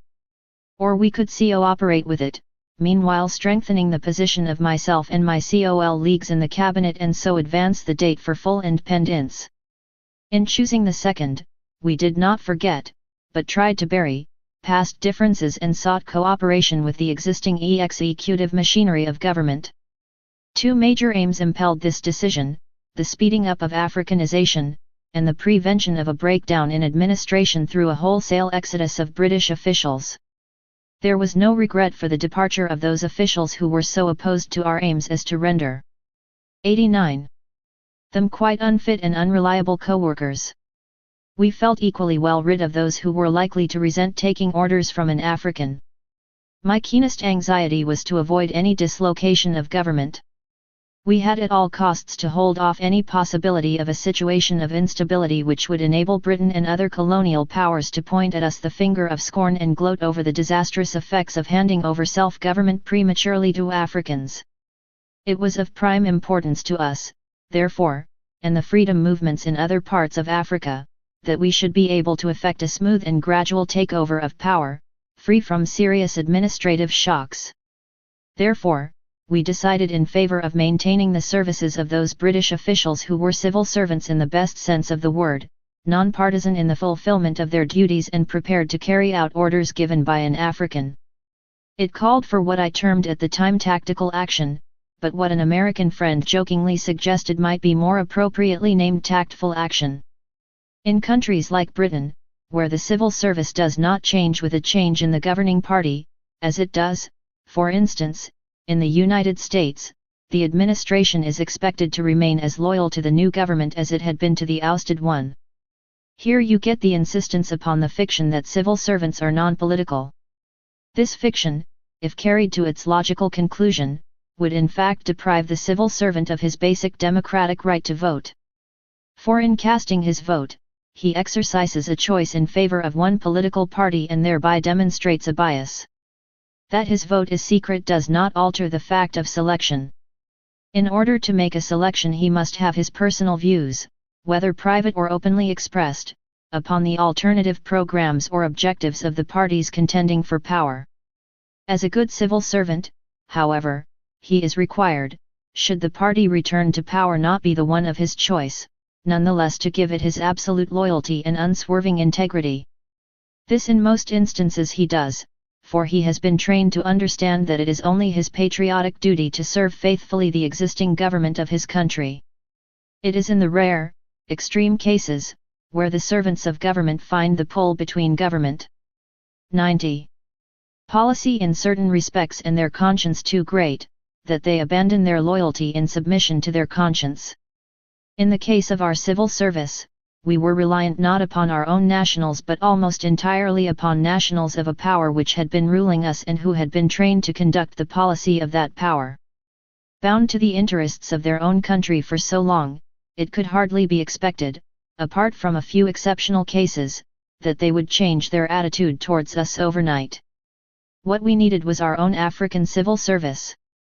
If the colonial power had been sincere in its claim of preparing the Gold Coast for self-government, one of its primary contributions would have been to speed up Africanization of the civil service and to offer access to the top posts to Africans. An excuse frequently offered for the putting off of self-government was that the country did not have a sufficiency of administrators and personnel trained in other respects for the hard responsibilities of running a state. But nothing was done to make good the deficiency. At no time throughout the period of British administration was any African allowed to fill the highest posts of the civil service. Africans who were employed were allowed into the junior grades and denied the prospect of rising to the higher ranks. The British justification for holding them down was that they lacked the appropriate academic qualifications and the necessary administrative experience. The sophistry of imperialist reasoning is studded with these truths of the vicious circle. Educational facilities were inadequate to provide academic standards for Africans, and experience can only be gained by experience. The logic of the British argument and its laggard approach to the problem would have kept us waiting 100 years and more before we had a trained civil service to implement self-government. We were not prepared to wait, and I turned my attention to the problems as soon as I became leader of government busyness in 1951. 80% of the Gold Coast senior civil servants were British. The 20% African government employees were mainly in the lower ranks of the senior service. Hence I had to retain the most essential of the 80%, move up the best of the 20% to take over from the British who would leave, and introduce more Africans into the GI senior grades of the service. This would ensure an ample nucleus of African civil servants ready to take over the highest positions of trust when we gained full independence. This program would, I knew, have the effect of reducing the incentive of British officials to stay. I made no secret about my ultimate intentions and aims, and they knew that their days were numbered. In the subsequent bargaining I would have had, if I had not already been skeptical of the claim, to revise the self-asserted claim that British civil servants entered the colonial service from a sense of altruistic concern for the betterment of the backward, primitive peoples. John Stuart Mill's description of the colonial civil service as a form of outdoor relief for the sons of the British middle class is more apposite. For their point of view I had full understanding. I knew they had careers to consider and had joined the colonial service under certain conditions of security. They would be unable in the new regime of independence to retain the status they had enjoyed under the old colonial regime. They had the choice of leaving or of surrendering their existing terms of appointment and joining the Gold Coast service under full local control. I therefore offered inducement in the form of a compensation program for loss of career. There was a good deal of haggling and I was rather saddened at the open explosion of the myth of the British colonial civil servant's disinterestedness in financial rewards, his missionary purpose of carrying the white man's burden. 140 decided to leave immediately and another 83 left shortly after. The Africanization program therefore had to be stepped up. On the surface, some of the British officials appeared to adjust themselves to the new conditions and seemed to adapt their minds to working under, or side by side with, their African colleagues. After 1957, when Ghana achieved independence, the position of our civil service became better than it had been in 1951. But it was still far from satisfactory. For though the British had ceased to rule, they had hedged us in with the detailed safeguards, set out in the Constitution, of the position, salary, pension rights, and tenure of office of the civil servant. Reading these, one might be forgiven for imagining that this charter had been specially framed to guarantee the security of the civil servant rather than to 9a afford the opportunity for the free, democratic evolution of a whole society. Insistence on the insertion of these clauses by the British delegation to the negotiations on the Constitution stemmed from two purposes: to safeguard the interest of the British expatriate who would be continuing his service with the Ghana government, to give the Ghanaian civil servant the same status and security enjoyed by the British colonial civil servant. The first purpose we considered unnecessary. All along it had been made clear by us that there was room in the new Ghana for experienced service from men and women who worked here in the Gold Coast civil service and desired to help the new state. I expressed our willingness to welcome the continued stay of those who were prepared to be loyal to the new government and faithfully carry out the policies initiated by their political chiefs. I guaranteed their salaries and pension rights and compensation for loss of colonial office career. I considered it an imposition, however, for the Ghana government to be forced to retain the services of those who had elected to stay and were later found to be incompetent, obstructive, or disloyal. Let me say at this point that many expatriates have given excellent service to Ghana and have discharged their duties faithfully. Others have proved less than competent and have failed to pull their weight. Some, we know, continued in the service with the set purpose either of hindering our efforts or of holding a watching brief for British interests. It is certainly not just that the rights of such civil service members should be safeguarded by clauses entrenched in the Constitution. As an independent government, the power to appoint and dismiss civil servants must surely rest with the government of the state, and this should hold whether the civil servant is a British expatriate or a Ghanaian. For they play a delicate, sometimes a key, part in carrying out government policy. The second British purpose is understandable: the desire to bequeath to Ghana the pattern of civil service obtaining in Great Britain. The purpose, however, is dictatorial and unrealistic, and ignores the totally different needs of a less developed state. I agree that the British civil service enjoys a high reputation for integrity, for probity, for loyalty to whatever govern. 93. Ment comes to power, for abstention from political interference. It also has the reputation of being cautious, conservative, staid, static, often corollaries of personal security. These are decidedly not the qualities required by a new state about to launch its people on a vast new program of dynamic development. Government and civil service are interrelated. Government determines policy, the body of civil servants carries it out. The finest programs will get bogged down if the civil servants who direct their practical execution are incompetent and without dedication. Our desired rate of development must not be impeded because we are obliged to carry white-collar government employees who will put in a standard stint of office hours and then forget all about the job, who will never put a foot wrong but who will never have an original idea, who will think the task performed with the writing of a competent letter, who will be more concerned with status and prestige than with helping the public, whose fear of responsibility will always prompt the passing on of decisions and action, who will model themselves on the Homburg-hatted umbrella-carrying civil servant of an established state rather than on the pioneer worker of a new and developing country. Security of employment is a fine principle and one which I endorse, but I do not think a civil servant in Ghana today has greater right to security than the fisherman, the cocoa grower, the driver, the port worker, the teacher, the road laborer or market woman. I am averse to our civil servants being lodged in the state apparatus like a nail without a head. Once you drive it in, you cannot pull it out. Government must retain the right of dismissal, and the civil servant must be made to realize that he can be dismissed if he does not perform the job required of him. He must be grappling with his work all the time, thinking 24 hours a day how best he can serve his country by his performance for the ministry in which he works. The Ghanaian civil servant must be utterly devoted and dedicated to the ideal of reconstructing our country. He must show leadership, he must, like his minister, set an example to the people he serves. He must be a pioneer. These are the demands which we make of our civil service. They are high, for the task of the civil servant in the building up 94. Of Ghana is crucial. Our best laid plans will go awry if they are not handled with heart as well as head. At the moment of independence, we had several first-class African officials who could assume the highest positions of trust in several ministries, but there still remained many ministries whose permanent secretary was an expatriate. Expatriates also continued to fill many of the high-grade key positions in the execution of policy. Nor can I say that every African civil servant was suited to his job. Some were good and experienced. Some were good, but lacked training. Some were second-rate.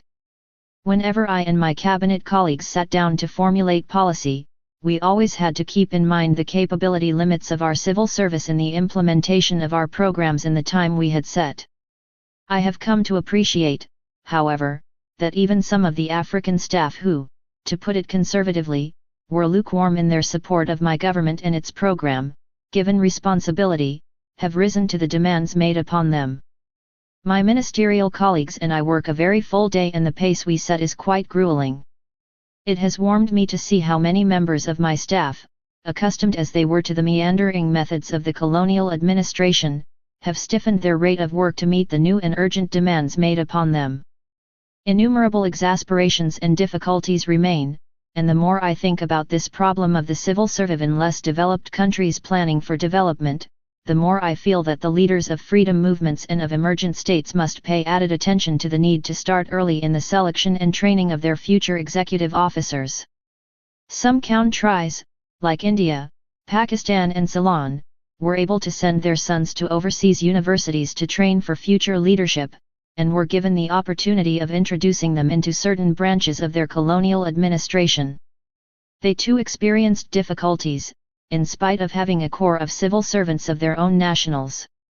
Other countries, like Israel, spent the immediate years before they achieved independence in training up a corps of high-level officials who never actually worked in the British administration but who studied the problems of organization.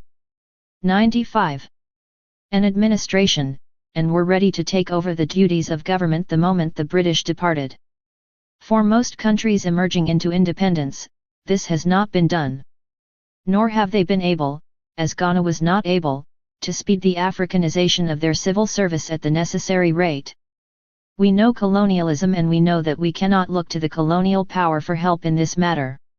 It is something we Africans have to do ourselves. Our chief difficulty during the revolutionary struggle is that our main activity is political and not administrative. Because of this, our best men and women cannot be spared for civil service training, as they are needed to advance the political battle. With independence they become ministers, members of parliament, regional party leaders, regional officers, ambassadors. Yet top civil servants, gifted with administrative skill and imbued with the fervor of independence and the hope of development, are vital to the reconstruction of a state. To rely on expatriates is to endanger the revolution. For the men and women who carry out our policy must be as devoted and dedicated to the idea of freedom and national growth as the leaders of the country. They must be free of patriotic and intellectual attachments to outside forces. With our own nationals of integrity we get a civil service concerned only with the public welfare. Theirs is a 24 hours a day job, just like that of their political leaders. Upon them, to a large extent, depends the quality of the country's development and the speed with which it can be fulfilled. In 1952 there was only one Ghanaian head of department. By 1957 the figure had risen to 22. Now all the permanent and pensionable posts are held by Ghanaians. An Institute of Public Administration has been established, where postgraduate students take a year's diploma course in the theory and practice of public administration. There are also special short courses and seminars for senior civil servants, and research is being carried out to find new techniques in public administration specially appropriate for Africa. Degree courses in administration are being offered. The country needs expert civil servants, aware of, and integrated into, the society around them, and with interests directed particularly towards the problems of Africa. Hitherto. 96. Many civil servants entered the service with little or no training. A knowledge of minute writing, the Civil Service Act, and office routine, was about all the practical training they had experienced. We have now achieved our aim of building up a Ghanaian civil service able to administer the country efficiently, and I would like my brothers in the emerging states of this continent to know that Ghana stands ready to help them in their initial stages of self-government. Our civil service is at their disposal. We can lend them top officials to start their ministries, we can send them instructors to train their own indigenous civil service. It is a problem whose complexity they will discover only with the departure of the colonial power. It would indeed be a boon to all the new African states if those of us who have enjoyed a somewhat longer period of independence were to make available some of our officials to form a kind of African civil service pool, standing at the service of emerging African states and ready to serve the new Union of African States. Chapter 12.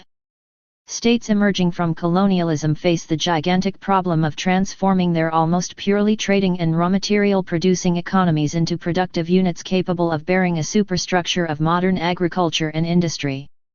We have, all of us, a similar dearth of capital, trained labor, and technically skilled personnel to assist forward our development at the pace which our objectives demand. Our late start, and the speed at which we must work if we are to modernize our countries, are bound in some degree to sharpen the stresses and strains which have accompanied industrialization everywhere in the world. Every advance in methods of production made by the foremost industrialized countries increases the gap between them and us. There is a theory that the countries which appear last upon the industrial scene can automatically start at the latest point of development reached by the most advanced. This theory can only be applicable where the accumulation of capital is great enough to make an effective takeoff possible. Even in those circumstances, there must also be available a literate population able to provide a sufficient body of trained labor, and managers to head and man the evolving industrial machine. These circumstances do not exist in Ghana.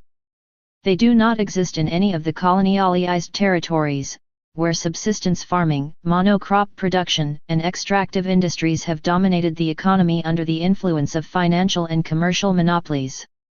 In Ghana, we have had to obtain technical knowledge and staff from better equipped sources, and this process will continue until we are able to produce a sufficient number of our own experts. We are getting help from international bodies like 98. USOM, UNTAB, FAO, WHO, but since we are having to compete with so many other bidders, we have had to apply also to private quarters. Even there, the demands are too heavy to leave an ample supply of best quality people. In order to secure even the minimum of well-qualified technicians, we are having to offer terms of service which make development for us disproportionately costly. Money which we could otherwise spend on more basic requirements has to go, for example, into housing and other amenities for foreign personnel. These would be matters for private provision if we were able to recruit the same people locally. They are, moreover, requirements which create precedents that our own people demand when they come to take over posts formerly held by expatriates. We are trying to establish more realistic standards of service for our local people in government employ, though we have met a certain amount of resistance. I do appreciate that in a market where many are competing, we have to make our terms of service to expatriates as inviting as we can, even though they place an additional strain upon our far from unlimited resources. Yet I feel a strong sense of injustice in that we lately colonial countries are forced to bear such additional burdens through the fact of that very backwardness in which we were kept by the countries which have made their industrial progress to a large extent out of us. It is these same imperialist powers who are reaping another harvest today by providing the machinery, equipment, management, consultants, and personnel which are the requisites of our reconstruction. Capital investment, too, we have to seek abroad. There has not been developed in Africa even that bourgeois accumulation of wealth based upon landholding, trade, commerce, and industry which has arisen to some extent in some unadvanced countries in Asia, let alone the accumulation out of which Europe financed its industrial revolution. This I think can be attributed in a measure to the fact that the British banking firms which operated here were essentially banks of exchange and looked unfavorably upon the dispensing of credit to African entrepreneurs. This attitude was upheld by the fact that our system of land tenure does not encompass individual ownership of freehold. When it came to the question of the provision of collateral against 99 loans, our people were at a disadvantage, since even the ownership of buildings could be brought into dispute where the right to the land on which they were erected might well be disputed. Lands in Ghana in theory belonged to the stools, headed by the chiefs. But when Europeans arrived in our midst, bringing enticements of money and goods, many chiefs signed away concessions, and some, in complete disregard of custom, made outright sales. What is worse, parcels of land were sold by families in possession of them, to different purchasers, and this started a whole series of lawsuits which, until my government came into office, was the chief source of income to our lawyers, many of whom made fortunes out of persuading parties to land quarrels to resort to the extended machinery of native law over tracts of land frequently not worth £100. The whole question of land tenure in Ghana is one which requires examination and careful overhaul. It becomes increasingly clear that the system is too cumbersome and complex to adjust to the needs and pace of our development.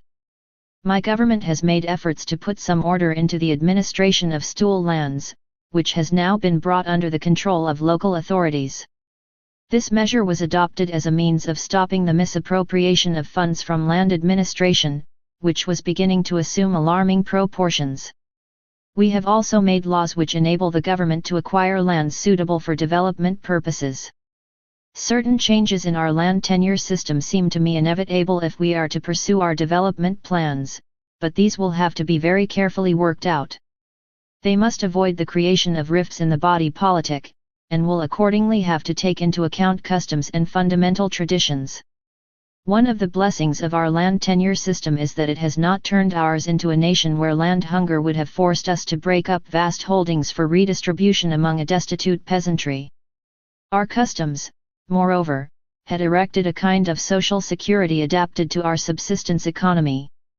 Some of our farmers, it is true, have fallen victims to the rapacity of money lenders. My government is trying to meet this problem of peasant indebtedness by way of credit and other facilities. We are also stimulating the growth of the cooperative movement. 100 and encouraging farmers to join the United Ghana Farmers Council, the Farmers Representative Council in Ghana, which assists the sale of their produce and makes monetary advances to them at the beginning of the crop seasons. Thrift has not been a characteristic of our people, largely because they have not enjoyed enough income to make the question anything but academic. How to instill a need to spend and save wisely among them has become a major preoccupation now that they are beginning to enjoy higher incomes and the taste for amenities.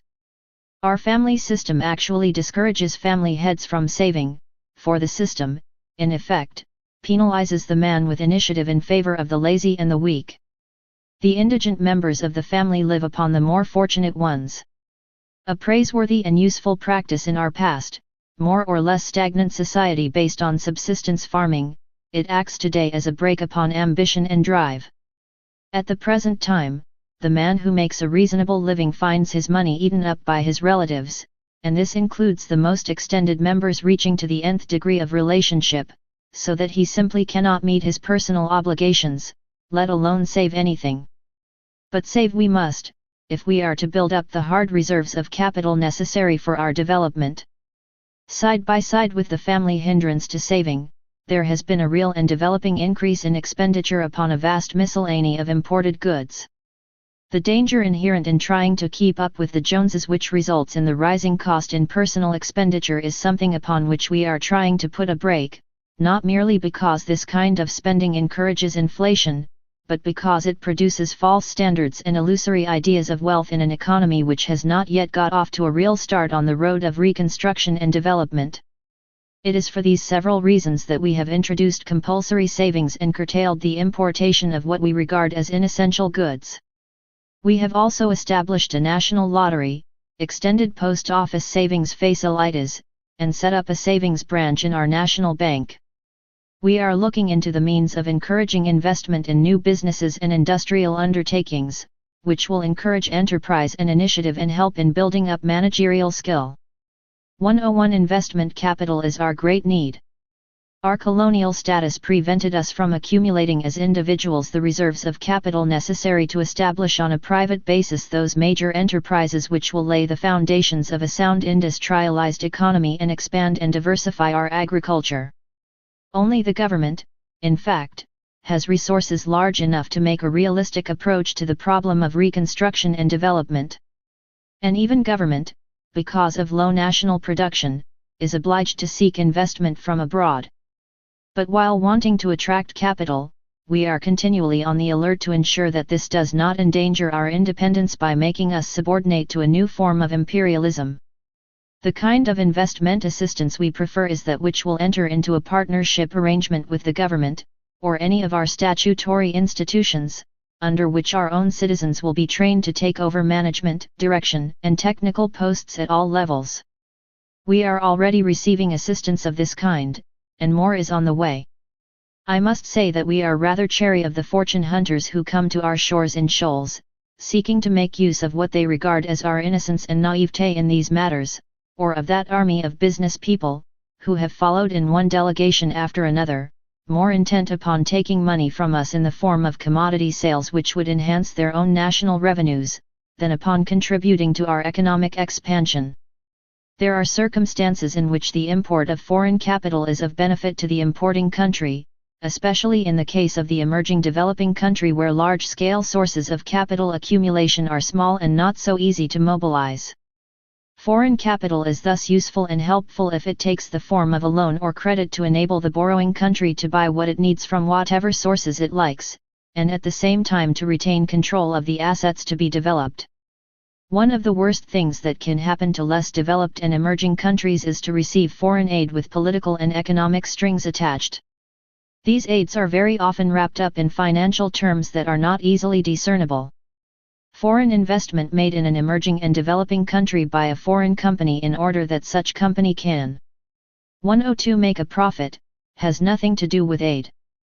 This does not mean that a developing country may not find it advantageous to make a contract with a foreign company for the setting up of, say, a factory or an industry. Real aid is something quite different. It consists of direct gifts or loans that are given on favorable terms and without strings attached. In other words, the problem is how to obtain capital investment and still keep it under sufficient control to prevent undue exploitation, and how to preserve integrity and sovereignty without crippling economic or political ties to any country, bloc, or system. We have had enough of European monopoly domination of our economy. We have emancipated ourselves politically, and we have now to shake off the economic monopoly that was the objective of foreign political control. This is the crux of our economic policy, and the essential heart of our endeavors. For unless we attain economic freedom, our struggle for independence will have been in vain, and our plans for social and cultural advancement frustrated. Hence we are extremely vigilant in scenting out the subtle and insidious infiltrations of neo-colonialism and the sabotage of foreigners enjoying our hospitality and the privilege of building economic enterprises in our midst. In furtherance of our goal of unshackling ourselves from foreign economic domination, we are creating agencies which will assist in breaking through this alien monopoly and stimulate capital accumulation for re-employment and wider development. A country's capital is, of course, also to be found in its body of technical, scientific, and managerial knowledge, as well as in its productive capacity. In these fields we have to acknowledge deficiencies which we know it will take time to wipe out. Moreover, the low rate of productivity makes our labor, in spite of the relatively small wages it receives, quite expensive.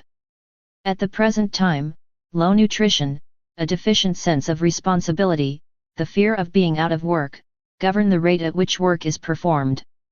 These factors are the environmental effects of historical circumstances. Tribal controls and taboos followed by the autocratic paternalism of colonialism have held in leash the sense of IO3 initiative and responsibility which develops in a freer society. As living conditions grow better under the improvements which the government is pledged to effect, and indeed has already made to some extent, as unemployment lessens and the momentum of development gathers speed, a quickening of productive output throughout the economy must follow. Productive increase will also respond to encouraging incentives, which need not always be of a financial nature. For a productivity increase which is completely eaten up through expanded consumption will defeat the development program, whose investment capital must come from surpluses. Some austerity is imperative and our new controls are aimed at this. At the same time, we are trying to eliminate, by party discipline and other means, wide gaps between the lower and higher income groups. We are setting our hands as firmly as we can against the growth of a privileged section. There must also be guards against the danger of spiraling inflation, which too often attends a constructing economy, such as ours is rapidly becoming. Careful planning can and must keep inflation within limits so that the advantages of economic development shall not be dissipated in an ever-soaring cost of living and building. But the building of a new state requires more than the preparation of programs, the design of plans and the issue of instructions for their implementation. It requires the wholehearted support and self-identification of the people, and the widest possible response to the call for voluntary service. A war on illiteracy has to be waged, and a countrywide self-help program of community development arranged, to promote the building of schools, roads, drains, clinics, post offices, houses and community centers. The effects of self-help schemes, valuable in themselves and the incentive they give to initiative, are, however, local in compass and limited in purpose. Rapid development on a national scale and the attainment of economic independence demand a more intensive and wider application of ability and inventiveness, the speedy acquisition of technical knowledge and skills, a vast acceleration of productivity as a prerequisite to accumulation of savings for reinvestment in industrial expansion. In 104 a less developed society there are several impediments to industrialization, quite apart from the lack of requisite capital accumulations, technical skills, scientific knowledge and industrial enterprise, which, unless they are eliminated, will stultify our efforts at advancement. For they have their cumulative effect precisely in the lack of these requisite reserves. Customs which extol the virtues of extended family allegiance sustain nepotic practices, and regard the giving and taking of presents as implicit and noble, because they promote the family welfare. They encourage indolence and bribery, they act as a brake upon ability, they discourage that deeper sense of individual responsibility which must be ready in a period of active reconstruction to accept obligation and fulfill trust. Above all, they retard productivity and oppose savings, the crucial factors in the rate of development. Polygamy donates its quota to these retarding influences, while our laws of succession and inheritance stifle the creative and inventive urge. It is certainly not accidental that the Industrial Revolution came first to England, where the law of primogeniture entailed the inheritance of estates to the eldest son and made it necessary for the younger ones to follow pursuits which increased capital wealth. The historian, G. M. Trevelyan writes, a distinguishing feature of the English gentry, which astonished foreign visitors as early as the reign of Henry VII, was their habit of turning their younger sons out of the manor house to seek their fortunes elsewhere, usually as apprentices to thriving merchants and craftsmen in the towns. Foreigners ascribed the custom to English want of family affection. But it was also, perhaps, a wise instinct of what was best for the boy, as well as a shrewd calculation of what was best for the family fortunes. The habit of leaving all the land and most of the money to the eldest son built up the great estates, which by steady accumulation down the years, became by Hanoverian times so marked a feature of English rural economy. The younger son of the Tudor gentleman was not permitted to hang idle about the manor house, a drain on the family income like the impoverished nobles of the continent who were too proud to work. He was away making money in trade or in IO5 law. He often ended life a richer and more powerful man than his elder brother left in the old home. Another incentive was Puritanism, which encouraged frugality and frowned upon wastefulness and ostentatious expenditure. As far as the national economy in an underdeveloped country is concerned, savings converted into ornaments and squandered in celebrating religious festivals, in extravagant wedding and funeral expenses, are as much lost as though they were thrown into the sea. Tribal society, counting little but sunrise, sunset, and the moon's apogee, welcomed these festive breaks in the monotony of passing days, and has carried over the customs into the present, where another, more stirring philosophy needs to induce industriousness and thrift. The legend of the medieval church that to labor is to pray encouraged tillage of the soil. It was improved upon by the exhortations of Protestantism to work hard and be thrifty, which raised to a cardinal virtue the saving of money and its investment in profitable enterprise. Our less energetic society must be goaded into the acceptance of the stimuli necessary to rapid economic development by alterations in our social relationships and habits, if necessary by law. Japan, for instance, since the end of the Second World War, has legislated for a curtailed family unit which comprises husband and wife and their children. Legally, the husband has no responsibility for any other members of the family outside this close unit. Moreover, children are being taught not to look to their parents to will them an inheritance but to fend for themselves. The initiative, energy, and drive thus released are being turned to the expansion of Japan's national economy. A sense of devotion and sacrifice helps to instill acceptance of narrower standards for the present in the interest of wider ones in the future. A certain amount of belt-tightening is essential. The welfare state is the climax of a highly developed industrialism. To assure its benefits in a less developed country is to promise merely a division of poverty. Undoubtedly there must be an investment of a proportion of the capital reserves in the establishment of minimum wage levels to assure 1 G. M. Trevelyan, English Social History, Longmans 1946, p. 125. IO6 proper diet, as well as minimum health and housing facilities. But poverty is progressively reduced only as productivity increases and industrialization progresses, and part of its surplus can be made available in increased wages, better housing, and generally improved social conditions. Chapter 13. Where independence has been preceded by a struggle, there remains a residue of enthusiasm to start off the new national existence, which, if properly harnessed and directed, provides a spur in dealing with the tasks of state building. However, there is an accompanying lessening of tension, a sense of pressure eased, a pause for breath after battle. There is a feeling that, having made the supreme and sustained effort called for in ridding the country of colonial rule, a well-earned rest can now be taken. The government has to make it clear that a new and greater effort is demanded to consolidate the nationalist victory. The people have to be fully reanimated so that they will drive forward with zest and courage to a more formidable battle in which they will be faced with different obstacles and hardships as the new state develops. In Ghana, the Convention People's Party had the task of rousing the spirit of devotion and sacrifice necessary for the program of development which it was given a mandate to discharge. The pre-independence slogan of self-government now was replaced with that of Serve Ghana Now. We held out no glowing hopes of wealth without labor. On the contrary, we stressed the need for everyone to work doubly hard now that we were laboring for ourselves and our children, and not for the enrichment of the former colonial power. The rewards would be national and individual dignity, the satisfaction which comes from creation and a raised standard of life. Foremost of all would be economic independence, without which our political independence would be valueless. Under colonial rule, a country has very restricted economic links with other countries. Its natural resources are developed only in so far as they serve the interests of the colonial power. However, once political independence has been achieved, the country's full potentialities can, and must, be explored.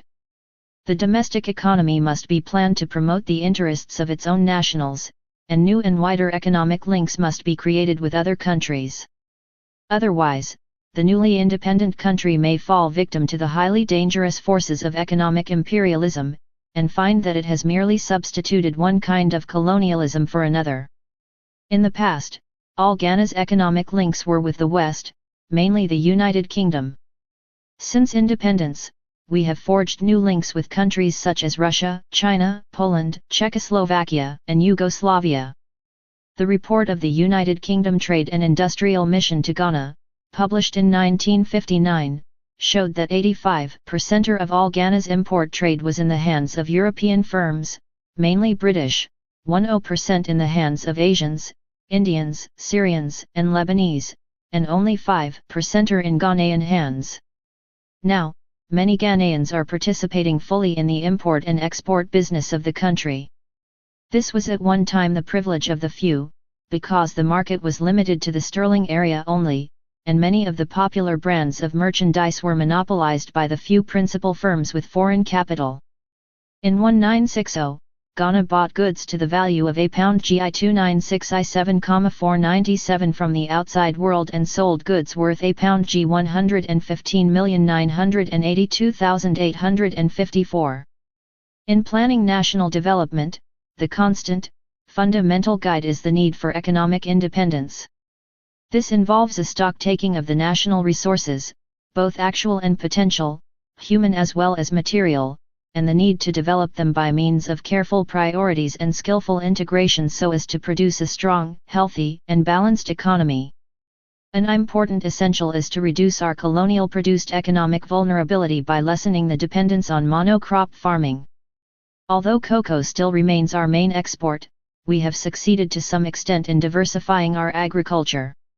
We plan to relate our agricultural production primarily to the needs of the domestic market and to provide raw materials for secondary industries. We have begun to export bananas, coconuts, copra, palm kernels, and palm oil, cola and other nuts, plantains, rubber, coffee, spices, and tobacco. Several of these products, such as palm oil, tobacco, coffee, and rubber, we shall use in increasing amounts in our own industries.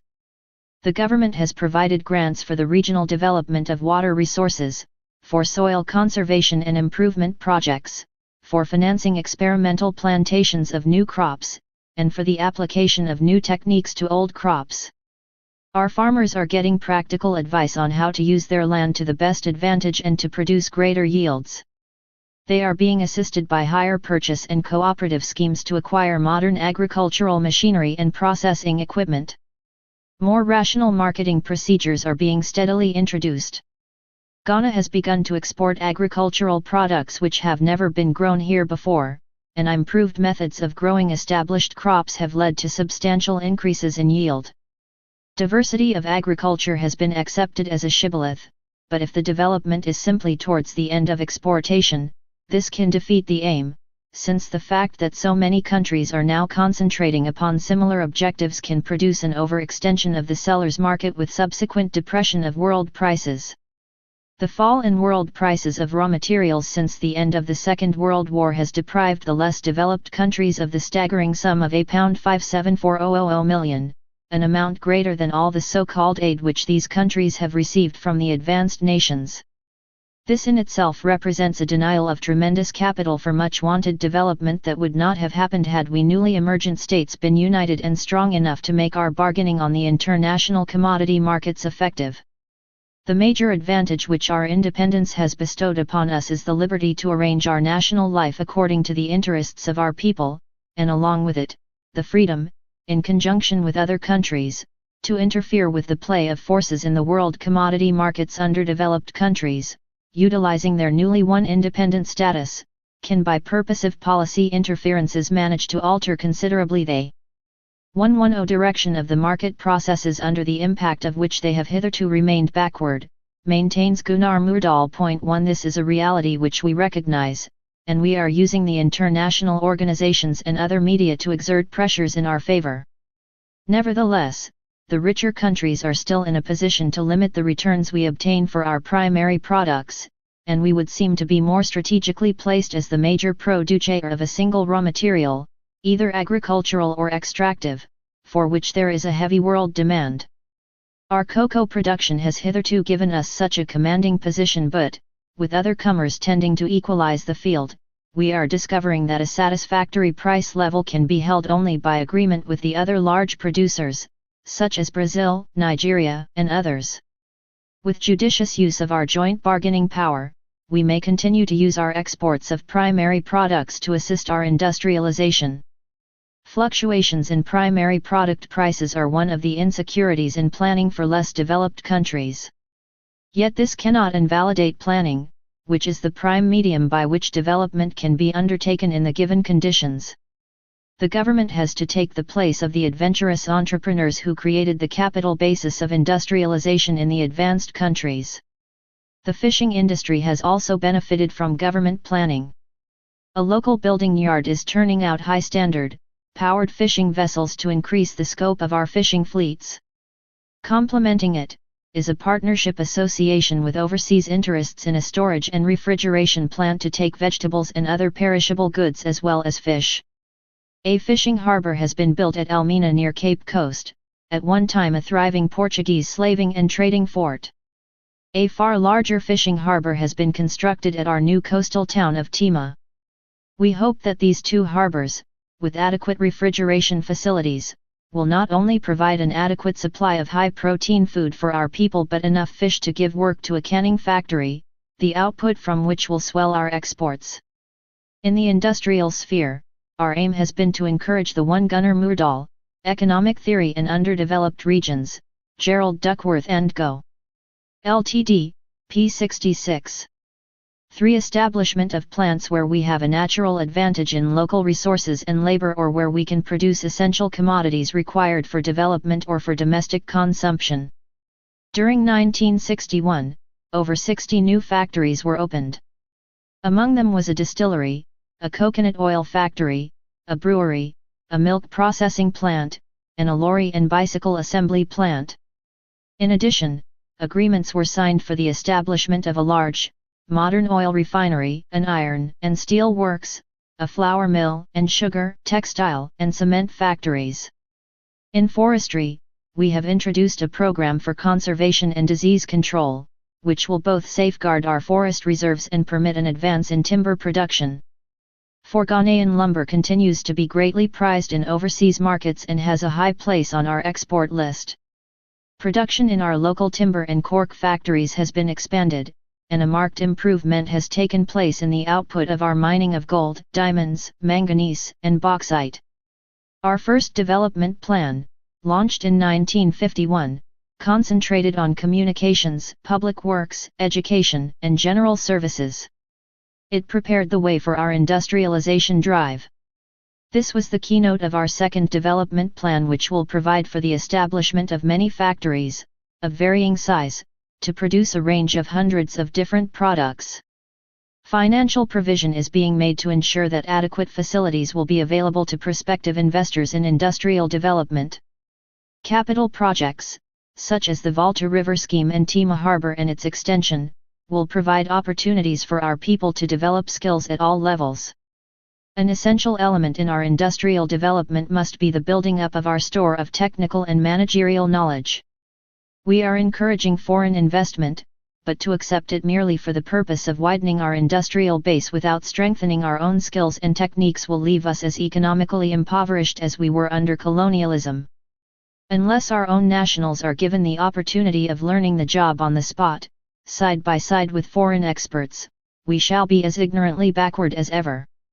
There is an argument that contends that young nations 112 emerging from colonialism are indulging in wasteful expenditure by duplicating industries and ventures which have already been perfected by the older industrialized nations of the world, whose products are available at lower cost than that for which they can be manufactured by us. It may be true in some instances that our local products cost more, though by no means all of them, and then only in the initial period. But even if it were substantially the fact, it is not an argument that we can accept. It is precisely because we were, under colonialism, made the dumping ground of other countries' manufactures and the providers merely of primary materials, that we remained backward, and if we were to refrain from building, for example, a soap factory simply because we might have to raise the price of soap to the community, we should be doing a disservice to the country.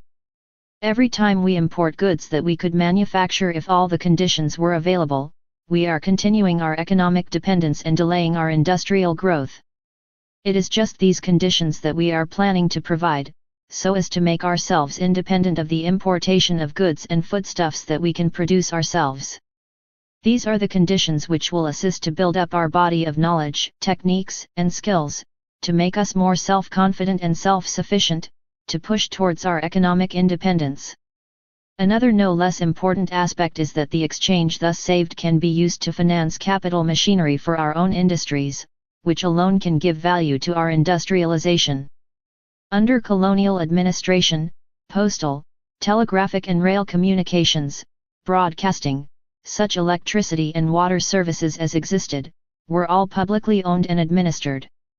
Since independence we have added an airline, a shipping line, and a national bank. We have met with active resistance from vested interests in our efforts to establish our own mercantile fleet. In connection with the founding of Ghana Airways, it was maintained that there were enough international airlines to serve our needs, and that the formation of a new one was an unnecessary multiplication, which would only serve to satisfy our national pride. Even if this were true, which it is not, it was an argument which did not appeal to us. Naturally, it increases our self-confidence to observe our own people helping to control the intricate mechanisms involved in the functioning of our own airways services, and we certainly experience a glow of pride in seeing our flag flying on planes and ships traveling to other countries. But again, we must encourage every kind of project that will add to our technical skills and national experience, and the operation of our own airlines and shipping makes a valuable contribution to this end.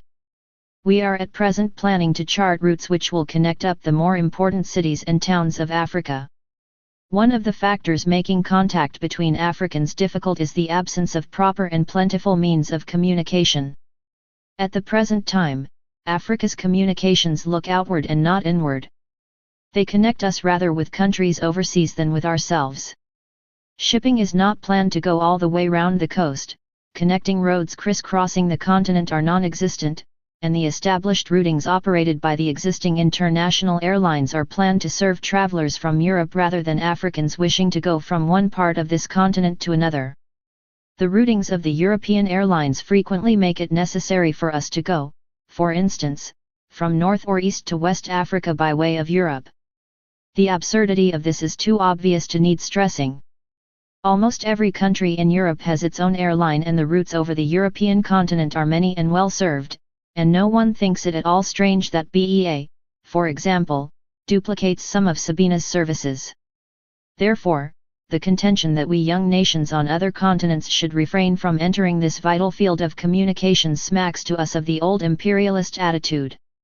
Africa is a considerably larger continent than Europe, and there is more than enough reason for us African nations to develop communications between ourselves as a means of bringing us closer together and making our common intercourse easier and more fruitful. The difficulties in getting our Black Star shipping line started have been successfully overcome, and we are now enlarging it with a number of vessels whose keels have been laid in Germany, England, Holland, and other countries. An efficient and adequate shipping fleet of our own will establish a powerful instrument to 114. Break the hold which the monopoly interests, including foreign shippers, have upon our trade. The revenue that goes abroad every year merely in the shipment of our cocoa runs into several millions sterling. Without shipping of our own, we are placed at the mercy of the foreign shipping lines, who could hold us to ransom, as they have in the past, at any time they wished. With our own shipping we shall become independent of external maritime agencies. We shall bring revenue to our own coffers, and once more make a fine addition to our skills and experience. In connection with our communication projects, we have organized a nautical training school and a flying school which are designed to supply us with sufficient trained personnel to man and officer our ships and aircraft. Training is planned to proceed in stages so as to afford an annual output of men for immediate absorption into the shipping and flying services. All industries of any major economic significance require, as a basic facility, a large and reliable source of power. In fact, the industrialization of Britain, America, Canada, Russia, and other countries too, emerged as a result of the discovery of new sources of energy. Newer nations, like our own, which are determined to catch up, must have a plentiful supply of electricity if they are to achieve any large-scale industrial advance. This, basically, was the justification for the Volta River project. This project, and the extension of the port and harbor at Tema, will have a massive effect on our national economy and enlarge its development. The Volta River scheme involves the production of hydroelectrical power by damming the river and applying the great volume of resultant cheap power to convert our bauxite resources into aluminium and to provide electrification for the nation's other industries. The Volta is our largest river, and we have enough bauxite to feed an aluminium smelter with a capacity of 200,000 tons. As originally conceived, the project called for raising the level of the water through the erection of a single high dam with a power station below to harness the energy released by the drop and convert it into electricity. Almost its whole output was to be devoted to the working of a smelter for rolling bauxite into aluminium sheets. This and the estimated cost of £300 million sterling dimmed the attractiveness of the project. II-5. Nevertheless, I put it up to the colonial administration, who could see no prospect of raising the capital. It was obvious that the project would have to wait for independence and that I would have to take upon myself the task of enlisting financial help from overseas. With independence, we would be in a position to give government guarantees to outside investors. As soon as we became free, I started pushing the project, but quickly came up against a blank wall: the leading manufacturers of aluminium. They were organized into a consortium controlling the bulk of the world's output, and were not interested in a new competitor, still less in a new source of cheap aluminium. They expressed polite interest, one even sent a study mission to make an on-the-spot investigation and then turned the project down. In the middle of 1958, I accepted an official invitation from President Eisenhower to visit the United States. During the talk I had with him, I told him of the Volta River scheme. This led to a meeting with members of the Henry J. Kaiser Company, one of the large independent aluminium producers. They promised to send a team of experts to reassess engineering aspects of the original scheme. The team made their investigations and were favorably impressed. Their reassessment report recommended the construction of the dam at a different point from that originally proposed, and the extension of the scheme by the provision of 2 other hydroelectrical stations which would supply the more northerly part of the country with much needed water and power. The original Volta River project was designed to channel the bulk of the electricity produced by the dam to an aluminium smelter, and a comparatively small proportion only would have been made available for domestic consumption. The reassessment report recommended the installation of a national electricity grid covering the major part of southern Ghana, from the harbour and industrial town of Timah, through Accra, Takoradi, Tarkwa, Dunkwa, Kumasi, Koforidua, and back to the dam site at Akosombo.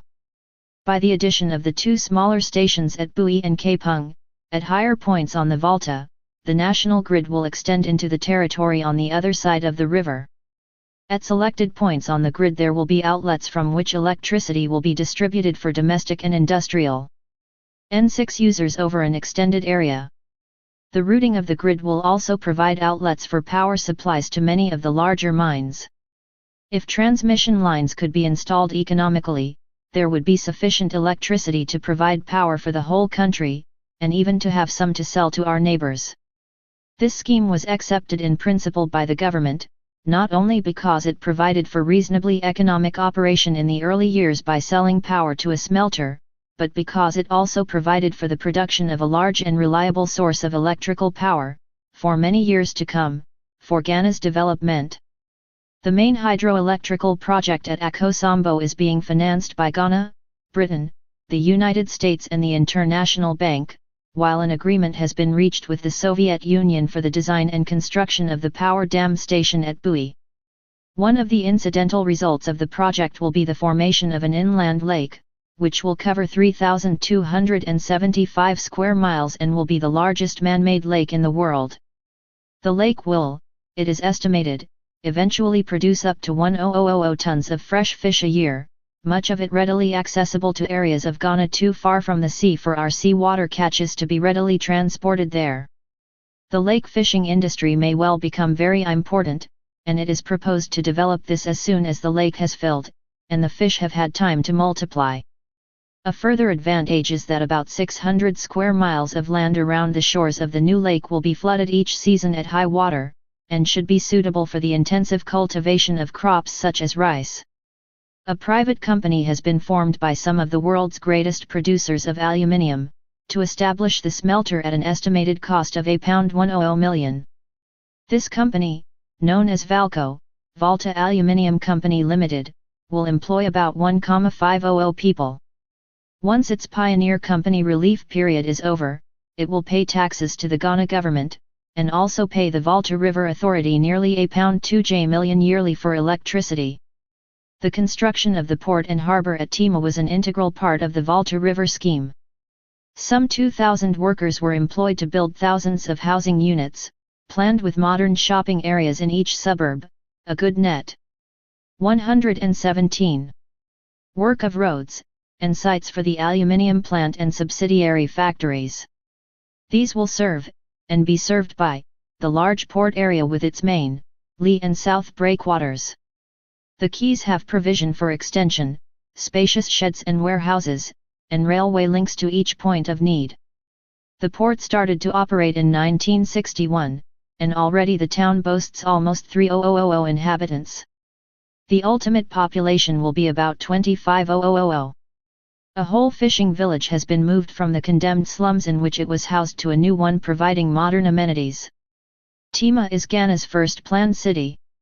To see its construction, and to remember the quiet palm-fringed cove which it replaces is to feel a sense of creation and development.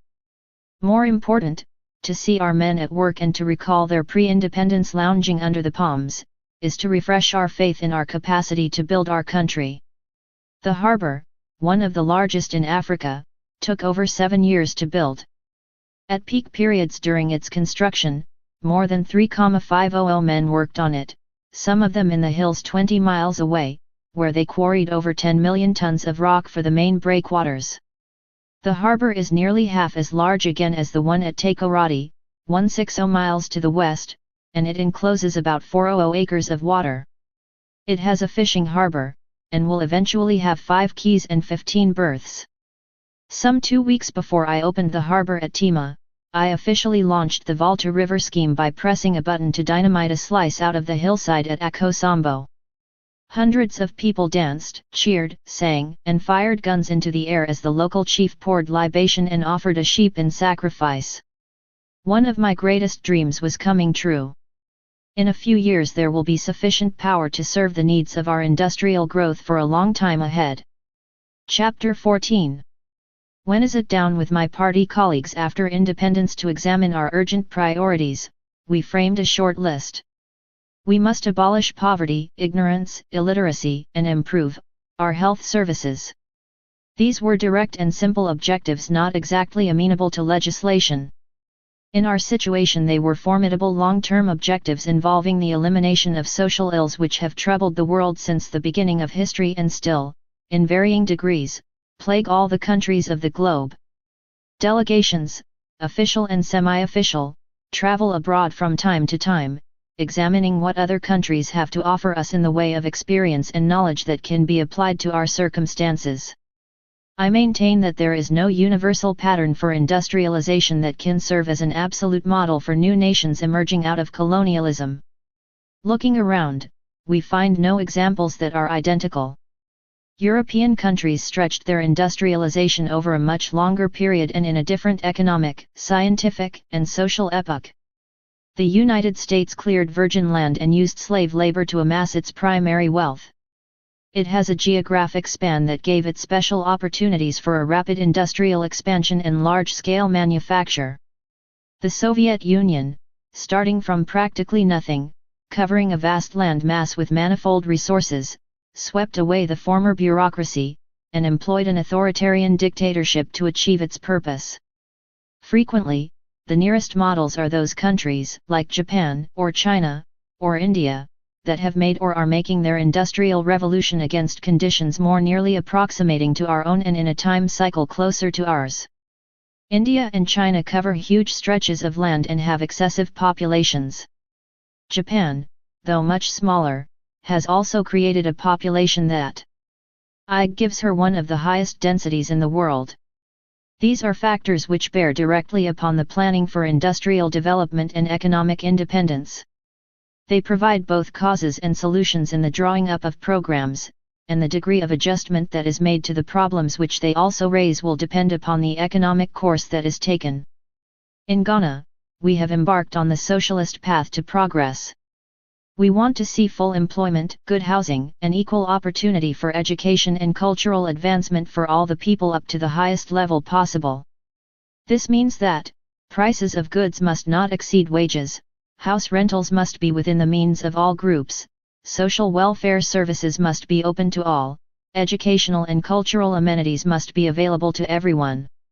It means, in short, that the real income and standard of life of all farmers and workers must rise appreciably. I have already made it clear that colonial rule precluded that accumulation of capital among our citizens which would have assisted thoroughgoing private investment in industrial construction.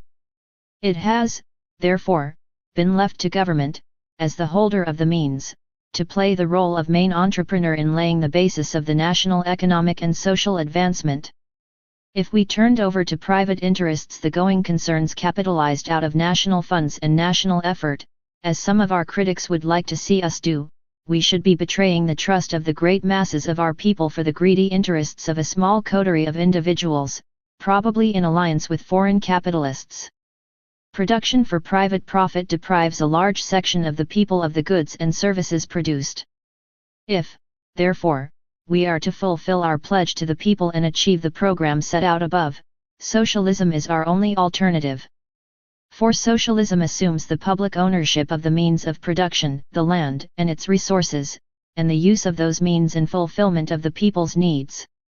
Socialism, above all, is predicated upon the ability to satisfy those needs. It is obvious, therefore, that Ghana at this time is not possessed of the socialist means. Indeed, we have still to lay the actual foundations on which they can be built, the modern 1-2-oization of our agriculture and the industrialization of our country. We have to transfer to the hands of the people the major means of production and distribution. Our rate of development will be governed by the surpluses that will be made available out of heightened productivity, which includes, besides the greater output from labor and increased agricultural yields, the more efficient employment of investment and the resulting increased productivity. Government interference in all matters affecting economic growth in less developed countries is today a universally accepted principle, and interests, domestic or foreign, enjoying the opportunities of profitable gain, cannot object to some control of the reinvestment of part of that gain in the national development of the country in which it is reaped. Today, not even in the advanced countries dedicated to private enterprise is the principle of laissez-faire allowed absolutely free play. Restrictions of all kinds interfere with the uninhibited movement of capital. The government of Ghana, while making investment in our development as attractive as possible, cannot, however, place that development and our ultimate economic independence in jeopardy by surrendering their intrinsic prior requirements. These requirements are at the central heart of our planning, and in the context of our national independence and advancement and the greater objective of Pan-African unity they must govern our policies. The road of reconstruction on which Ghana has embarked is a new road, parts of whose topography are only hazily sensed, other parts still unknown. A certain amount of trial and error in following the road is inevitable. Mistakes we are bound to make, and some undoubtedly we have already made. They are our own and we learn from them. That is the value of being free and independent, of acquiring our experience out of the consequence of our own decisions, out of the achievements of our own efforts. Our planning will be geared to our policy of increasing government participation in the nation's economic activities, and all enterprises are expected to accept this policy and to operate within the framework of our national laws. Our aim is the building of a society in which the principles of social justice will be paramount. But there are many roads to socialism, and in 121. The circumstances of our present retardedness, we must employ all the forces at our disposal while we fashion others which will accelerate our progress towards our goal. Ghana's economy may be divided into 5 sectors. These are, I. State enterprises, 2. Enterprises owned by foreign private interests, 3. Enterprises jointly owned by state and foreign private interests, 4. Cooperatives, and 5. Small-scale Ghanaian private enterprise. The government has given recognition to the activities of these different sectors, and has decided that in no sector of the economy will exclusive rights of operation in respect of any commodity be conferred on any single person. Private small-scale personal enterprise, however, is reserved to Ghanaians, in order to encourage and utilize personal initiative and skill among our own people. Naturally, the operations of these different sectors have to be taken into account in our calculations for planning our basic economic reconstruction. We have to create in the quickest possible time, without a hasty improvisation that will ultimately defeat our objective, a diversified, many-sided economy able to supply a growing population with the basic commodities that will lessen the burden now imposed on the country by the need to import so many of its requirements. In order to increase our material resources, we have, as a major priority, to raise significantly agricultural productivity. This is a precondition for our industrial growth, as all our plans can founder on a countryside that does not contribute a rising quota of production. There must be a transformation of our subsistence farms into commodity-producing farms, so that they may provide enough food for our steadily rising population, give raw materials to feed secondary industries and cash crops to help pay for our necessary imports. Priority will be given to those investments which will quickly promote capital formation, will save imports or increase exports, and reduce the differences between the different regions of the country created by colonialism. Our overall plan will take account of our population and their requirements, taking into consideration the yearly increase, which is estimated at about 3%. It will count our manpower and our actual and potential reservoir of skills, and will set annual targets of achievement. These targets will embrace 122. Not only output and the absorption of planned numbers of workers in the different categories and at different levels, but will arrange for the training of skilled workers, and of managers and executives qualified and able to see that the planned projects are carried out efficiently, economically, and to schedule. Within the general planning are included our educational, social welfare and health programs. They are devised in relation to the needs of our healthy development and the improvement of the lives of the people. Apart from the humanitarian principles by which the government is guided, an educated, healthy population represents the human investment in our development, and anything that can be spared from our surpluses will be added to the already planned allocations for the purpose. Our planning will stretch out into the regions beyond the main centers. At the present time there are big differences in the degree of economic and social development between the various regions of the country, and our population density is extremely uneven. Regional planning will contribute to reducing the differences by providing a more even distribution of economic activity between the various regions, by utilizing the natural potentialities of each region. It will also aim at controlling and reducing unnecessary migration, with its attendant problems. Our overall planning, in short, will be designed to unify and discipline economic activity. It will expand the creative spirit of the people by the tasks of responsibility that will be given them in management, supervision, and invention. Control from the top must ensure that individual executives and administrators do not misinterpret policy and instructions and break out of the coordinated pattern with the introduction of improvised schemes. As we proceed, it may be found that certain priorities may have to give way to others which may present themselves as more urgent in relation to the needs of capital formation or strategic development. Thus, while there must be the strictest control to safeguard against unrelated overspreading on any project, there must be a certain elasticity to allow for emendation or adjustment without upsetting the general plan in our budgeting. Our present budgetary and fiscal systems have been taken over. 123. From the colonial regime and call for adjustment to the socialized objective of our planning. These are being overhauled and adapted to our development needs and the planned growth of our diversified agricultural and industrial base. Our fiscal policy must be so framed as to release the maximum initiative and husband our national financial resources for efficient and effective investment in our development. It would simply defeat our whole objective of economic independence, for instance, to encourage foreign investment in our development and see the flight of capital from Ghana exceed or even approximate the totality of such investment. Under the new policy, surpluses must be pressed out of rising production to finance development. As the state sector widens, development finance will come less and less from taxes and dues, though private enterprise, both foreign and domestic, will continue to provide its quota through these avenues. Our real wealth will come from increased productivity. This does not mean that every advance in productivity will lead to an immediate rise in the standard of living. This is especially the case in the early stages of industrialization, when the need to plow back capital for further development is of paramount importance.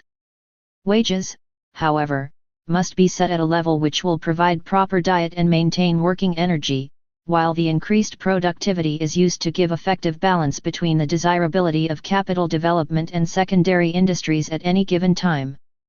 The socialist objective implies the universal good of the nation, and in the interests of that socialist objective it will be necessary for all of us to forego some immediate personal desire for a greater benefit a bit later on. Speedier development out of surpluses or social services in the interest of the community confer more advantages upon a greater number of people than would increased wages for certain groups of workers.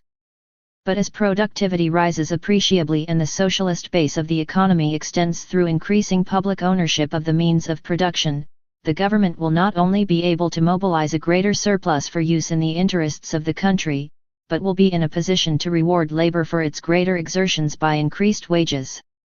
124. If our new economic and industrial policy is to succeed, there must be a change of outlook among some of those who are responsible for running our affairs. They must acquire a socialist perspective and a socialist drive keyed to the national needs and demands. The executives of our public and statutory organizations must achieve a new attitude to their jobs, which they owe to the struggles of the people and the labors of our farmers and workers.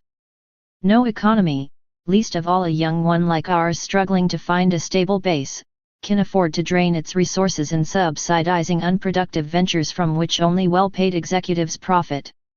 Moreover, it cannot afford to waste resources in men and materials, but must use them wisely in pursuit of the socialist objective. The spirit of service to the nation must permeate throughout our society.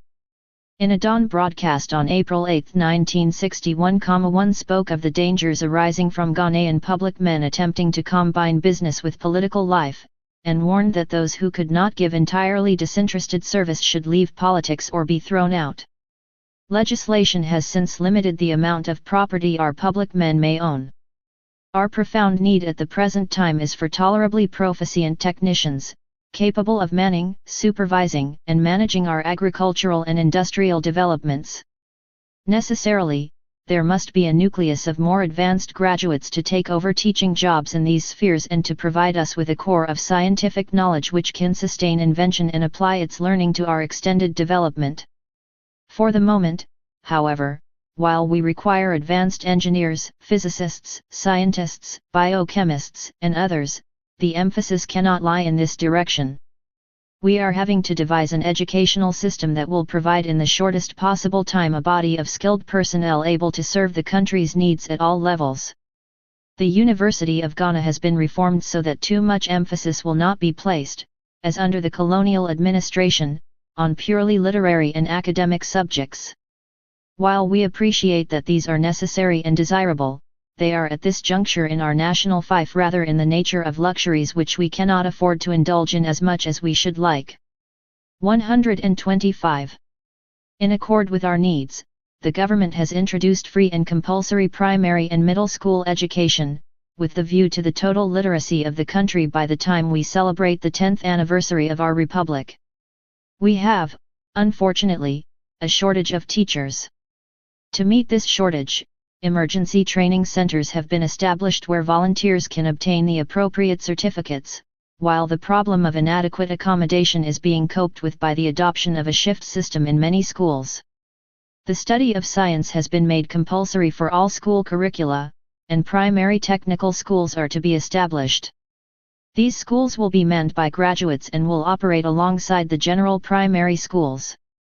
They will give concurrent training to boys and girls, so that by the time the pupil leaves primary school, the technical training gained will give sufficient proficiency for semi-skilled work. The bright scholar can continue his technical training together with his general studies at secondary school to prepare him to complete a short technical course at one of our technological institutes.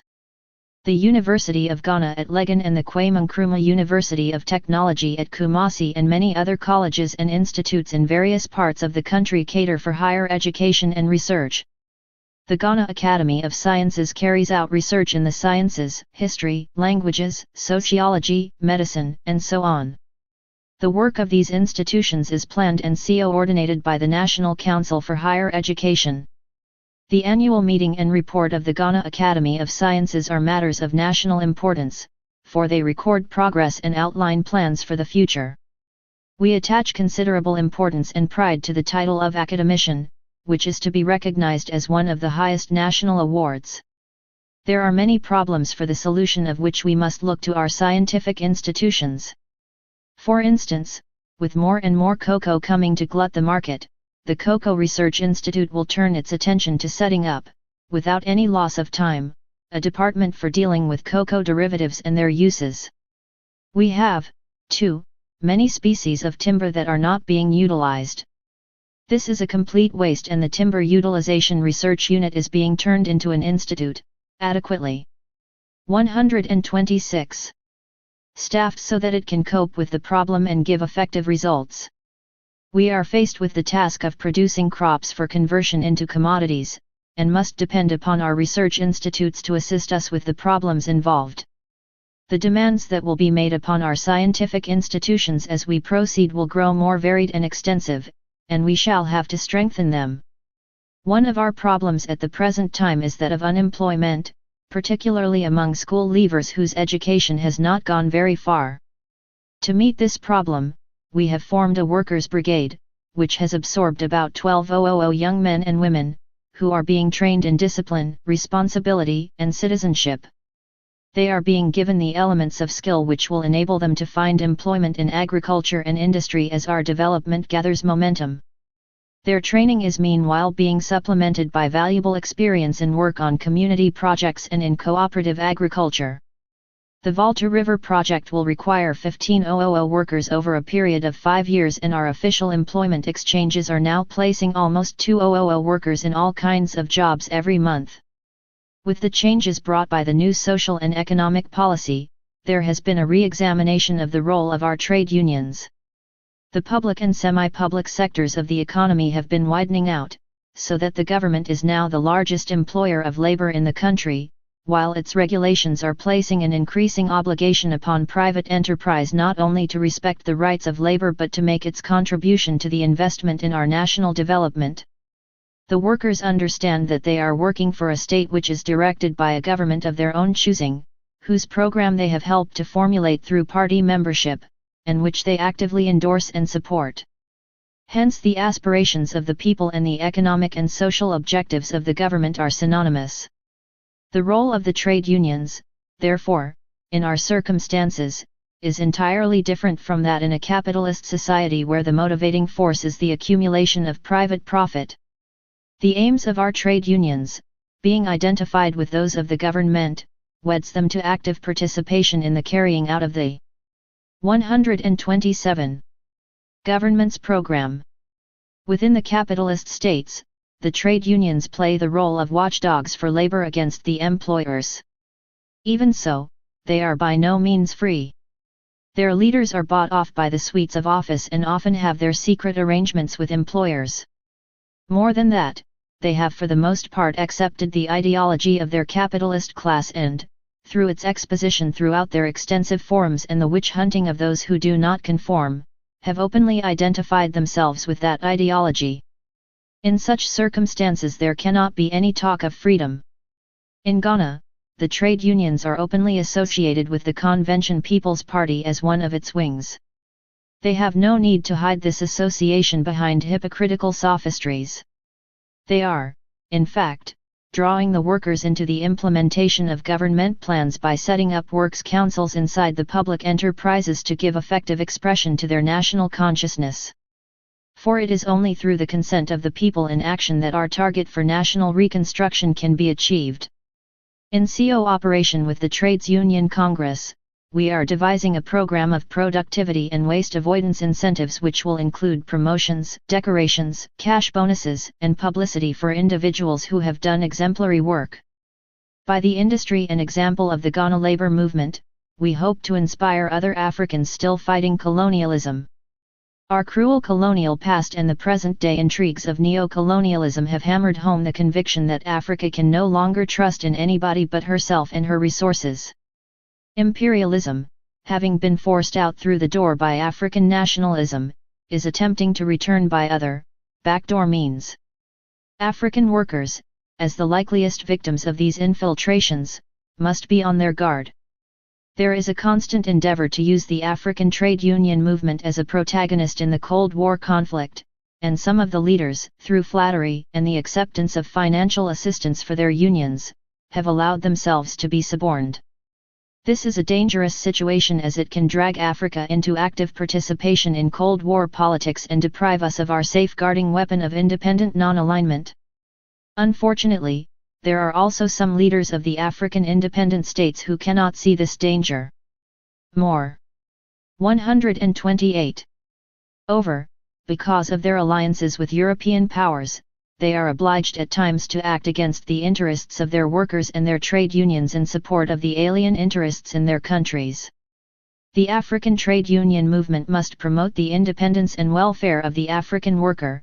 It cannot run the risk of subordinating the safety of African independence and the needs of African development to other, non-African influences. I see in the All-African Trade Union Federation, because of its independent African orientation, a dynamic and positive instrument for drawing together the peoples of the African countries. It can act as a rallying pivot for all the African trade union movements on the continent. It can become an immediate practical union, bringing together the labor movements existing in the independent African states and leaving room for others to join as they become free. We in Africa must learn to band together to promote African interests or fall victims to imperialist maneuvers to recolonize us. The development of a united African trade union movement will give our working classes a new African consciousness and the right to express themselves in the councils of world labor unfettered by any foreign view and uncoaxed by external force. The International Confederation of Free Trade Unions and the World Federation of Trade Unions are organizations committed to the ideological policies of West and East. The All-African Trade Union Federation will give the world a new force independent of both of them, and loyal not only to the needs of the new Africa and the new African, but also to the international working class. The growth of this new African trade unionism is linked up with the future of Africa. Such a dynamic force, allied to political action, is the surest means of rooting out of our continent the last remnants of colonialism and exploitation, since it will stimulate the effectiveness of the nationalist movements. Just as political independence could not have been attained without the leadership of a strong, disciplined party, so Ghana's economic independence and the objective of socialism cannot be achieved without decisive party leadership. I am convinced that the Convention People's Party, based as it is on the support 129 of the overwhelming majority of the people, is best able to carry through our economic plans and build a socialist state. The structure of the CPP has been built up out of our own experiences, conditions, and environment. It is entirely Ghanaian in content and African in outlook, though imbued with Marxist socialist philosophy. At all stages, we seek the fullest cooperation of the people and their organizations, and in this way, and through public control of the means of production, we hope to evolve the truest kind of democracy within the Aristotelian meaning. By mass consultation we shall associate the people with the running of the nation's affairs, which must then operate in the interests of the people. Moreover, since control of the modern state is linked up with the control of the means of production and distribution, true democracy can only be said to exist when these have passed into the hands of the people. For then the people exercise control of the state through their will as expressed in the direct consultation between government and them. This must surely provide the most concrete and clearest operation of true democracy. To attain this democratic, socialist control, we have from time to make a review of the administrative apparatus at our disposal, remembering that it was originally bequeathed to us by a colonial regime committed to a very different purpose. Even though this apparatus has already been subjected to considerable change, it still carries vestiges of inherited attitudes and ways of thought which have been transmitted even to some of our newer institutions. In our adaptations, because we are embarking upon an uncharted path, we may have to proceed pragmatically. Changes which are made today may themselves call for further change tomorrow. But when we are endeavoring to establish a new kind of life within a new kind of society, based upon up-to-date modes of production, we must acknowledge the fact that we are in a period of flux and cannot afford to be hidebound in our decisions and attitudes. We must accommodate our minds and attitudes to the need for constant adaptation, never losing sight of principle and our expressed social objective. With this new approach to our economic and industrial development, every avenue of education and information must 130 be used to stir and nourish the political consciousness of the people and make and keep them aware of the welfare objectives of the government's planning. We must at all times ensure their fullest support, without which our plans for their enhanced well-being can fail.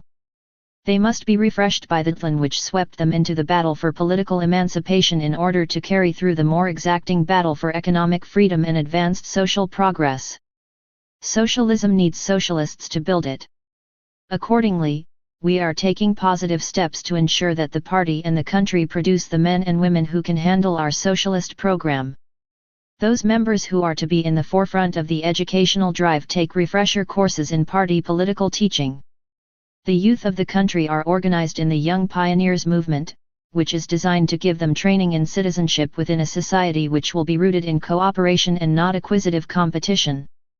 For this end Africa needs a new type of citizen, a dedicated, modest, honest and informed man.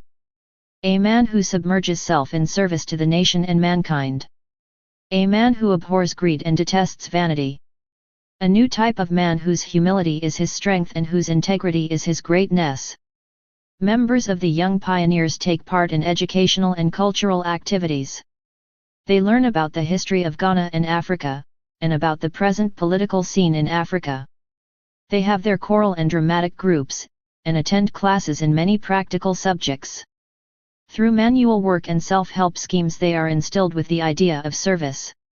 Physical training, too, plays an important part in the movement, to teach the virtues of teamwork and the need to build healthy bodies and minds.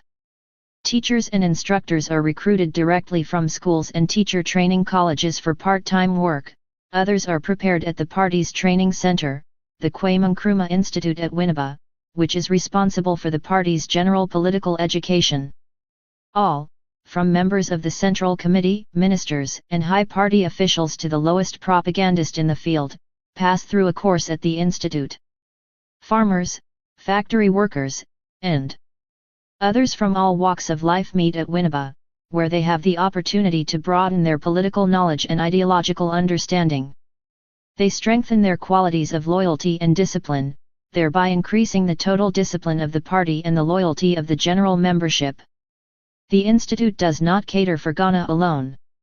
Its doors are open to all from Africa and the world who seek knowledge to fit themselves for the great freedom fight against imperialism, old or new.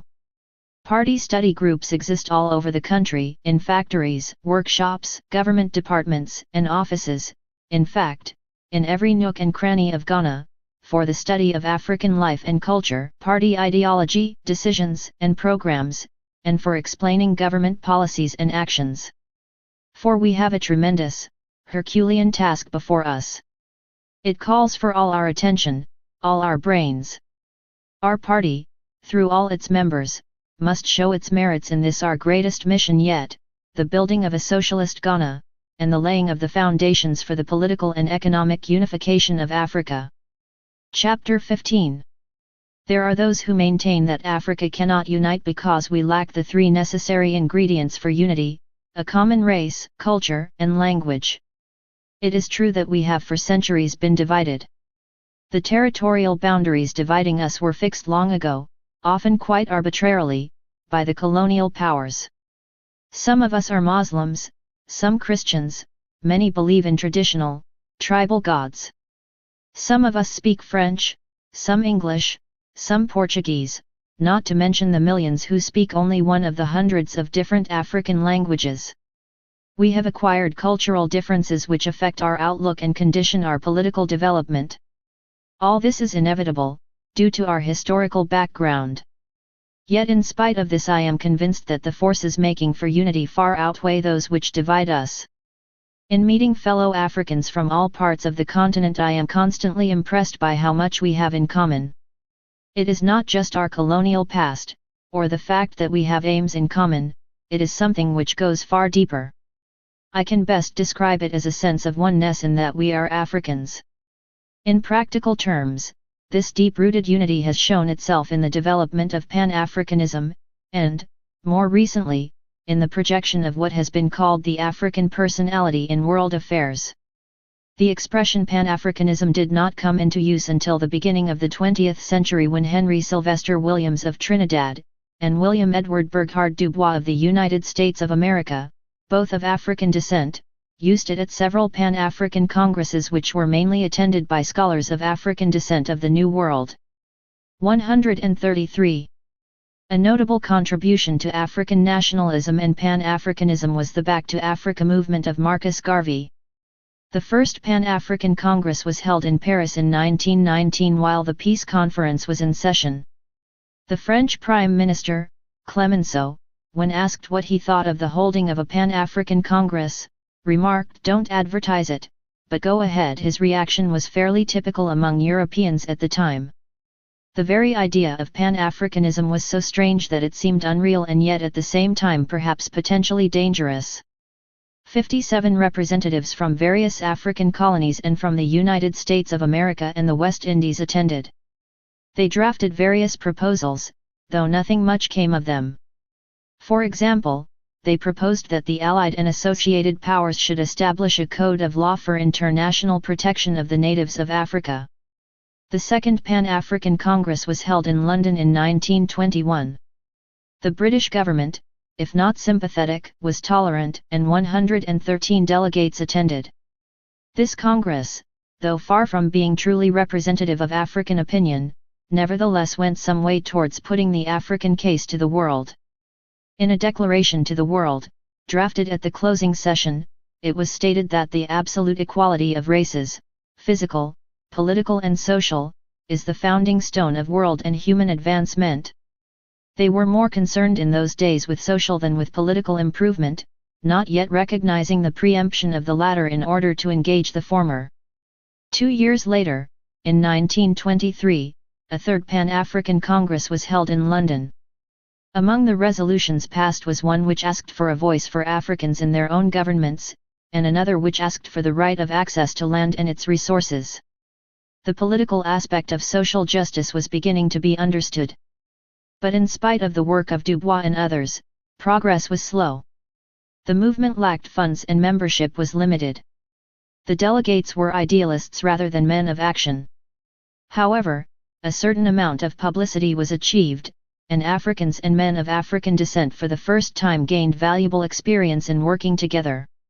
A fourth Pan-African Congress was held in New York in 1927, which 208 delegates attended, but after that the movement seemed to fade out for a time.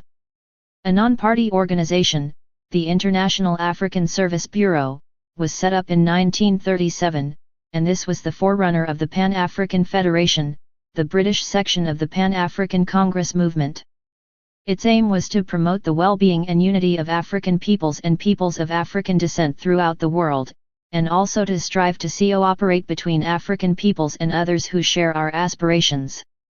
Pan-Africanism and African nationalism really took concrete expression when the Fifth Pan-African Congress met in Manchester in 1945. For the first time the necessity for well-organized, firmly knit movements as a primary condition for the success of the national liberation struggle in Africa was stressed. The Congress was attended by more than 200 delegates from all over the world. George Padmore and I had been joint secretaries of the organizational committee which planned the Congress, and we were delighted with the results of our work. Among the declarations addressed to the imperialist powers asserting the determination of the colonial people to be free was the following: the Fifth Pan-African Congress calls on intellectuals and professional classes of the colonies to awaken to their responsibilities. The long night is over. By fighting for trade union rights, the right to form cooperatives, freedom of the press, assembly, demonstration, and strike, freedom to print and read the literature which is necessary for the education of the masses, you will be using the only means by which your liberties will be won and maintained. Today there is only one road to effective action: the organization of the masses. Point 1. A definite program of action was agreed upon. Basically, the program centered round the demand for constitutional change, providing for universal suffrage. The methods to be employed were based on the Gandhist technique of nonviolent non-cooperation, in other words, the withholding of labor. 135. Civil disobedience and economic boycott. There were to be variations of emphasis from territory to territory according to the differing circumstances. The fundamental purpose was identical: national independence leading to African unity. The limited objective was combined with the wider perspective. Instead of a rather nebulous movement, concerned vaguely with black nationalism, the Pan-African movement had become an expression of African nationalism. Unlike the first four congresses, which had been supported mainly by middle-class intellectuals and bourgeois reformists, the Fifth Pan-African Congress was attended by workers, trade unionists, farmers, and students, most of whom came from Africa. When the Congress ended, having agreed on the program for Pan-African nationalism, a working committee was set up with Dubois as chairman and myself as general secretary. The Congress headquarters were moved to London, where shortly afterwards the West African National Secretariat was also established. Its purpose was to put into action, in West Africa, the policies agreed upon in Manchester. I was offered, and accepted, the secretaryship. We published a monthly paper called The New African, and called 2 West African conferences in London. By this time the political conscience of African students was thoroughly aroused, and they talked of little else but the colonial liberation movement. The more enthusiastic among us formed a kind of inner group which we called the Circle. Only those working genuinely for West African freedom and unity were admitted, and we began to prepare ourselves actively for revolutionary work in any part of the African continent. It was at this point that I was asked to return to the Gold Coast to become General Secretary of the United Gold Coast Convention. I accepted with some hesitation. There was my work for the West African National Secretariat to consider, and also the preparations which were being made for the calling of a West African National Conference in Lagos in October 1948. I called at Freetown and Monrovia on the way home, and spoke with African nationalists there, telling them of the conference plans and urging them to attend. The political contacts I made in both Sierra Leone and Liberia were to prove sine 136. Vacant later, though the conference in Lagos never, in fact, took place. When I returned to West Africa in 1947, it was with the intention of using the Gold Coast as a starting-off point for African independence and unity. With the mass movement I was able to build up in the Convention People's Party, the Gold Coast secured its freedom and emerged as the sovereign state of Ghana in 1957. I at once made it clear that there would be no meaning to the national independence of Ghana unless it was linked with the total liberation of the African continent. While our independence celebrations were actually taking place, I called for a conference of all the sovereign states of Africa, to discuss plans for the future of our continent. The first conference of independent African states met in Accra in April 1958. There were then only 8, namely, Egypt, Ghana, Sudan, Libya, Tunisia, Liberia, Morocco and Ethiopia.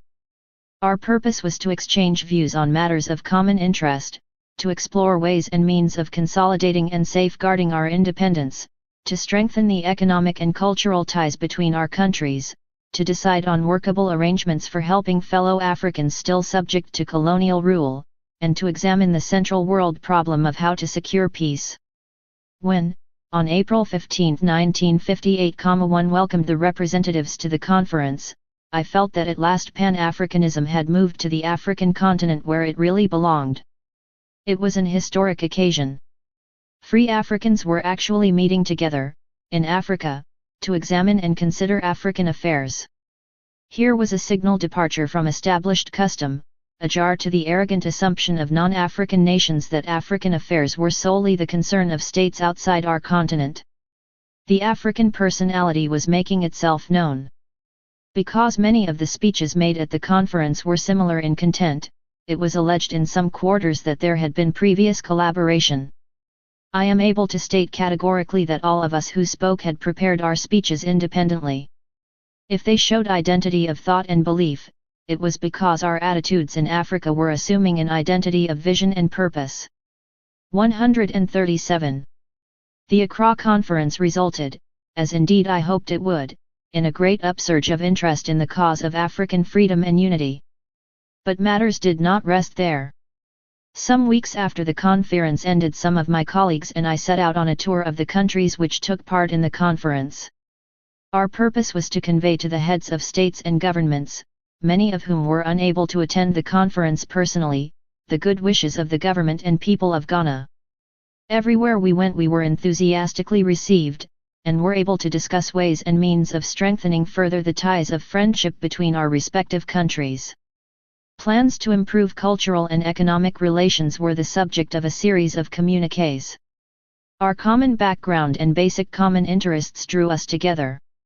The year 1958 was memorable not only for the first conference of independent African states, but also for the opening of the All-African People's Conference in Accra in December 1958.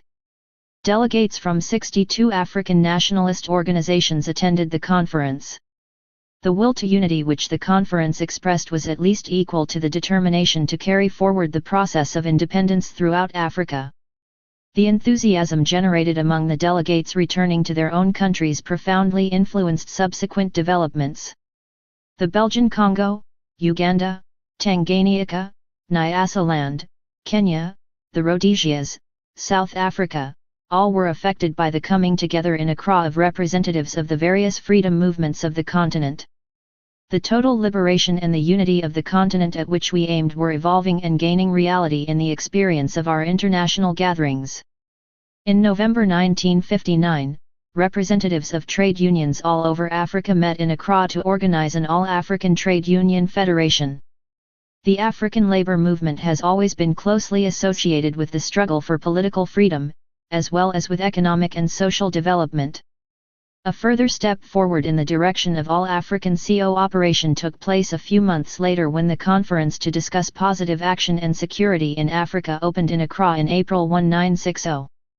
It was called by the government of Ghana, in I38 Consultation with other independent African states, to consider the situation in Algeria and in South Africa, and also to discuss and plan future action to prevent Africa being used as a testing ground for nuclear weapons. Equally important matters to be considered were the total liberation of Africa, and the necessity to guard against neocolonialism and balkanization, both of which would impede unity. In mid-1996 a further conference of independent African states, 12 in number, was held in Addis Ababa, and yet another All-African conference met in Accra. The latter, a conference of African women to discuss common problems, opened on July 18. The delegates spoke of freedom and unity, and of the urgent need for social and economic progress. While their conference was taking place, events in the newly independent Congo were causing one international crisis after another. The province of Katanga was attempting to secede from the Republic of Congo, and Patrice Lumumba, the Congolese Prime Minister, had asked for United Nations aid. Some of the dangers of neocolonialism and balkanization, which we had foreseen, now became realities. Foreign business interests, as well as policies connected with the Cold War, began to dominate the Congo political scene and prevented early action by the United Nations which, if it had been used to effect the purpose for which it had been called in, could well have been decisive in maintaining the sovereignty of Lumumba's government. If at that time, July 1960, the independent states of Africa had been united, or had at least a joint military high command and a common foreign policy, an African solution might have been found for the Congo, and the Congo might have been able to work out its own destiny, unhindered by any non-African interference. As it was, the position in the Congo steadily worsened, and all the unrest and dangers of disunity became fully apparent. The only people to score from the situation were the neocolonialists and their allies in South Africa and the Rhodesias, who used the struggle in the Congo as an argument to demonstrate the inability of Africans to manage their own affairs. In a last-minute attempt to save the situation, and to show 139. Some kind of African solidarity, a conference of independent African states met in Leopoldville from 25-30 August, at the invitation of Patrice Lumumba. At the conference, which was at foreign ministers' level, delegates aired their views on the Congo crisis. Although the conference did not achieve its purpose, it was significant in that it enabled the delegates to see for themselves what was really going on in the Congo and to report on this personally to their governments. A valuable object lesson, however, on the imperative need for unity in defense of the independence of Africa had been demonstrated. Against a background of continuing struggle in the Congo, and of trouble in South Africa, Algeria, and other parts of the continent, an All-African People's Conference met in Cairo early in 1961. About 200 delegates attended. The conference warned independent African states to beware of neocolonialism, which was associated with the United Kingdom, the United States of America, France, Western Germany, Israel, Belgium, the Netherlands, and South Africa. It also warned states to be on their guard against imperialist agents in the guise of religious or philanthropic organizations. Resolutions included a call to the anti-imperialist bloc to help in the development of African economies by granting long-term loans at low interest rates to be paid in local currencies.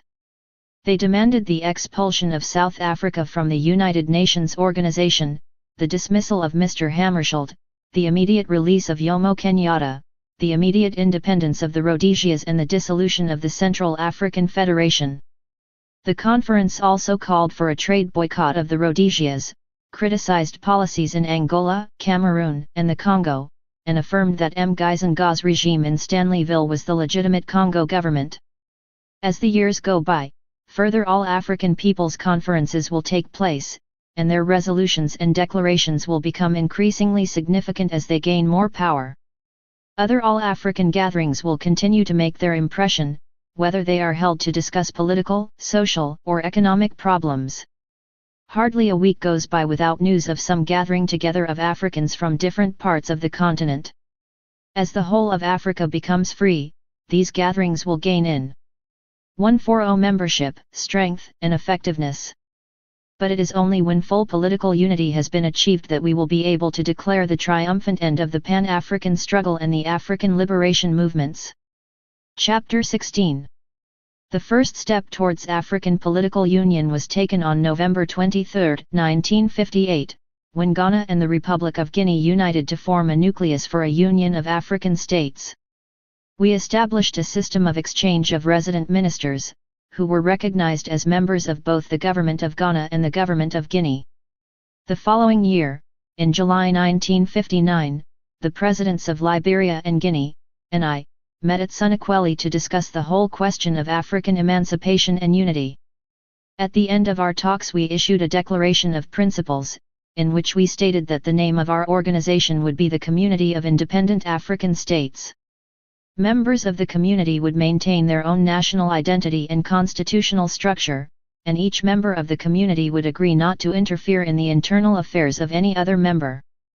The general policy of the community would be to build up a free and prosperous African community for the benefit of its peoples, and the peoples of the world.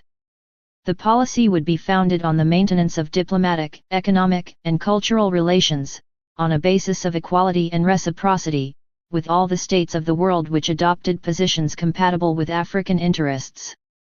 One of its main objectives would be to help African territories not yet free to gain their independence.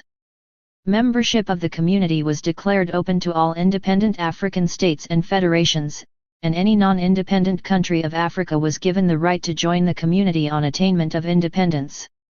The motto adopted for the community was Independence and Unity. On December 24, 1961 met President Sékou Touré of Guinea and President Modibo Keïta of Mali at Conakry, with the result 142.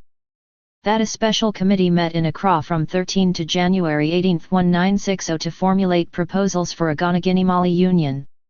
The three of us had a further series of meetings in Accra from 27 to April 29, 1961, and agreed upon a charter. Our union was named the Union of African States, UA.S, and was to form the nucleus of the United States of Africa. It was declared open to every state or federation of African states which accepted its aims and objectives. Articles 3 and 4 of the Charter contained the aims and activities of the Union, and I quote them below in full. Article 3. The aims of the Union of African States, UAS, are as follows: to strengthen and develop ties of friendship and fraternal cooperation between the member states politically, diplomatically, economically, and culturally, to pool their resources in order to consolidate their independence and safeguard their territorial integrity, to work jointly to achieve the complete liquidation of imperialism, colonialism, and neocolonialism in Africa and the building up of African unity, to harmonize the domestic and foreign policy of its members, so that their activities may prove more effective and contribute more worthily to safeguarding the peace of the world. Article 4. The Union's activities shall be exercised mainly in the following fields: a. Domestic policy. The working out of a common orientation of the states. b. Foreign policy. The strict observance of a concerted diplomacy, calculated to achieve closer cooperation. c. Defense. The organization of a system of joint defense, which will make it possible to mobilize all the means of defense at the disposal of the state, in favor of any state of the Union which may become a victim of aggression. d. Economy. Defining a common set of directives relating to economic planning, aiming at the complete decolonization of the set UPS inherited from the colonial system, and organizing the development of the wealth of their countries in the interest of their peoples. e. Culture. The rehabilitation and development of African culture, and frequent and diversified cultural exchange. 143. The Charter also provides for regular conferences between the heads of state of the Union. In fact, the supreme executive organ of the Union is the Conference, which meets once a quarter in Accra, Bamako, and Conakry, respectively, and is presided over by the head of state of the host country. At these conferences we exchange views on African and world problems, and see how we can best strengthen and widen our union. After the Second Summit Conference of UAS held at Bamako on June 26, 1961, we issued a joint communiqué in which we reaffirmed our determination to continue to support the African peoples in their struggle for national liberation, particularly in Algeria, the Congo, and Angola. On the problem of the European Common Market we agreed on a common policy, and decided to take joint action in order to establish an African Common Market. Our conferences have been characterized by an identity of view on most of the problems examined and an atmosphere of perfect understanding. They have been followed by meetings of official representatives from our different countries to examine ways and means for giving effective realization to our decisions, out of which recommendations are being made and action endorsed. This shows clearly the workability of union between African states. It is my great hope that the UAS may prove to be the successful pilot scheme which will lead eventually to full continental unity. The ultimate goal of a United States of Africa must be kept constantly in sight amidst all the perplexities, pressures, and cajoleries with which we shall find ourselves confronted, so that we do not permit ourselves to be distracted or discouraged by the difficulties and pitfalls which undoubtedly lie ahead. During 1961 sharp differences appeared between the so-called Casablanca and Monrovia groups of states. The Casablanca states, comprising Ghana, Guinea, Mali, Libya, Egypt, Morocco, and the Algerian F.L.N., met from 3 to January 7, 1961 in the Moroccan capital. The delegations of Ghana, Guinea, Mali, and Egypt were led by their heads of state, the Algerian Provisional Government by Farhoud Abbas, and Libya by her foreign minister. Ceylon sent their ambassador in Cairo, Mr. A.C. Pereira, as an observer. The conference was convened by F.I. for the late King Mohammed V of Morocco, who was chairman, and the then Crown Prince led the Moroccan delegation. The central theme of the conference was the situation in the Congo, and the failure of the United Nations to deal with it by effectively enforcing its own resolutions. It was agreed that the states should withdraw their troops from the Congo unless the UN command acted immediately to support the central government. Mobutu's army should be disarmed, all Belgians and others not under UN command should be expelled, and the Congo Parliament reconvened. Among other important decisions reached were those concerned with Algeria, the French testing of atomic bombs in the Sahara, and the whole question of apartheid. In general, the conference reaffirmed, and undertook to implement, the decisions taken at the Bandung, Accra, Monrovia, and Addis Ababa conferences, when it was agreed to impose transport bans and boycotts on South Africa. But perhaps the most far-reaching result of the Casablanca Conference was the publication of the African Charter of Casablanca. This established a permanent African Consultative Assembly, and 3 permanent functional commits, the first, political, comprising heads of state, the second, economic, comprising ministers of economic affairs, and the third, cultural, consisting of ministers of education. A joint African High Command, composed of the chiefs of staff of the independent African nations, was also provided for in the Charter. They were to meet periodically with a view to ensuring the common defense of Africa in case of aggression against any part of the continent, and with a view to safeguarding the independence of African states. The Charter ended, we, the heads of African states, convened in Casablanca from the January 3 to the January 7, 1961, reaffirm our faith in the Conference of Independent African States, held in Accra in 1958, and in Addis Ababa in I-960, and appeal to all independent African states to associate themselves with our common action for the consolidation of liberty in Africa and the building up of its unity and security. We solemnly reaffirm our unshakable adherence to the United Nations Charter and to the I-45 Declaration of the Afro-Asian Conference held in Bandung, with the aim of promoting cooperation among all the people of the world, and of consolidating international peace. In my speech at the closing session of the conference, I warned against the dangers of delay in achieving unity. I can see no security for African states unless African leaders, like ourselves, have realized beyond all doubt that salvation for Africa lies in unity, for in unity lies strength, and as I see it, African states must unite or sell themselves out to imperialist and colonialist exploiters for a mess of pottage, or disintegrate individually. Certain sections of the foreign press gave great publicity to the Casablanca Conference. Some saw in it a step forward on the way to unity, others seemed to take great delight in pointing out that only a handful of African states attended, and it could therefore not be regarded as truly representative of African opinion. Nigeria, Tunisia, Ethiopia, Liberia, Sudan, Togoland, Somalia, India, and Indonesia were all, in fact, invited to the conference. French community states, which coalesced round the meetings in Abidjan and Brazzaville at the end of 1960, were not asked. There seemed, therefore, some justification for the view that three different blocs were emerging in Africa. This view received added support when the Monrovia Conference took place in May 1961. The sponsors of the conference were Cameroon, Liberia, Nigeria, and Togoland. Out of the 27 independent African states, 20 sent delegations, and 15 of them were led by presidents and prime ministers. The president of Liberia was elected chairman.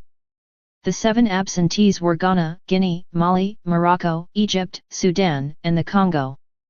The Congo had not been invited, because of the lack of settled government there. 4 main topics were discussed, namely, ways and means to achieve better understanding and cooperation and ways of promoting unity in Africa, threats to peace and stability in Africa, the establishment of special machinery to which African states might refer in case of disputes amongst themselves, and the possible contribution of African states to world peace. It was 146. Agreed that a technical commission should meet at Dakar to draw up plans for cooperation in research, communications, and so on, and principles for a permanent association were agreed. These included the principle of non-interference in the domestic affairs of other independent states, the political equality of all independent African states, freedom to accept or reject political unions, and respect for the territorial integrity of all states. In more detailed resolutions, the conference condemned South Africa, supported independence for Algeria, pledged loyalty to the United Nations, offered assistance to the Angolan nationalists, and condemned all nuclear tests. Both the Casablanca and Monrovia conferences resulted in meetings of experts to consider detailed plans for economic cooperation among the respective members. Experts of the Casablanca countries, meeting in Conakry, recommended the ending of customs barriers over 5 years from January 1, 1962, and the ending of quota systems and preferential treatment from the same date. They also proposed the creation of a Council of African Economic Unity, CUEA, and an African Development Bank, and suggested the formation of joint air and shipping lines. Experts of the Monrovia Group, meeting at Dakar, also discussed the setting up of an African Development Bank. They recommended the promotion of trade between African countries by regional customs unions, and the progressive establishment of common external tariffs. Among other suggestions were the harmonization of development policies, including investment codes and conventions, an investment and guarantee fund, the exchange of economic information, and the coordination of research programs. It was agreed that a network of roads and railways should be built to link the countries together, and joint shipping and airlines formed. They agreed, also, to cooperate in educational schemes and to adopt common standards. The fundamental similarity of aims between those who met at Casablanca and Conakry and those who met at Monrovia and Dakar are apparent from a study of the resolutions passed and recommendations adopted. Both aim ultimately at some kind of unity. The Casablanca powers are convinced that political unity 147 should come first, as the necessary prelude to the creation of the extended field for which integrated plans for development in the economic and social spheres can be worked out. Their belief in the importance of putting political aims first is strengthened by experience in their own countries, where political independence had to be achieved before economic reconstruction could be taken in hand. There may be some significance in the fact that Monrovia, which has given its name to the group that attaches priority to economic associations, is the capital of the one country on the African continent which has not had to fight a battle for its political sovereignty. Nevertheless, Liberia has had ruggedly to hold its national integrity and viability against the territorial and economic encroachments of outside powers throughout its somewhat checkered history, and must many times have wished for the help that its colonialized neighbors were then unable to give. In spite of the very real difference of approach between the two groups to the vital issue of unity, it cannot be said that there is a rigid division between us. On the contrary, every opportunity and means are used for cordial intercourse and useful discussion. For example, the Prime Minister of Nigeria enjoyed a very friendly visit to Guinea in December 1961.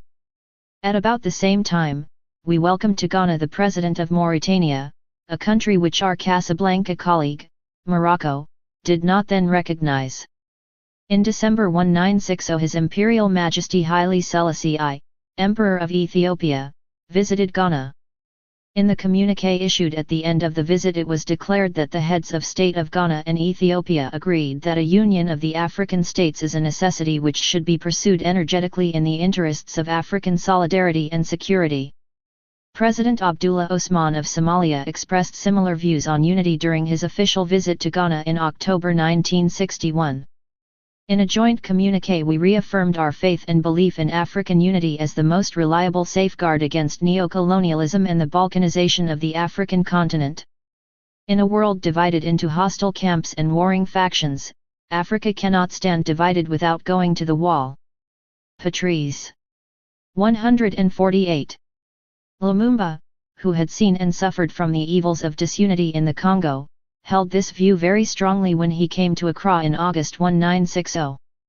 It may not be generally known that he agreed then to work in the closest possible association with other independent African states for the establishment of a Union of African States. There are bound to be differences between the independent states of Africa. We have frontier troubles, and a host of other interterritorial problems which can only be resolved within the context of African unity. At the Lagos Conference of Independent States, held in January 1962, North Africa was not represented at all. This was because the Algerian Provisional Government was not invited. The Casablanca powers, and the Sudan, also declined to go to Lagos for this reason.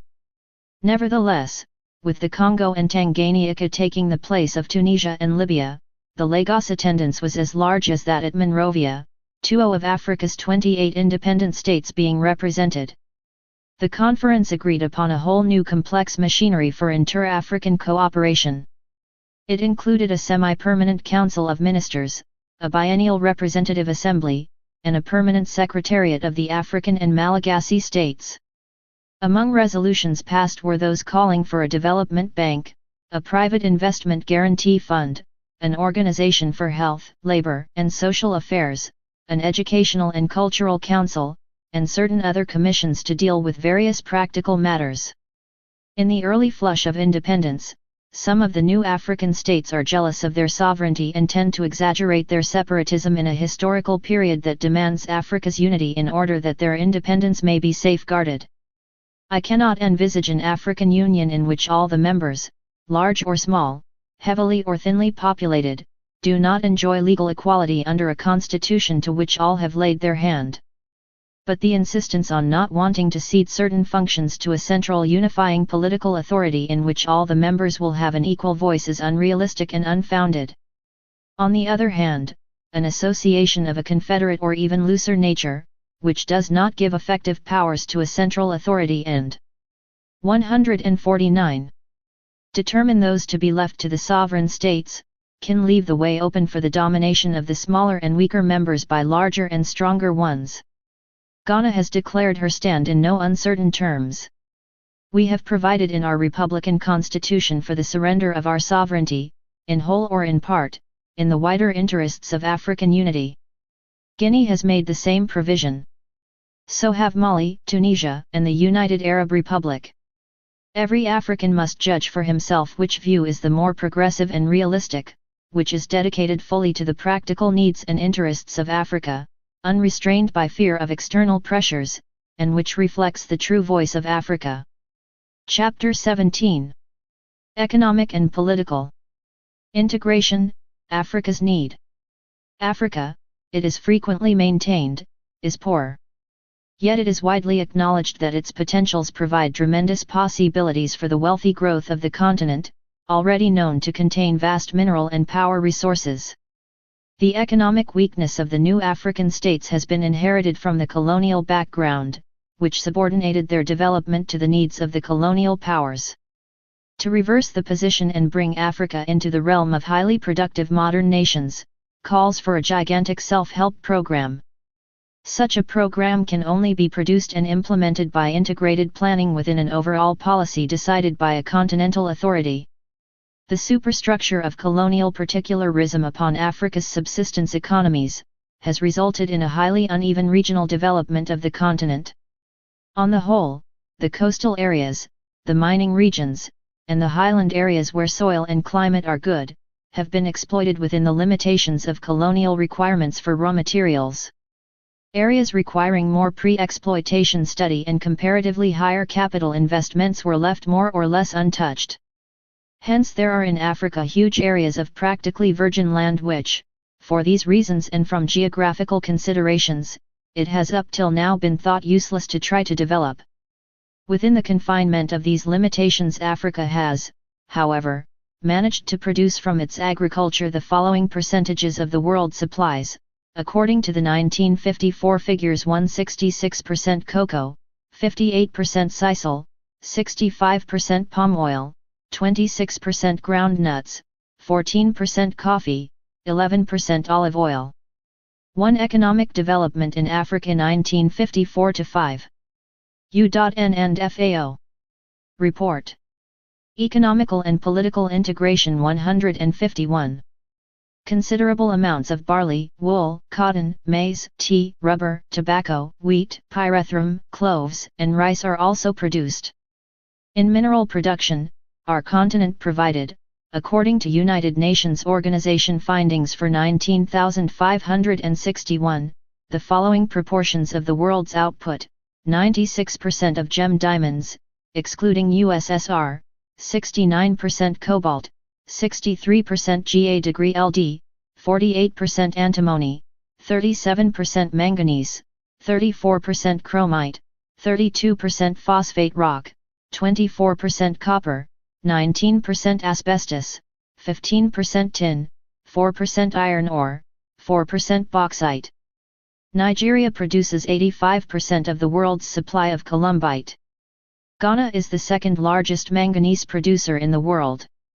In addition, Africa possesses some of the world's greatest known reserves of uranium ore, and this may make possible the relatively early introduction of nuclear electrical plants.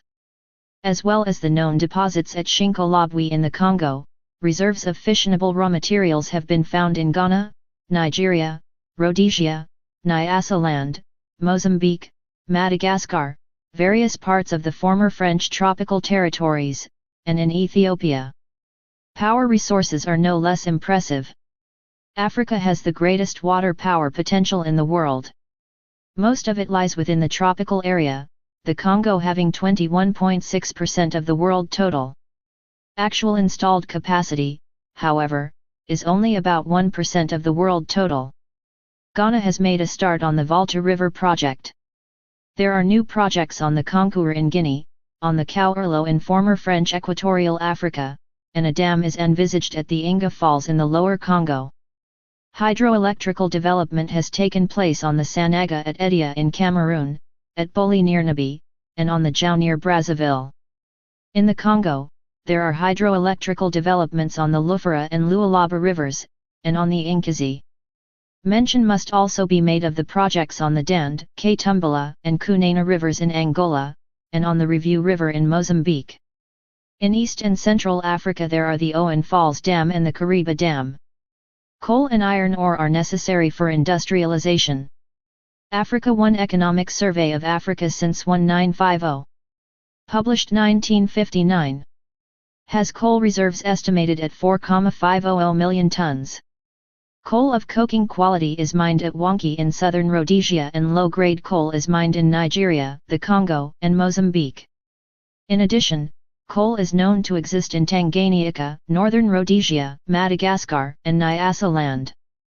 Iron ore is mined in southern Rhodesia, Liberia, Guinea, and Sierra Leone. When a full geological survey is carried out, further deposits may be found. New oil deposits are also suspected. Meanwhile, oil has been discovered in the Sahara, Nigeria, the Gabon Basin and near Luanda in Angola. The French government certainly seemed to be impressed with the Sahara potentialities, to judge from the importance attached to them in negotiating the Algerian peace settlement. Oil prospecting has been going on in Ghana, Somalia, Ethiopia, Zanzibar, Tanganyika, Mozambique, and Madagascar. In recent years, a methane gas deposit with a heat-producing potential equal to 50 million metric tons of coal was reported beneath Lake Kivu. All these are known resources, and they are by no means inconsiderable. What economic possibilities will be opened up as our whole continent is surveyed and its economic exploitation tackled on a total basis, there is no telling. From our experience in Ghana, where we have already discovered many new resources, we can anticipate that the economic potentialities of Africa must be immense. On the agricultural plane, too, Africa is estimated to have a vast unused potential. Crop, animal breeding and pest control experiments are being carried out which will undoubtedly result in higher and more varied output. In the timber industry, trials are being made which should lead to a big expansion. Africa contains about 27% of the total world forest area, and not enough profitable use has so far been made of it. Some 30 species of trees are now being regularly accepted in the world markets and successful tests have been carried out in the pulping of mixed tropical woods. A pilot pulp and paper mill has been established near Abidjan, and there are expectations of the increased use of tropical woods for plywood and presswood.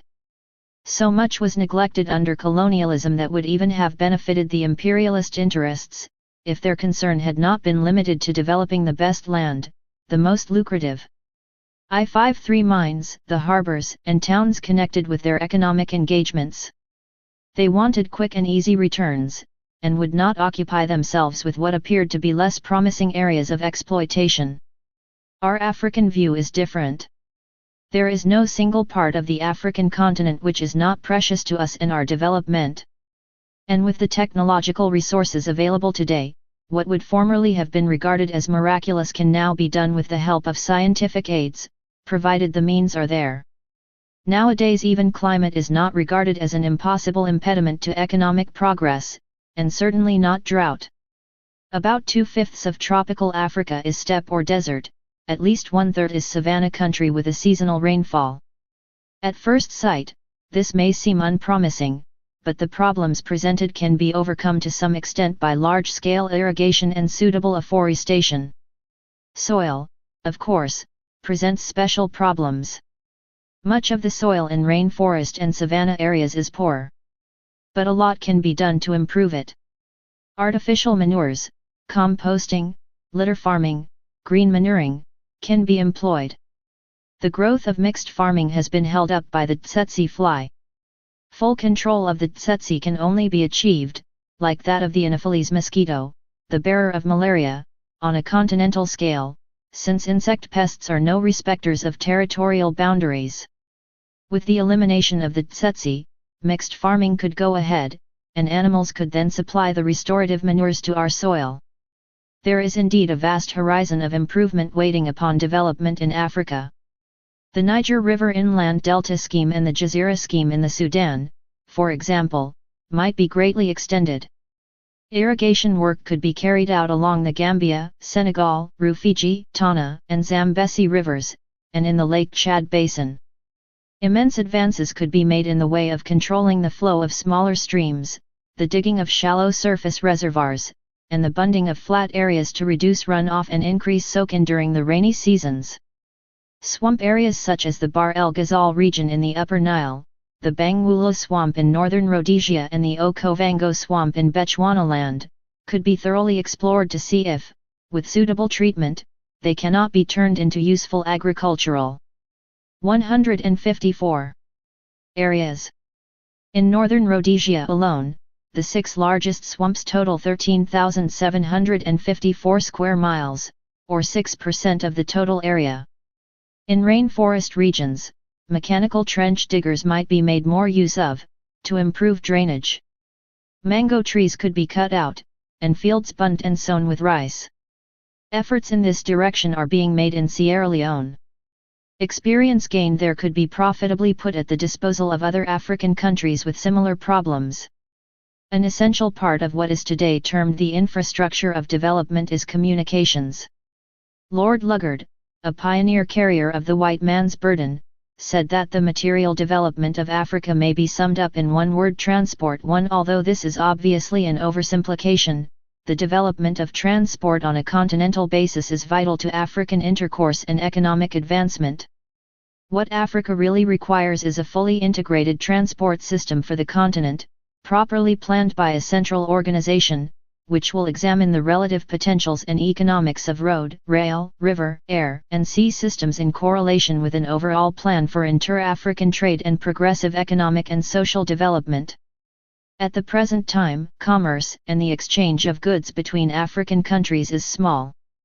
Colonialism interrupted the interchange that existed before its incursion, and subsequently all forms of communication, roads, railways, harbors were pointed outwards, the necessary auxiliary arms for transporting raw materials from their African sources to their European converters overseas. These communications are now proving inadequate to meet the increasing demands being made upon them by the expanding traffic that independence has brought. All over Africa, harbors, railways, roads, and airports have become greatly overburdened in recent years. When we talk about these communications looking outward, more is meant than that they point towards the coasts and overseas. Railways were deliberately constructed for taking goods to ports planned and equipped for onboard ship loading rather than for both loading and unloading. Thus most of our existing railways still consist of single-track routes with a few branch and connecting lines. They were designed by the colonial powers to 155. Link mining areas or to carry cash crops and raw materials from collection points to the ports for export. Farmers had to find their own means of getting crops to the collecting centers. Ghana and Nigeria are better served with railways than most parts of Africa, each having main eastern and western lines which are linked together. Ghanaian railways handle some 2 million tons a year, more than the combined lines of former French West Africa, but less than 1% of the tonnage carried Indiana, the United Kingdom. Roads, too, are quite inadequate to meet the growing needs of emergent Africa. The cost of making them is high, and the building of a continent-wide system would have to be centrally planned and financed. The climate and geography of Africa present special problems for the construction and maintenance of both roads and railways. But these difficulties could be surmounted within the framework of a plan for overall African development, which would set aside reserves of funds and materials for the purpose. Such a vast scheme would, naturally, take time to complete, and priorities would certainly be necessary to secure speedier fulfillment at points of development vital to the corporate progress of the continent. But with the will to attack and overcome the many problems and their involvements, the real opening up of Africa will begin. And this time it will be by the Africans for the Africans. This contention is supported by the example of the United States.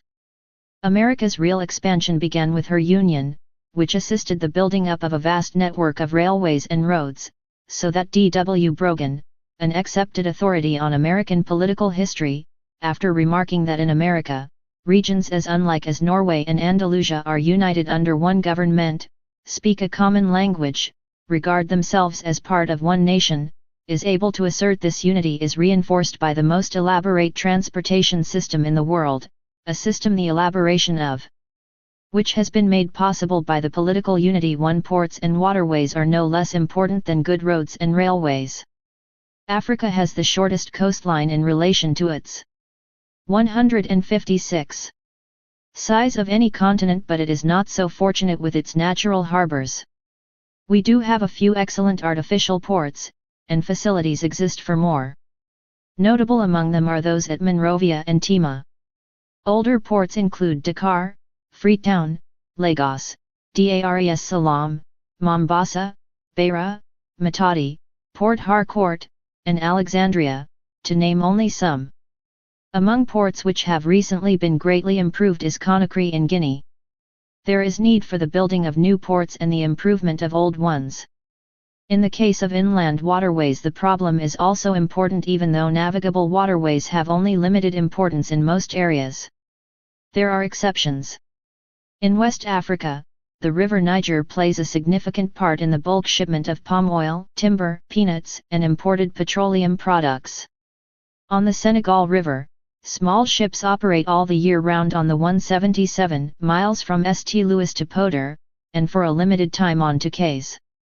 It is estimated that there are about 9,000 miles of navigable rivers in the Congo, and the system is reckoned to be the most important inland waterway of tropical Africa. Rivers like the Zambezi, Rufiji, and Tana, which flow into the Indian Ocean, are navigable for short stretches. Considerable use, on the other hand, is made of the Middle Nile in the Sudan. Then there are the East African lakes. Shipping on Lake Victoria totaled some 215,000 tons in 1956. Coastal lagoons and tidal creeks must also be taken into account. A canal in the Ivory Coast allows movement by lagoon across half the coast, and permits the collection and dispersal of goods to Abidjan at reduced costs. Porto Novo in Dahomey is linked by lagoons to Lagos. When the Volta River project is complete, low-cost water transport will be provided from the artificial lake area to the northern region. Waterways of all kinds can be improved or extended if we pool our resources. Air transport, both for passengers and freight, probably has the greatest future. Many large international airlines operate services in Africa, but most of them have planned their routes to serve the needs of passengers traveling to and from countries outside Africa. Most of the best routes run from north to south. Air links between, for example, East and West African countries are generally poor and few and far between. So far, the demand I-57 for internal air services has been limited, but this is something which is changing with the growing need for intercontinental communication and trade. The necessary capital for all these developments can only be accumulated by the employment of our resources on a continental extension. This calls for a central organization to formulate a comprehensive economic policy for Africa which will embrace the scientific, methodical, and economic planning of our ascent from present poverty into industrial greatness. Internal customs barriers can be eliminated, differences in domestic structures accommodated. Currency difficulties must disappear before a common currency. None of our problems is insuperable unless we are set against their solution. In July 1961, customs barriers between Ghana and Upper Volta were removed. An African Development Institute is to be set up at Dakar to train economists, to provide experts who can be sent on request to African states, to carry out research, and to coordinate policies. This institute, when it is operating, will, it is hoped, go some way towards counteracting the excessive duplication of experimental work that now goes on in Africa because we have no central economic planning organization for directing research and pooling knowledge and experience. There are some who refute the requirement of continental unity as the essential prerequisite to full industrialization. Others refer to economic confederations like the Zollverein of 19th-century Germany as likely patterns upon which we might model our African cooperation for industrial fulfillment. This ignores the historical fact that the Zollverein proved unequal to the task of creating the capital formations Germany needed to carry forward her industrialism, which only got fully underway when the states surrendered their sovereignty to the German Empire. It was the unification of Germany which provided the stimulus to expanding capitalism and gave a suitable population basis for the absorption of manufactured goods, particularly as population growth in Germany was high and quickly reached 41 millions. At that period of scientific invention, this was a large enough consumption group to enable Germany to progress from a mainly agricultural country in 1871 to the industrial achievements that led her into the scramble for colonies before I-58 the middle 80s. In the first decade of the 20th century, German capitalism attained the stage of commercial and financial monopoly whose expansionist needs impelled her into the 1914 war. The German example illustrates the advantages of uniting parts into a more effective whole. This German development took place within the typical national exclusivism of the 19th century, which reached its apotheosis under the Wilsonian doctrine of self-determination after the end of the First World War, when the countries of the Austro-Hungarian Empire assumed sovereignty behind boundaries whose internecine possibilities were subsequently exploited by the great powers. Motivated by the ambitions of rising bourgeoisies for political control as the means to capitalist development, the leaders of the European nationalist movements, once they assumed power, discovered that they were too weak to stand by themselves. But instead of coalescing into a wider fraternity of nations which would have strengthened their economies and provided a defense against big power encroachments, they hugged their exclusivism and made pacts with the stronger states, which in the end undermined their self-confidence and failed to save them from imperialist expansion. Today, the major European powers, confronted with the deepening competitiveness of acquisitive production, intensified by the new scientific inventions, shrinking empires, and the enlargement of the socialist conclave of nations, are forming their associations of strength, both economic, political and military. It seems, then, curiously paradoxical that in this period when national exclusivism in Europe is making concessions to supranational organizations, many of the new African states should cling to their newfound sovereignty as something more precious than the total well-being of Africa and seek alliances with the states that are combining to balkanize our continent in neo-colonialist interests. Some of these states are aligning themselves with the European associations in the mistaken belief that they will profit sufficiently to prosper their economies. It is true that the overseas members of the European Common Market are enjoying at the present time certain benefits from the European Development Fund. 159. But in the face of the enormous requirements of industrial development, these are infinitesimal in size and restricted in character. Out of the applications submitted, the projects so far approved ignore the requests for the establishment of industries and concentrate on social projects and the building of roads, railways, and ports. These, it is true, are necessary to fuller development and the raising of welfare, and undoubtedly are welcome additions to the economic and social base. But it is wishful thinking not to recognize them as the bribes they are, and to suppose that the European Common Market, which is devised to increase the welfare of the European member countries, should conscientiously promote industrialization in the raw material producing countries of Africa. It is equally romantic to think that the Development Fund could ever be big enough to provide anything like the investment capital the African states require for substantial development. As is only to be expected, emphasis is placed upon modernization and improvement schemes that will increase European economic strength and widen still more the productivity gap between Europe and Africa. The enticement of aid which the European Common Market holds out demands close examination, and it is particularly curious that Mr. Leopold Senghor, President of the Republic of Senegal, should lend himself to a subtle appeal to the English-speaking countries to enter. In an interview appended to an article in International Affairs for April 1962, President Senghor expresses his pleasure about it, above all for Africa, because we ourselves, a French-speaking state, are associated with the common market, and I think that, if Britain joins in, the English-speaking countries of Africa will wish to do so too. From a purely selfish point of view that might not be entirely to our advantage, for the greater number of participants, the smaller the individual share in the European Fund.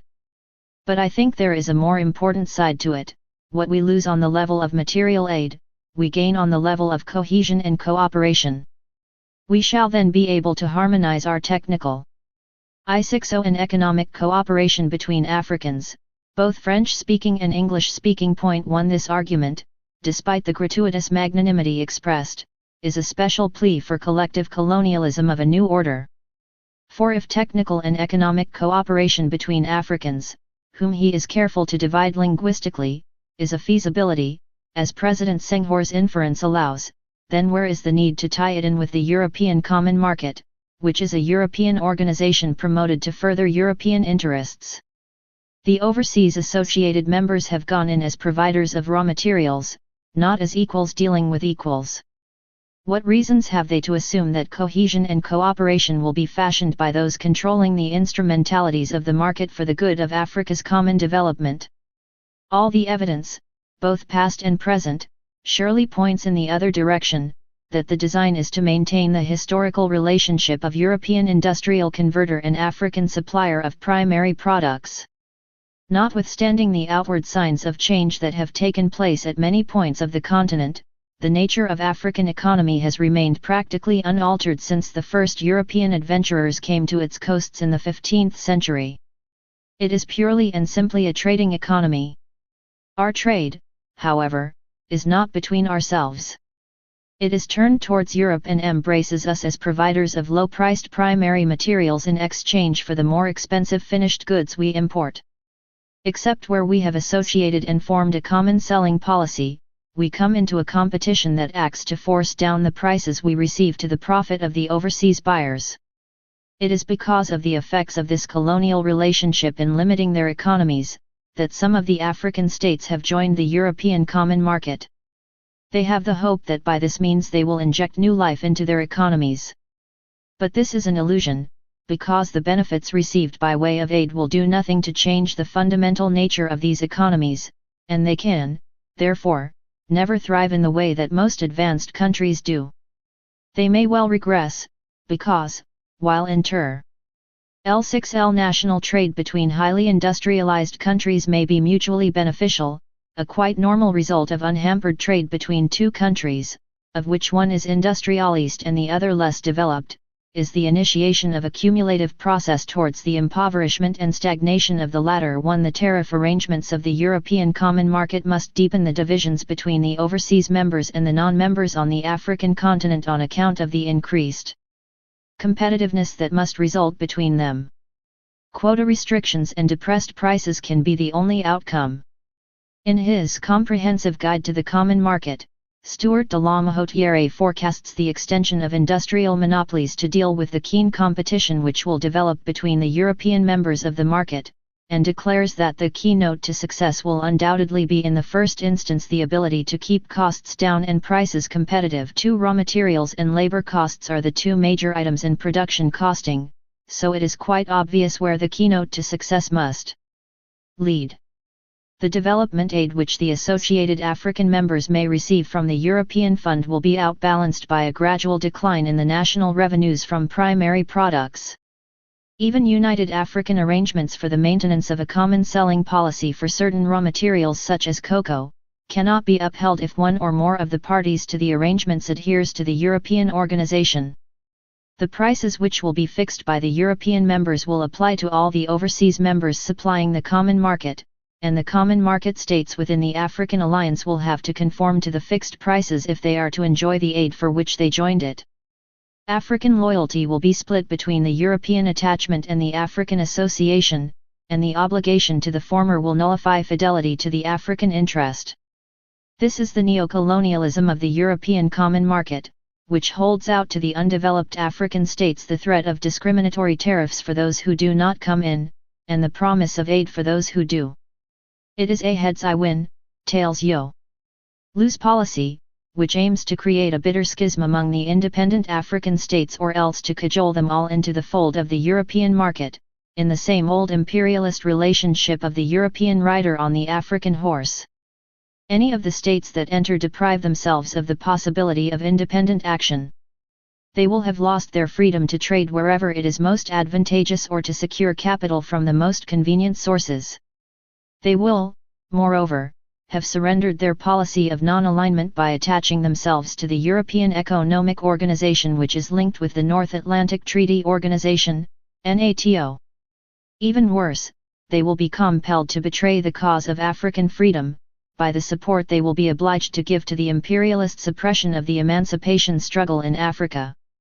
In short, they will have sold their African birthright for a mess of neo-colonialist pottage. Nor could there be any idea of solid industrialized advancement for these African states in the interests of their people. For, having returned themselves to the imperialist fold, this time of their own free will and not by territorial conquest, the same forces which kept them tagging behind the industrialized countries of the West will continue to operate. The African countries will once more be wide open to imperialist exploitation. Political independence will be a sham and will have gained nothing except the aggrandizement of certain opportunist groups within the national societies and the enrichment of the neo-colonialist interest. Economic independence will be farther away than ever, and the conflicts within these African societies will be more severe, because the class divisions will crystallize sharply under the more ruthless demands of neo-colonialist monopoly to feed its greedier and greedier economic and military machines. An African common market, devoted uniquely to African interests, would more efficaciously promote the true requirements of the African states. Such an African market presupposes a common policy for overseas trade as well as for inter-African trade, and must preserve our right to trade freely anywhere. If it is a good thing for the European buyers to regulate their affairs with their overseas suppliers by combination, then it must be equally good for Africans to do likewise in offering their wares. 163. Besides, an African common market that does not concert its policy in regard to its exports seriously reduces its effectiveness, since the mutuality of interest might well be violated by individual actions in regard to the sale of crops common to several of the members. One of the principal objectives of our African common market must be to eliminate the competition that presently exists between us, and must continue to do so while any one of us mistakenly shelters under the umbrella of the European common market. The cash crops that we produce must be pooled, so that our combined totals will give us a commanding position and, through a united selling policy, enable us to extract better prices. For instance, Ghana and Nigeria between them produce about 50% of the world's cocoa. So far we have been selling against each other, but in uniting our policy, we can beat the undercutting tactics of the buyers who set us one against the other. The surpluses thus derived from increased revenues resulting from a common selling policy could be placed to realistic development, rejected by the European Development Fund, and give a spurt to fundamental industrialism. The trade now beginning to be developed between us would be stimulated, while a common currency would eliminate the difficulties of exchange as well as the illegitimate dealings which at present rob us of part of our wealth.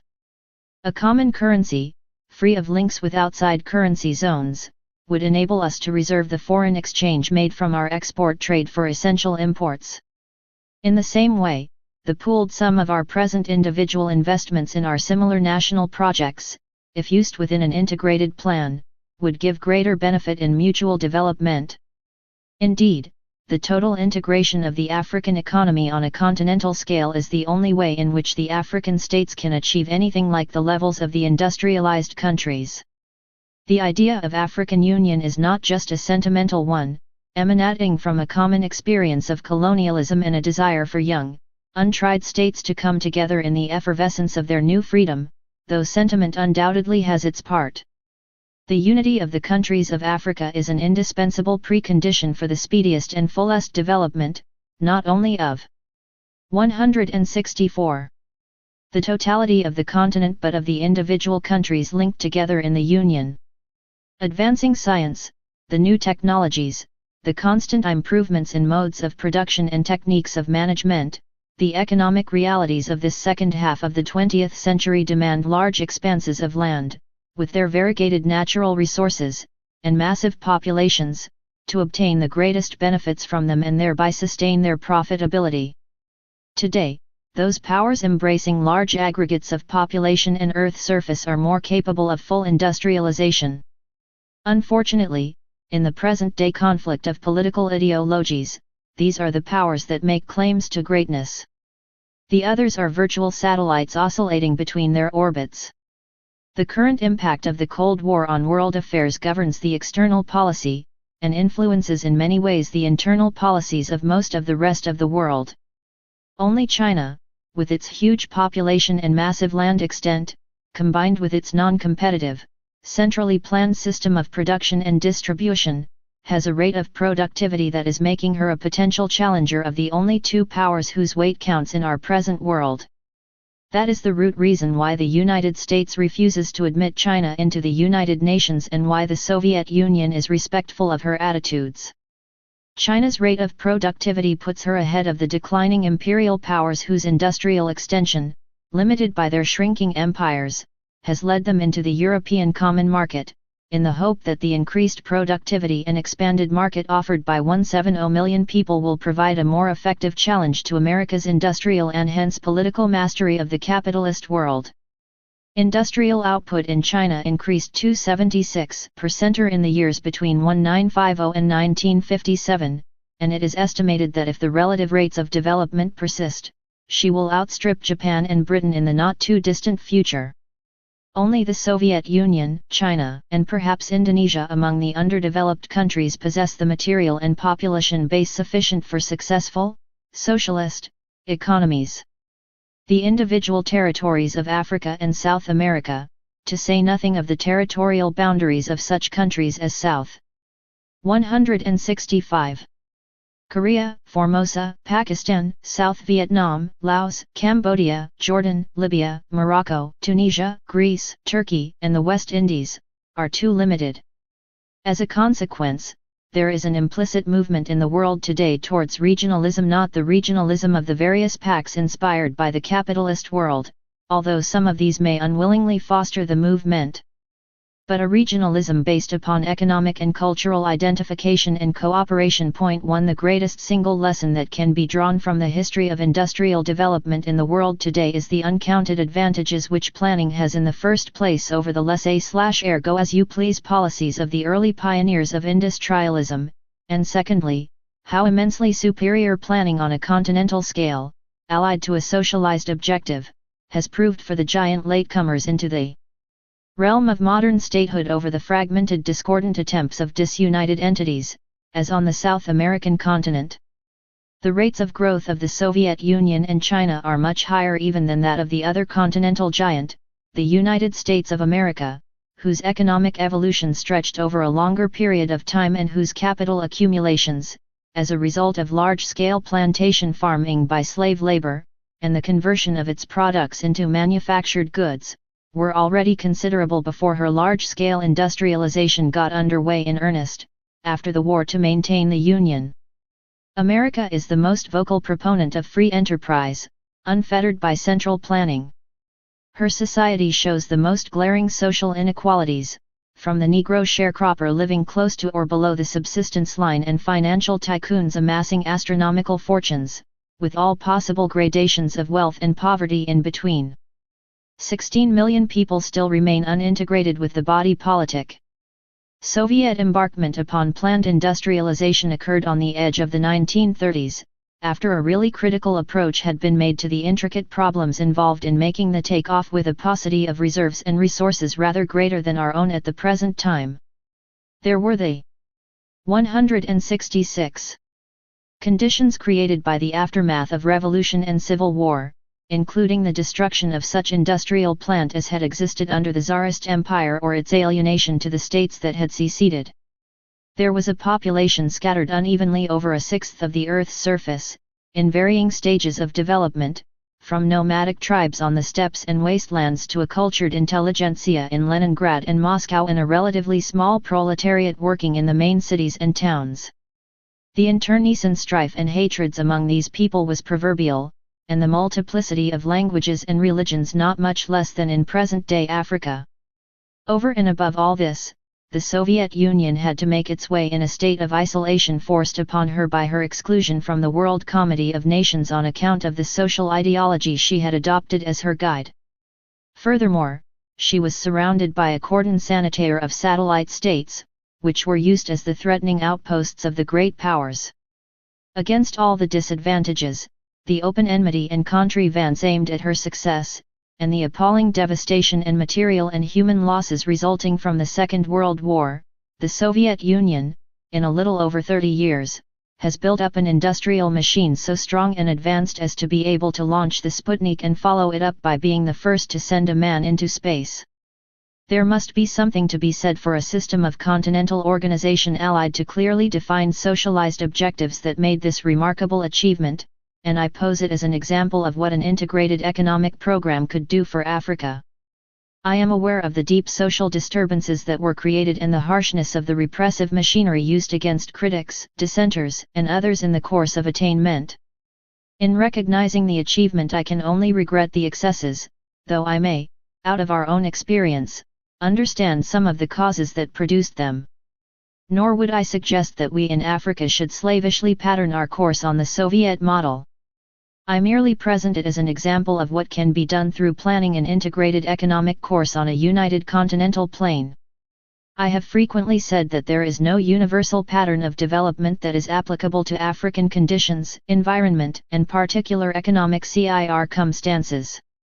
The economic theories that have emanated from 167. Europe have been erected out of the experience there. They were not evolved as guides in advance of economic development, but were the result of analysis of that development after the event. Even Lenin's theory of imperialism issued from his study of the growth of capitalism and its monopolistic expansion. And when he came to lead the emergent Soviet state into rehabilitation on socialist foundations, he had no blueprint which he could use as a guide. We are more fortunate, and we are not isolated. We may have enemies, but we have friends, too. We have the examples of the United States, of the Soviet Union, of China, of India. They are all operating their economies on a continental scale and offer us a choice of means and methods which we can adapt to the African scene. But one thing is certain, unless we plan to lift Africa up out of her poverty, she will remain poor. For there is a vicious circle which keeps the poor in their rut of impoverishment, unless an energetic effort is made to interrupt the circular causations of poverty. Once this has been done, and the essential industrial machine has been set in motion, there is a snowballing effect which increases the momentum of change. But the essential industrial machine, which alone can break the vicious circle of Africa's poverty, can only be built on a wide enough basis to make the takeoff realistic if it is planned on a continental scale. At the moment, we call our conferences and meetings, which, while obviously useful, must remain ineffective unless supported by joint action. The African economy has shown little improvement since the establishment of the Economic Commission for Africa, ECA, in 1958. During the spring 1962 session of the Commission, it was pointed out that the population of Africa had probably increased by some 8% or since 1958, with the result that there were nearly 20 million more people to feed. Yet advances in agriculture and industry had not kept pace with the rising population. In fact, figures showed that the African balance of trade had actually deteriorated. It is clear that radical changes in economic planning in Africa are urgently needed, and this can only be achieved quickly and effectively if we are united politically. At the 1962 meeting of the ECA to which reference has just been made, speakers found it difficult to separate economic and political issues. This is because they are, for us, inseparable at this time in our history. For the radical changes that are urgently needed in economic planning can only be brought about quickly and effectually if we are united politically. Conversely, our national independence can only be given full meaning if a vast pool of economic and industrial resources can be created to provide the various African states with a strong enough base to support the welfare of their peoples. In the isolation of purely national planning, our rate of progress can only be halting, our individual developments doomed to slowness, no matter how intensive our efforts or how careful our projects. Expansion of extractive industries, extension and diversification of agriculture, establishment of secondary industries, some infrastructure, the building of a few key industries, this is what we may expect within the confines of our national planning, and even this is not assured. Certainly not without the most careful trimming and austerity, and an uneven struggle at all times against coercive pressures, both external and domestic. Each of us alone cannot hope to secure the highest benefits of modern technology, which demands vast capital investment and can only justify its economics in serving an extensive population.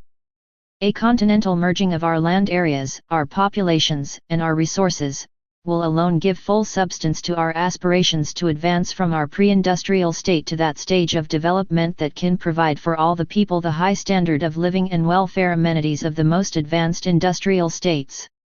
It may, of course, be argued that any economic integration at this time would be like a pooling of poverty.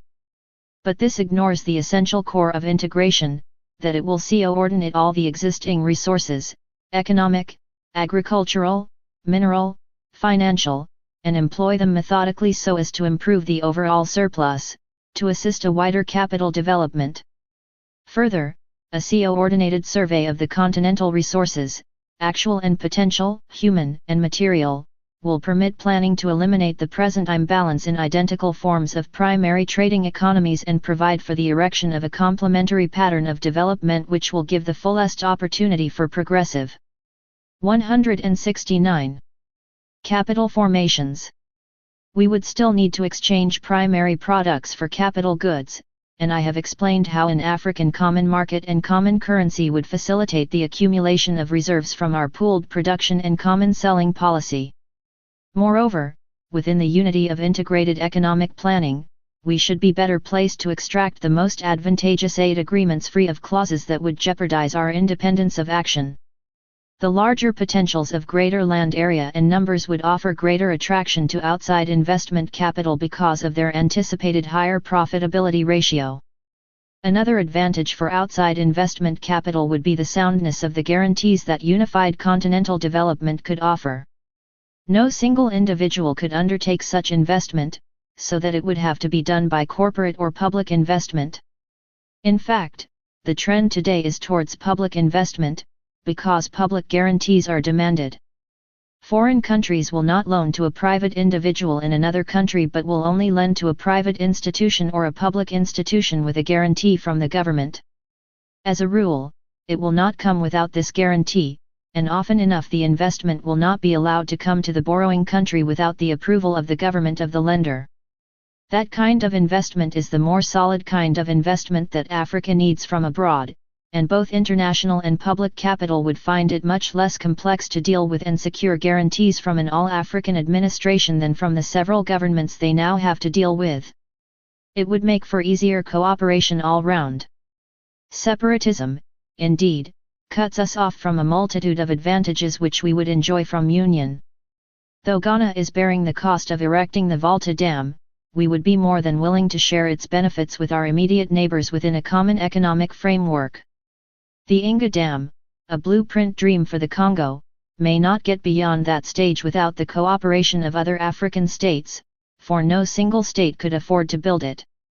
Yet if it were built, the dam would provide 25 million kilowatts of electricity, which is estimated to be 4.5 times the output expected from the largest hydroelectrical plant in the Soviet Union, the Brodsk Dam.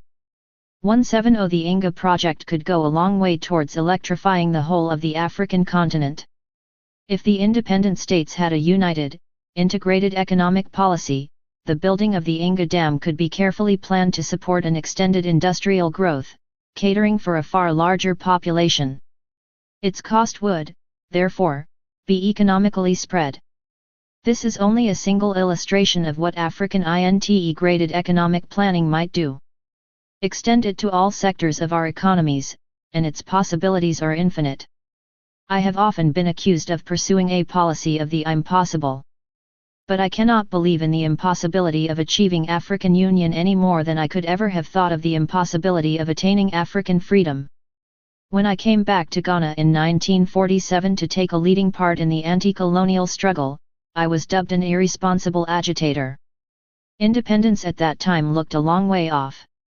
None of us really imagined that by 1962 most of the African countries would have thrown off political domination and embarked upon their own national existence as sovereign states. But that did not stop us from going forward with our efforts, buoyed by the certainty of ultimate victory. And it has come, as I said, much sooner than anticipated. That is how I feel about African Union. Just as I was convinced that political freedom was the essential forerunner of our economic growth and that it must come, so I am equally convinced that African Union will come and provide that united, integrated base upon which our fullest development can be secured. There is no doubt that the task before us is a challenging one. No easy road to the achievement of modern industrialization has so far been discovered.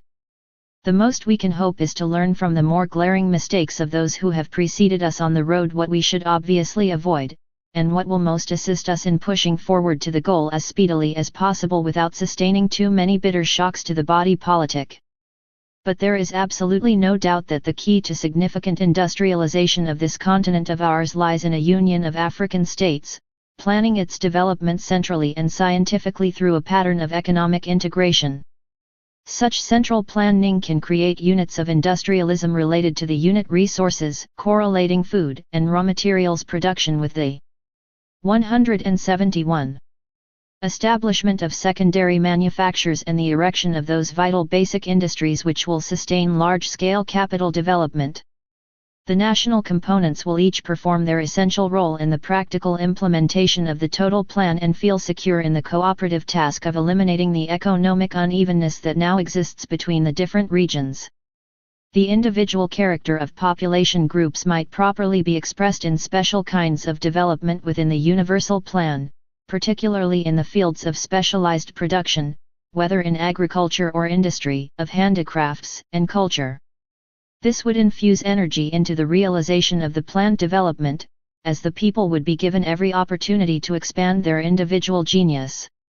Because of the enormously greater energy, both human and material, that would be released through continentally integrated planning, productivity increase would be incomparably higher than the sum of the individual growths which we may anticipate within the individual countries under separatism.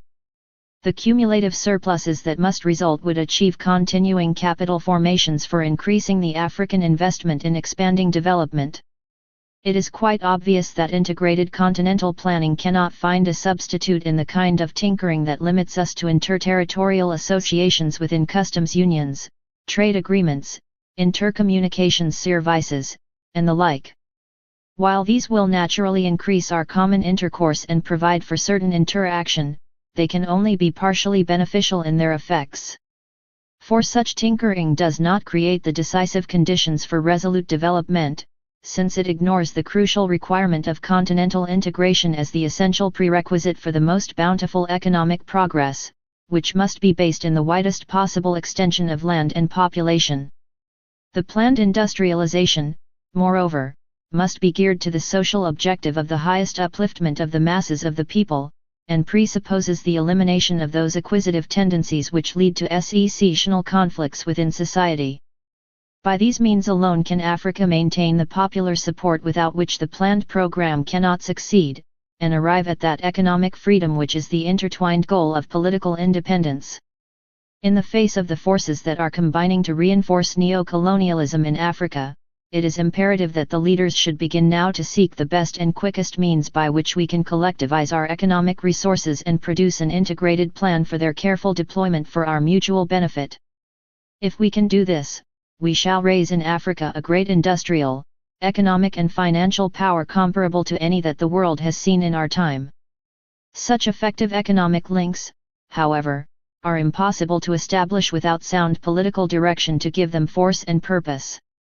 Therefore, we must come to grips first with the major and basic issue of African unity, which alone can clear the way for the united effort in erecting the powerful industrial and economic structure which will give substance and reality to our dream of a strong African continent, absolutely freed from political and economic colonialism. Chapter 18. Neocolonialism in Africa. The greatest danger at present facing Africa is neocolonialism and its major instrument, Balkanization. The latter term is particularly appropriate to describe the breaking up of Africa into small, weak states, since it arose from the action of the great powers when they divided up the European part of the old Turkish Empire, and created a number of dependent and competing states in the Balkan Peninsula. The effect was to produce a political tinderbox which any spark could set alight. In fact, the explosion came in 1914 when an Austrian archduke was murdered at Sarajevo. Because the Balkan countries were so closely tied up with the great powers and their rivalries, the murder resulted in the First World War, the greatest war which had been fought up to that time. In the same way as alliances by the Balkan states with rival powers outside the Balkans resulted in world war, so a world war could easily originate on our continent if African states make political, economic, and military alliances with rival powers outside Africa. Already political commentators have referred to Africa as a vast new battleground for the Cold War. As the nationalist struggle deepens in the colonial territories and independence appears on the horizon, the imperialist powers, fishing in the muddy waters of communalism, tribalism, and sectional interests, endeavor to create fissions in the national front, in order to achieve fragmentation. Ireland is the classic example, India another. The French dismembered the Federation of West Africa and that of Equatorial Africa. Nigeria was broken into regions and is anticipating further partitions. Rwanda-Urundi has been fragmented with independence. Because we in Ghana survived pre-independence attempts to split us, the British foisted on us a constitution that aimed at I-7 for disintegrating our national unity. The Congo, hastily invested with independence, with malice aforethought, immediately became the battleground of imperialist-fomented division. These are all part of the policy of intentional balkanization of Africa for manipulation by neocolonialism, which in effectiveness can be more dangerous to our legitimate aspirations of freedom and economic independence than outright political control. For instance, Lenin maintained that a form of financial and diplomatic dependence, accompanied by political independence, is presented by Portugal. Portugal is an independent, sovereign state, but actually, for more than 200 years, since the War of the Spanish Succession, I-701-14, it has been a British protectorate. Great Britain has protected Portugal and its colonies in order to fortify her own positions in the fight against her rivals, Spain and France. In return, Great Britain has received commercial privileges, preferential conditions for importing goods and especially capital into Portugal and the Portuguese colonies, the right to use the ports and islands of Portugal, its telegraph cables, etc., etc. 1. The form taken by neocolonialism in Africa today has some of these features. It acts covertly, maneuvering men and governments, free of the stigma attached to political rule. It creates client states, independent in name but in point of fact pawns of the very colonial power which is supposed to have given them independence. This is one of the diverse forms of dependent countries which, politically, are formally independent, but in fact, are enmeshed in the net of financial and diplomatic dependence. Point 2. The European power forces the conclusion of pacts with the Balkanized states which give control of their foreign policy to the former. Often, too, they provide for military bases and standing armies of the alien power on the territories of the new states. The independence of those states is in name only, for their liberty of action is gone. France never subscribed to the thesis of ultimate independence for her colonial territories. She had always maintained her one Lenin, imperialism, the highest stage of capitalism, pages 137-8. *Ibid, pages 136-7. 175. Colonies as tightly closed preserves. When it became obvious that national sovereignty could no longer be withheld, the ground was prepared for maintaining the emerging independent nations within the French orbit. They were to remain suppliers of cheap raw materials and tropical foodstuffs while continuing to serve as closed markets for French products. Soon after the Second World War, France set up two financial organizations for the purpose of aiding economic development in her overseas territories. These were FIDES. Fonds d'Investissement et Développement Économique et Social, and the GCOM. Caisse Centrale de la France d'Outre-mer. Subventions from CCOM went to the budgets of the former French colonial territories to help meet the cost of public administration and the maintenance of French forces in the territories. Investment in the social and economic development of France's overseas territories was largely an euphemism for the siphoning of funds through FIDES into these former French colonies and back again to France. It has been estimated that as much as 80% of such so-called investment returned to France in the form of payments for materials, services, commissions, bank charges, and salaries of French staffs and agents. Projects undertaken were mainly in the sphere of public services and agriculture.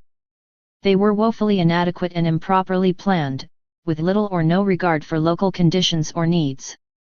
No attempt was made to lay the foundations for industrial growth or a diversification of agriculture which would assist true development. FIDES and CCOM have given place to the FAC. Fonds d'aide et de coopération, and CCCE. Caisse Centrale de Coopération Économique. The newly named agencies, however, perform the same functions as the old ones on exactly the same terms. Investment continues to support the production of exportable community crops and the trading enterprises of French commercial houses and contracting firms who secure their supplies from French factories and industrial centers. French bankers and financial concerns linked with some of the biggest raw material converters are being encouraged to extend the exploitation of minerals in the former colonial territories for exportation in their primary form. Thus, even though independent in name, these countries g. 176. Continue the classical relationship of a colonial economy to its metropolitan patron, i.e. providers of primary products and exclusive markets for the latter's goods. Only now the relationship is covered up under the guise of aid and protective solicitude, one of the more subtle forms of neocolonialism. Since France sees her continued growth and development in the maintenance of the present neocolonialist relationship with the less developed nations within her orbit, this can only mean the widening of the gap between herself and them. If the gap is ever to be narrowed, not to say closed, it can only be done by a complete break with the present patron-client relationship. When neocolonialism can make such effective penetrations by other means, there seems a certain illogicality, viewed from their standpoint, in clinging bitterly to political control of the remaining territories in Africa. Unless, of course, it is to use time to increase the differences and deepen the schisms, and to allow South Africa to build up her military forces, to use, in alliance with the Rhodesias and Portugal, against the fighters for freedom and the new African independence. It is in this context that the former insistence on the inviolability of the Central African Federation in the teeth of African opposition must be understood and met. There is discernible a curious variance of purpose when one compares the British concurrence to the demand for regionalism in Nigeria and their refusal for so long to concede to African clamor for the dissolution of the Central African Federation. It was claimed for the continuance of Central African Federation that it made for economic cohesion and progress. If a larger aggregate is good for one part of Africa, the settler-controlled part, then surely it must contain the same beneficent seed for the independent parts.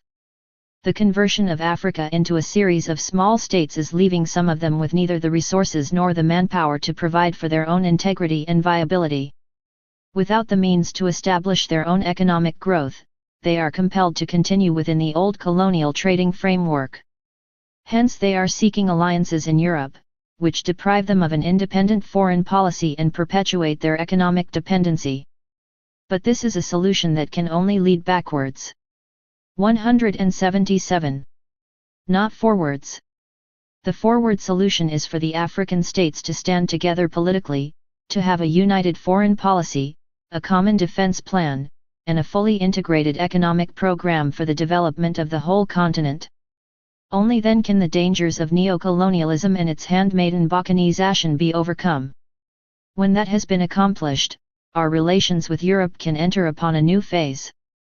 Although the end of European rule in Africa is in sight, European economic interests are ascendant and its political and cultural influences strong. In a number of territories, mother country ideology and cultural identity have strongly affected certain political leaders. Paul-Marc Henry, designated French official expert on African affairs, has argued that the story of nationalism in French Africa is basically different from that in British territories. He says, African deputies and senators have learned their politics not in the narrow confines of territorial problems, but in the strange and stimulating world of the French Parliament. One could argue that the world as seen from Paris is rather distorted. French deputies themselves were not always aware of the real factors in power politics. The continuous presence of friendly and able African colleagues led them to believe that there was no such thing as African nationalism in French areas, that the idea was a foreign import and, in some cases, one of those notorious plots against Franco-African community and its spiritual achievements. On the other hand, there was no better school for intellectual and political sophistication than that of the French Parliament of the Fourth Republic. 1 Henry's remarks serve to underline the myopia which seems to have become endemic to the French ruling class since the days of the Bourbons. The transmission of the affliction to Africans whose attitudes have been conditioned by sophisticated flatteries away from an African orientation towards a Franco-African community can only be regarded as sinister and inimical to African interests. Mesmerized by the strange and stimulating world of the French Parliament, issues as seen at 1 Paul-Marc Henry, article entitled Pan-Africanism, a Dream Come True in Foreign Affairs, April 1959. 178. Abidjan can be quite as distorted for African politicians as they can for French deputies in Paris. Viewed thus, it is small wonder that General de Gaulle's referendum of September 28, 1958, on the constitution of the French community, should have triumphed with the single dissentient vote of Guinea. The weight of the general's promise of largesse for those who remembered the intertwined destiny and common cultural heritage of the community, and the threat of excommunication for those who rejected this destiny, and forswore their noble inheritance, was irresistible. While the long-standing politicians of the rest of French Africa were dismayed at the prospect of a future severed from the embracing arms of France, Sékou Touré rallied his countrymen round him for a no vote, and Guinea was rudely ejected from the community. The French community was evolved by General de Gaulle to replace the French Union, devised by the statesmen of the Fourth Republic within La Loi Cadre, the outline law. The French Union was an attempt to contain the rising tide of African consciousness by the cover of a spurious autonomy in certain departments of administration. Events in Ghana and our steady progress to full independence revealed the counterfeit character of the French Union, and with the near civil war precipitated by the attempted military seizure of power in Algeria, General de Gaulle, ensconced in power in Paris, formulated the French community to replace the sham pretensions of the Union. When promulgated, the provisions of the Constitution of the Community in respect of the powers they allotted to the African territories were seen to fall short of those regarded as too constricted under the Union. The breaking down into separate entities before the referendum of the Federation of West Africa and that of Equatorial Africa was the key to the new political policy of France. It was balkanization in practice. It reinforced the ambitions of political personalities and deepened schisms which were on the way to being closed. A new rift was opened in African politics between Republicans and Federalists, that is, between those who felt they would advance their careers within the strict limits of autonomy and those who, responding to popular clamor, sought association with other units. This popular pressure in the African lands has achieved several modifications. 179. In the working of the community constitution, and has even succeeded in making some of the clauses inoperative. The coming together of Senegal and Sudan in the Mali Federation secured them a joint independence within the community, subject to the French retention of a military base. The Mali Federation, because of the difference in the political attitudes of the leaders, Mr. Leopold Senghor and Mr. Modibo Keïta, has since divided once more into its national parts, Senegal and Mali. Houphouët-Boigny followed by demanding independence for the countries of the Conseil de l'Entente, one Ivory Coast, Upper Volta, Niger, and Dahomey, without preceding agreements. Sovereignty has since been conferred on Togo, the Congo Republic, Brazzaville, Chad, Gabon, Cameroon, the Central African Republic, formerly Ubangi Sheri, and Madagascar. And at last, Algeria has wrested independence after 7 years of bitter fighting. Now that African freedom is accepted by all except the die-hard racialists as an inescapable fact, there are efforts in certain quarters to make arrangements whereby the local populations are given a token freedom while cords attaching them to the mother country remain as firm as ever.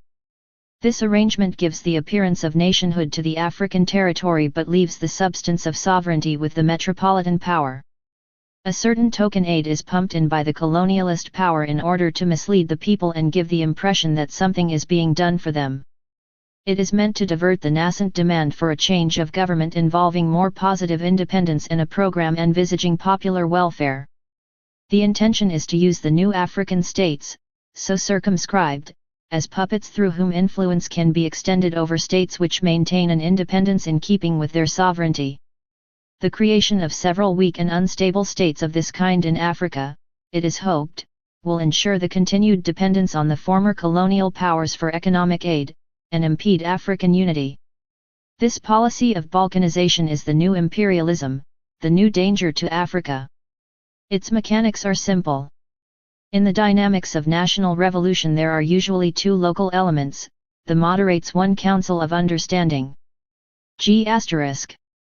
IAO of the professional and aristocratic class and the so-called extremists of the mass movement.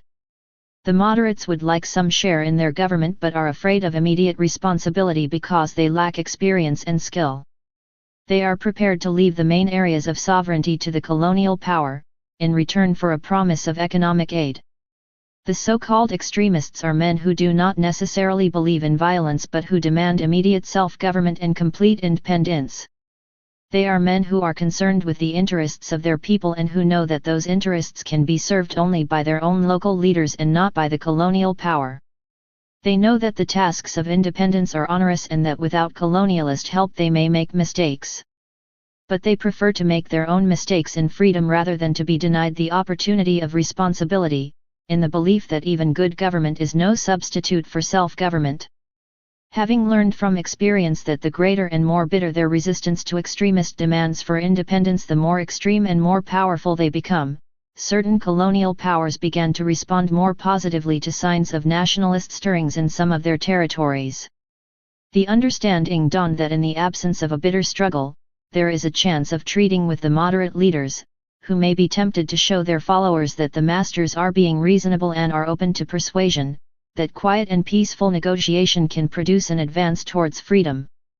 The colonial power, experienced in the ways of diplomacy, seeks to curb the efforts of the extremists by ostentatiously polishing the silver platter on which they promise to hand over independence. Underneath the shining surface is the dross. Only the outward form will have changed, the intrinsic relationship is maintained. Foreign imports are still protected, local development clamped down, fiscal policy controlled from the metropolitan capital. The impact of such semi-independent states on the liberation of Africa has been unfortunate, even dangerous. Bound up as these countries are with the policies of their sponsors, they try to shun the issues involving colonialists and the still enslaved peoples on the African continent, where they do not directly align themselves on the colonialist side. Some of their leaders, it must be confessed, do not see the struggle of their brother Africans as part of their struggle. Even if they did, they would not be free to express their solidarity. The imperialists can thus sit back and regard with sly satisfaction the rift between Africans. The results can only be to retard the independence of countries not yet free and to cause friction and disunion among the peoples of Africa. Here is a phenomenon against which all African freedom fighters must be on their guard and resist to the utmost. In Africa today there are several apparently independent states who, consciously or not, accept this pattern and serve the interests of the new imperialism, which seeks to salvage something from the wreck of the old imperialism. The European Common Market is an outstanding example. The new threat this organization offers to African unity is no less ominous for being unobtrusive. As far as Ghana is concerned, we do not oppose any arrangement which the nations of Europe may wish to make among themselves to seek greater freedom of trade within Europe, but we are most decidedly and strongly opposed to any arrangement which uses the unification of Western Europe as a cloak for perpetuating colonial privileges in Africa. We therefore naturally protest against any economic or political grouping of European powers which seeks to exert political and economic pressures upon the newly emergent countries of Africa, or which discriminates against the trade of those countries which are not willing to participate in these exclusive and unfair arrangements. The operation of the European Economic Community, as at present conceived, will not only discriminate against Ghana and other independent states of Africa economically, but what is more important, it will perpetuate by economic means the many artificial barriers which were imposed on Africa by the European colonial powers. Any form of economic union negotiated singly between the fully industrialized states of Europe and the newly emergent countries of Africa is bound to retard the industrialization, and therefore, the prosperity and the general economic and cultural development, of these countries. For it will mean that those African states which may be inveigled into joining this union will continue to serve as protected overseas markets for the manufactured goods of their industrialized partners, and sources of cheap raw materials. The subsidy which they will receive in return for assuming these obligations will be small compared with the losses which they will suffer from perpetuating their colonial status, losses which are to be measured not only in terms of their own retarded economic, technical, and cultural development, but in the harm which they do the peoples of Africa as a whole. The question must be raised as to where this subsidy comes from. It is difficult to believe that it is a purely altruistic contribution made by the European members of the market to the cause of African well-being. Such subsidy must, in fact, come out of the trading profits made from forcing down the prices of primary products bought from the African countries and raising the cost of the finished goods they are obliged to take in exchange. It is also included in the cost of the projects which constitute the subsidy, a good part of which returns to the European contributors in the form of payments for materials, services, salaries, and banking commissions and interest. It is true that by joining they obtain a preferential market for their cash crops and minerals in the territories of European Economic Union. But the advantages of this are largely illusory, since most of the commodities which they export are goods which the European partners would in any case have to buy from them. On the other hand, they deprive themselves of the advantages of meeting their own requirements in the world market and will be bound to have to pay considerably more for everything they buy, quite apart from the hindrances which the common market is bound to impose on their own internal industrial development. Admittedly, the Rome Treaty introduces explicit safeguards concerning tariff protection by the overseas territories of the European Economic Union. But in the circumstances, I am by no means confident that these safeguards will prove effective. The ex-French colonies of Africa have plenty of direct experience of the difficulties they have encountered in setting up manufacturing industries in those cases where these safeguards operate to the disadvantage of industries in France. It is true, of course, that the producers of primary materials are always at a disadvantage in bargaining with powerful manufacturers in industrial countries.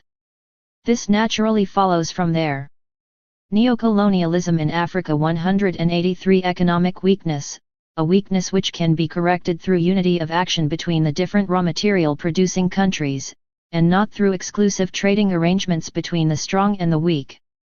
The case of Daniel and the lions may occasionally come out right, but it is not a safe basis for economic planning.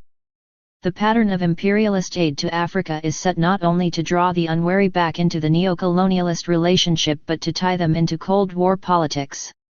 This has been amply explained by Mr. Walt Whitman Rostow, Counselor and Chairman of the Policy Planning Council of the U.S. State Department, in an interview given to the weekly journal, U.S. News and World Report. 1 Asked what America is doing about the underdeveloped areas, Mr. Rostow refers to the gradual creation of a pattern to succeed the colonial period.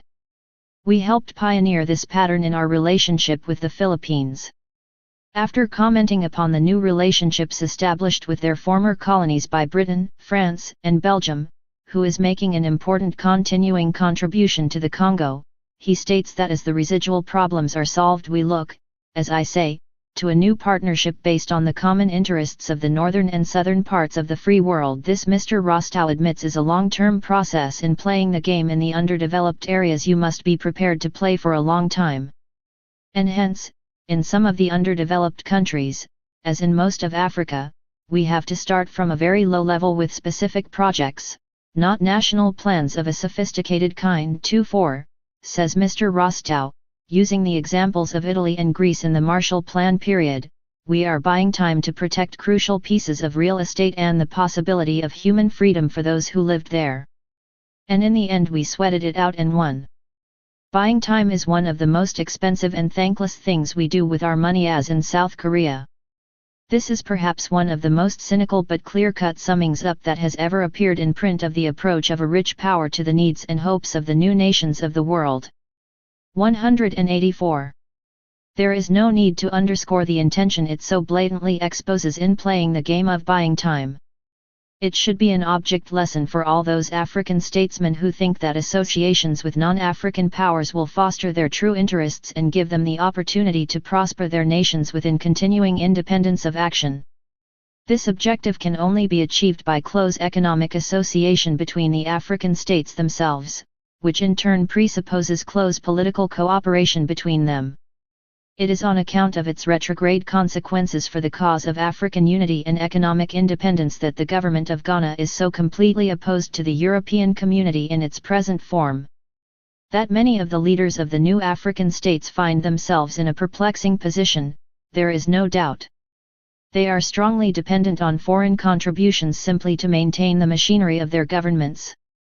Many of them have deliberately been made so weak economically, by being carved up into many separate countries, that they are not able to sustain out of their own resources the machinery of independent government, the cost of which cannot be reduced beyond a certain minimum. I recognize the impossible position in which they were placed when the transfer of power took place. Their frontiers were not of their own choosing, and they were left with an economic, administrative, and educational system which, each in its own way, was designed to perpetuate the colonial relationship. Ghana's case was no different, but we are making decisive efforts to change the pattern and are determined to retain our independence of policy and action. I regard as culpable the insidious reluctance of these states to formulate an independent policy even though it may involve the loss of the contributions which were offered in exchange for continued conformity to the policies of the colonial powers. Equally reprehensible is the refusal to give recognition to the nature of the new imperialism that is using them as pawns in keeping Africa divided, as a means of aborting total independence and maintaining neo-colonial hegemony. Worse still are the deceits in the pretended willingness of some leaders to cooperate on certain levels of African 185 affairs, while actually conniving with the colonial powers to mislead the efforts at mutual African assistance and unity. The perfidy of these artifices cannot be too strongly denounced for their fatal implications in the betrayal of African freedom. They bring in question the patriotism of the leaders employing them and give rise to suspicions of their sincerity and honesty. If they had had to fight a stern battle for their independence, they might have valued it more. A point in our history has been reached where Africa's interests must be the prime concern of Africa's leaders. The safety and progress of every one of our states can be safeguarded only by the acceptance of this precept, which can best be promoted by our unalloyed unity. This means that where associations linking African countries with European powers cut across basic African interests at any level and offer impediments to the goal of union, they must be discarded, and rejected where they are offered. In all relations with the world overseas, the key consideration must be not merely the superficial or even intrinsic advantage of such relationships for the given African country but the obligation to the African continent as a whole. However much we may protest our loyalty to the cause of African freedom and our united destiny, our affirmations will be without value unless we accept this approach as the cardinal guide to our actions.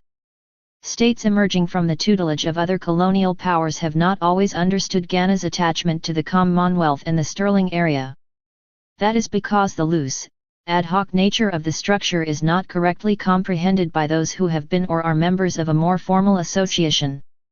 It is difficult for those not accustomed to a free connection with Europe to appreciate that the Commonwealth is an association of sovereign states, each of which is free from interference from the others, including the United Kingdom. Each decides for itself its own foreign and domestic policies and the pattern of its government, as provided in the Westminster Statute of 1931, which laid down that dominions are autonomous communities within the British Empire, equal in status, in no way subordinate to one another in their domestic or external affairs though united by a common allegiance to the Crown, and freely associated as members of the British Commonwealth of Nations. 186. Some of the nomenclature is outmoded but the principle of sovereign identity of the members of the Commonwealth is more meaningful than ever. Members, however, have the right to criticize each other, and do. For example, events in the Union of South Africa and the whole subject of apartheid came under heavy fire at the Conference of the Commonwealth Prime Ministers in May 1960, and in 1961 South Africa left the Commonwealth. There is no compulsion to remain within the Commonwealth, or even to become a member. Burma exercised the right to sever her relations with the Commonwealth on becoming free in 1947. Other states, like Canada and Australia, acknowledge the British Crown as head of state. India, Pakistan, Ceylon, and now Ghana, choose to maintain republics. There are mistaken claims that the French community, by virtue of the changes that have been wrought in its original intentions through the greater panoply of powers vested in the new African states, which are the result of popular pressures, is taking on the character of the Commonwealth. The resolution from the recent meeting of the Brazzaville Group at Bangui, calling for the transformation of the community into a French-speaking association patterned on the Commonwealth, does not comprehend the essential uniqueness of the Commonwealth. The fact is that, in the circumstances of having to dissolve an existing association to replace it with a new one, constitution making will have to be invoked. This will at once instill a principle which is entirely out of keeping with the whole idea of the Commonwealth, which is not governed by any constitution. It grew out of the association of the White Dominions within the British Empire and has adapted itself, with customary British flexibility, to the continuing evolvement of political independence among the non-European members. Nevertheless, if the United Kingdom opts into a close European federation by attaching to the European Common Market, the position of Ghana, as a member of the Sterling Area, would be prejudiced, and we might be forced to withdraw from the Commonwealth to safeguard our trading position. It seems anomalous, therefore, that the new African states at this time, when the French community is in decline and the unity of the 187 Commonwealth in question, should seek to bind themselves once more into a European political association which can only intensify their economic dependence on France. It is significant that the word Eurafrica has come into use in connection with the European Common Market negotiations. It sums up the dangerous conception of a close, continuing link between Europe and Africa on neo-colonialist terms, which must be cemented in any political formation such as that envisaged in the Bangui Resolution. 1. The newly emergent states do not make it a principle to break off all relations with their former colonial masters. In the context of a united Africa, these relations would take on new and more dignified forms. Even at this time, there may be certain advantages in maintaining a link which history has forged. No question of dictation, however, must arise. The new states must ensure that such relations are the result of a free choice freely negotiated, in which they can treat with the European power just as with any other state in the world with whom they may wish to promote friendship. Nonetheless, however loose such a relationship may be, if it should tend in the slightest degree to impinge upon the African states' relations with other African states, its retention becomes indefensible. Pan-Africa and not Eurafrica should be our watchword, and the guide to our policies. What is at stake is not the destiny of a single country but the freedom and destiny of the African continent, the unalterable prelude to African union and the fullest development of the many countries comprising the continent. Just as we are alive to the dangers of a world which is half slave, half free, so we are alert to the perils of an African continent split between states that are wholly sovereign and states that are only half independent. Such a pattern can only impede the real independence of Africa and its transformation into an industrialized continent exercising its rightful influence upon world affairs. None of us should be under any illusion about the difficulties that lie ahead in the forging of continental government. Enemies of African unity will multiply their endeavors to deflect us from our course. Their device is the creation of discord. 188. And distrust in order to keep a wedge between us. Besides the open methods of division, the impact of rising nationalism and independence has encouraged the more subtle velvet glove weapon of flattery of our national egos. Play is made upon our vanities, the importance of each of us is magnified at the expense of others. We are subjected to the insidious suggestion that a certain African state is anxious to exalt itself to the place of the retired colonial power, that some African states have a large mouth, open and ready to swallow their neighbors. Appeal is directed to our personal ambitions and we are reminded that in a union of African states there will be room for only one prime minister, a single cabinet and a sole representation at the United Nations. Hints are spread around that some states, on account of their size and magnitude of population, are more qualified than others to play the role of leadership in Africa and to be its mouthpiece. There is a tendency to divide Africa into fictitious zones north and south of the Sahara which emphasizes racial, religious, and cultural differences. The basic fallacy of these persuasions, dangerous to the independence of Africa in their shrewd exploitation of our pride and vanity, is the deliberate distortion of our vision of African union. We do not intend a relationship of unequal partners. We envisage the African Union as a free merging together of peoples with a common history and a common destiny.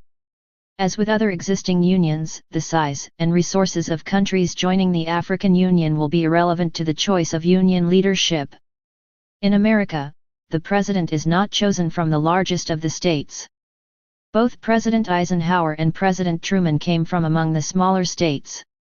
In the early 19th century, Simon Bolívar, the great liberator of the South American colonies from Spain, had a vision of a union of South American states as the precursor to the economic development of the South American continent.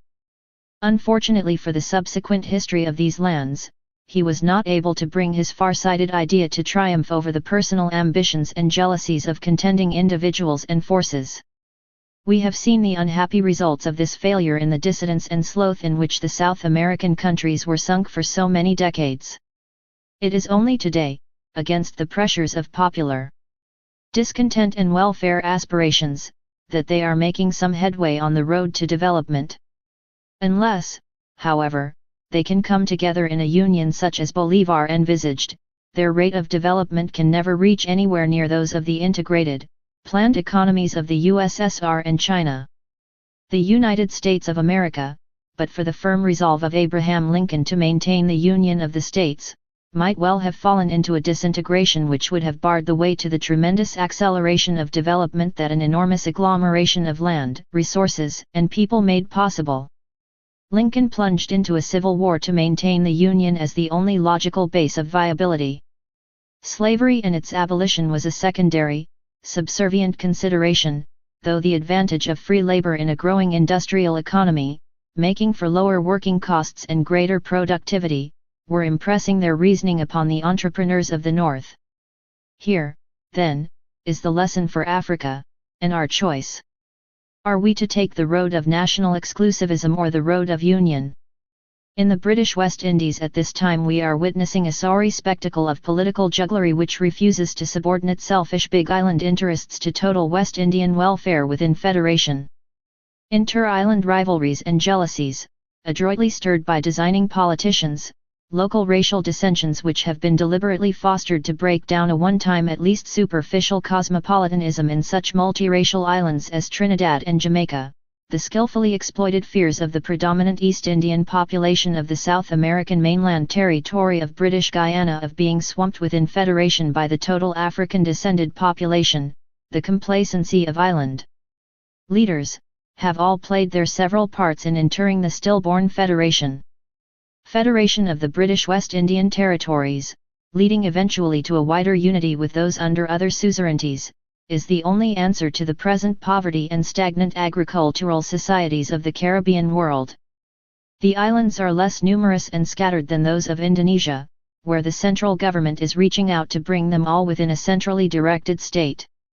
Unless they succeed in coming together within a federation more strongly knit under a firmer central authority than the first attempt, the islands of the West Indies can have a future no different from that of the banana republics of Central America, notwithstanding Trinidad's oil and asphalt industries and Jamaica's bauxite extraction and secondary manufactures. For these are, anyway, all foreign-owned and controlled, and the illusion they give of industrialization must disintegrate before the perennial problems of overpopulation in islands like Jamaica and Barbados, unemployment in all of them, and the steadily rising inflation which has become a noticeable feature of West Indian economies. Meantime, separate and inwardly split into minuteness by political friction and group animosities, they are unable to give support to the African struggle for freedom and unity, in spite of the bonds of race and sympathy that exist. Vanity and narrowness of outlook were what kept the leaders of the original states of North America from uniting for a long time. They were finally overwhelmed by the exertions of the people and the emergence of leaders of stature, maturity, and far-sightedness. No one today doubts that the welfare and prosperity of the United States would never have been achieved if each state still cherished its petty sovereignty in splendid isolation. Yet in those days there was perhaps less obvious reason for South Carolina to join New Hampshire as members of a continental union than there is today for Ghana and Nigeria, Guinea and Dahomey, Togo and Ivory Coast, Cameroon and Mali, and others, to form themselves into a union as a first step to the creation of a union of all the states of the African continent. That is why any effort at association between the states of Africa, however limited its immediate horizons, is to be well as a step in the right direction, the eventual political unification of Africa. The Central African Federation was never to be confused with these free associations of Africans expressing their own desire to come together. The Federation of Northern and Southern Rhodesia and Nyasaland was forced upon the Africans of those territories by the white settler minorities, with the consent of the United Kingdom government, in the hope that they would be able to extend their combined hegemony over a dominion freed from the supervision of Whitehall, and to spread the intensive racial practices of southern Rhodesia to the other parts. There is a strong financial and ideological connection between South Africa and the Rhodesias which extends through Portuguese Angola and Mozambique. There is talk of a secret military pact between Portugal and the Union of South Africa. The military machine that is being built up by South Africa presents a most threatening danger, not only to the struggle for independence in Central, East, and South Africa, but to the safety of the already independent African states. It is unfortunate that the United Kingdom, even though South Africa has withdrawn from the Commonwealth following the heavy censure of her apartheid policy from the majority of the members, continues to give support to the Union's policy of military preparedness. We cannot afford either to ignore the sinister chain of interests which unites events in the Congo and Angola to East and South Africa. These interests are also connected with the East-West battle for world supremacy and the frenzied efforts being made to drag the newly emerging countries of Africa into the orbit of the Cold War. The contest for ideological influence over the new states of Africa is throwing into confusion and complicating even more what is already a complex enough struggle for freedom from imperialist political and economic dominance and the unification of the continent. Any difference, any kind of fissure among Africans is seized and turned to the imperialist and Cold War interests. The Congo offers perhaps the most striking example of how tribal dissensions and political careerism are exploited in order to fragment united territories and exacerbate divisions. The aim of the marionette control of local careerists like Moise Tshombe, besides the maintenance of economic power, is to cut across the African determination to secure continental unity in full independence. It was unfortunate that the United Nations was maneuvered into a position where at one time it appeared to be weighting its influence against the legitimate Congolese government on the side of those who were responsible for throwing the country into upheaval and for the murder of Patrice Lumumba. We must be forgiven, I think, if we also see some connection between events in the Congo and Angola and NATO.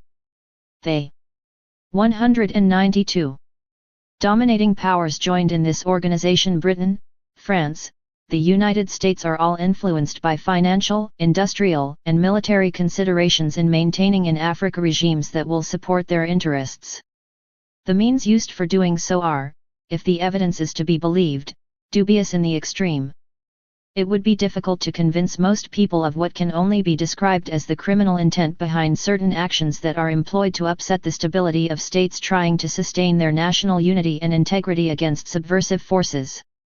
It has been left, however, to a publication linked with NATO to reveal the strategy of the coup d'état, which is recommended for use out of the search for alternative methods of violence. This publication, the General Military Review, published in its October 1957 issue an article by a Captain Goodspeed, on this subject, in which he advised that insurgent leaders should endeavor to ensure that public opinion is inflamed against the government prior to the coup. Carefully selected acts should be performed which will provoke official reaction, and this reaction should be presented to the public in the worst possible light. There is probably no better way of achieving this than by a judicious assassination or two. The general public, from the very inception of the coup, should be kept informed, not necessarily of what is actually going on, but at least of what the rebels wish them to believe. The object of this is to influence the public in those courses of action desired by the insurgents, and it is not necessary therefore that the broadcasts correspond to the real situation. This exposure must surely give credence to the publication of plots that governments in Africa have uncovered from time to time, aimed at assassinating the leaders and overturning the state. As we examine the multifarious dangers to which the new states and the freedom fighters of Africa are exposed, the more it becomes certain that our best, indeed our one, protection is in unity. For it is that very unity which all the imperialist designs and actions are intended to prevent. It should, therefore, be glaringly obvious that these designs can only be circumvented by achieving the end they are planned to frustrate. At present, an apparent diversity of view among the leaders of some of the 193 African territories draws a facade of disharmony across the fervent will to unity that pervades the rank and file of the large nationalist movements throughout the continent. It is the idea of the universality of freedom that has impelled the struggle for independence. And just as the vast masses of the peoples of Africa instinctively absorbed the notion of freedom's indivisibility, so, in contradistinction to those unpatriotic leaders who ally themselves with foreign interests rather than support Africa's continental cohesion, they spontaneously understand and uphold the need for African union. Their Africanism is a more solid reality, for they have not been seduced by the sophistries of assimilation into an alien culture and foreign ideological identity. There is a bond of unity here that cannot be disregarded. It must be used to mold the cause of African union and carry us forward to its attainment and the exorcism of every vestige of imperialism from our continent. Our course is clear. We must beware of the gift of fictitious independence and refuse the falsities of encumbered foreign alliances. We must examine carefully praise from questionable sources and give to the people guarantees of our sincerity in every way. We must stand firmly together against the imperialist forces which are engineering our division and seeking to make Africa a war ground of contending interests. For it is only in the African association of unity and not in a rider-horse relationship with the very powers that are planning our balkanization that we can counteract and surmount this Machiavellian danger. A union of African states must strengthen our influence on the international scene, as all Africa will speak with one concerted voice. With union, our example of a multiple of peoples living and working for mutual development in amity and peace will point the way for the smashing of the interterritorial barriers existing elsewhere, and give a new meaning to the concept of human brotherhood. A union of African states will raise the dignity of Africa and strengthen its impact on world affairs. It will make possible the full expression of the African personality. Chapter 19. It is impossible to separate the affairs of Africa from the affairs of the world as a whole. Not only has the history of Africa been too closely involved with Europe and the Western Hemisphere, but that very involvement has been the driving force in bringing about major wars and international conflicts for which Africans have not been responsible. Africa has too long been the victim of disruptive aggression, which still attempts to make a hunting ground of our continent. Our interest, therefore, in the maintenance of peace and the elimination of the forces which daily threaten it, is very real indeed. Hence, our cooperation in any living organism that can be counted on effectively to promote international peace, provided it does not invade our independence of action, is assured. At the moment there exists only the United Nations organization which offers, with all its defects, the possibility of working towards a peaceful world. When the United Nations organization was founded in 1945, Asian and African nationalism was of little consequence. Since then, however, so many former colonies have achieved independence that Afro-Asian countries now form the most influential single group within the United Nations. At the end of 1961, African states occupied more than a quarter of the seats. The proportion might rise to almost a third as the entire African continent becomes free. This possibility was certainly in the minds of those at the Lagos Conference when they passed a resolution calling for a specifically African group at the United Nations. But the dramatic increase in the international importance of independent Africa, though it may at first sight appear to 195 demonstrate strength, in fact reflects weakness, since it is based in the fragmentation of the continent into many states, few of which are really viable. The two most powerful countries in the world are the USSR and the USA, with populations of 215 millions and 185 millions respectively. Both have one representative each at the United Nations, as entities, though the Bielo-Soviet Socialist Republic and the Ukrainian Soviet Socialist Republic, units of the USSR, are each represented since Laos and Cambodia were admitted. India, with her population of 460 millions, also has only one representative. When the People's Republic of China is admitted, its mighty population of over 640 million people will doubtless have a single representative. There is no reason, therefore, why Africa, with its approximately 300 million people, once united, should not send a single representative to the United Nations. A single representation, resting on the strength of a whole continent, would be more positive in its influence than all the separate representations of the African states put together. Although confidence in the United Nations has suffered several shocks since its foundation, and particularly of late in connection with the Congo crisis, it remains the only world organization in which the many problems of the world have a chance of finding reasonable solution. It must, therefore, be supported by all interested in the preservation of peace and the progress of human civilization. We in Ghana showed our faith in the organization when we responded at once with troops to support United Nations intervention in the Congo in 1960. The reason why we did not withdraw our troops when several other countries did, was because we felt that by doing so we would weaken the authority of the United Nations and leave the way open for the intensification of intervention from just those forces we are anxious to oust. Recently, in January 1962, Ghana was elected to serve for 2 years as a non-permanent member of the 11-Nation Security Council. We welcomed the opportunity to take our share of responsibility in the United Nations, though this does not deter us from pressing for certain changes in the administrative IG6 structure which we consider necessary if it is to function as a more objectively serviceable organ of world peace. The United Nations, in its present form, does not reflect true conditions in the world at this time. Today, more and more countries are assuming the dignity of sovereign states out of a colonial status which previously made them nothing but appendages or vassals of imperialism. It has not, however, eliminated the view that the powerful nations, and some who regard themselves as still powerful even though events have proved their brittle vulnerability, have a right to set the pattern for the budding nations and even to interfere nakedly in the internal affairs of these struggling states.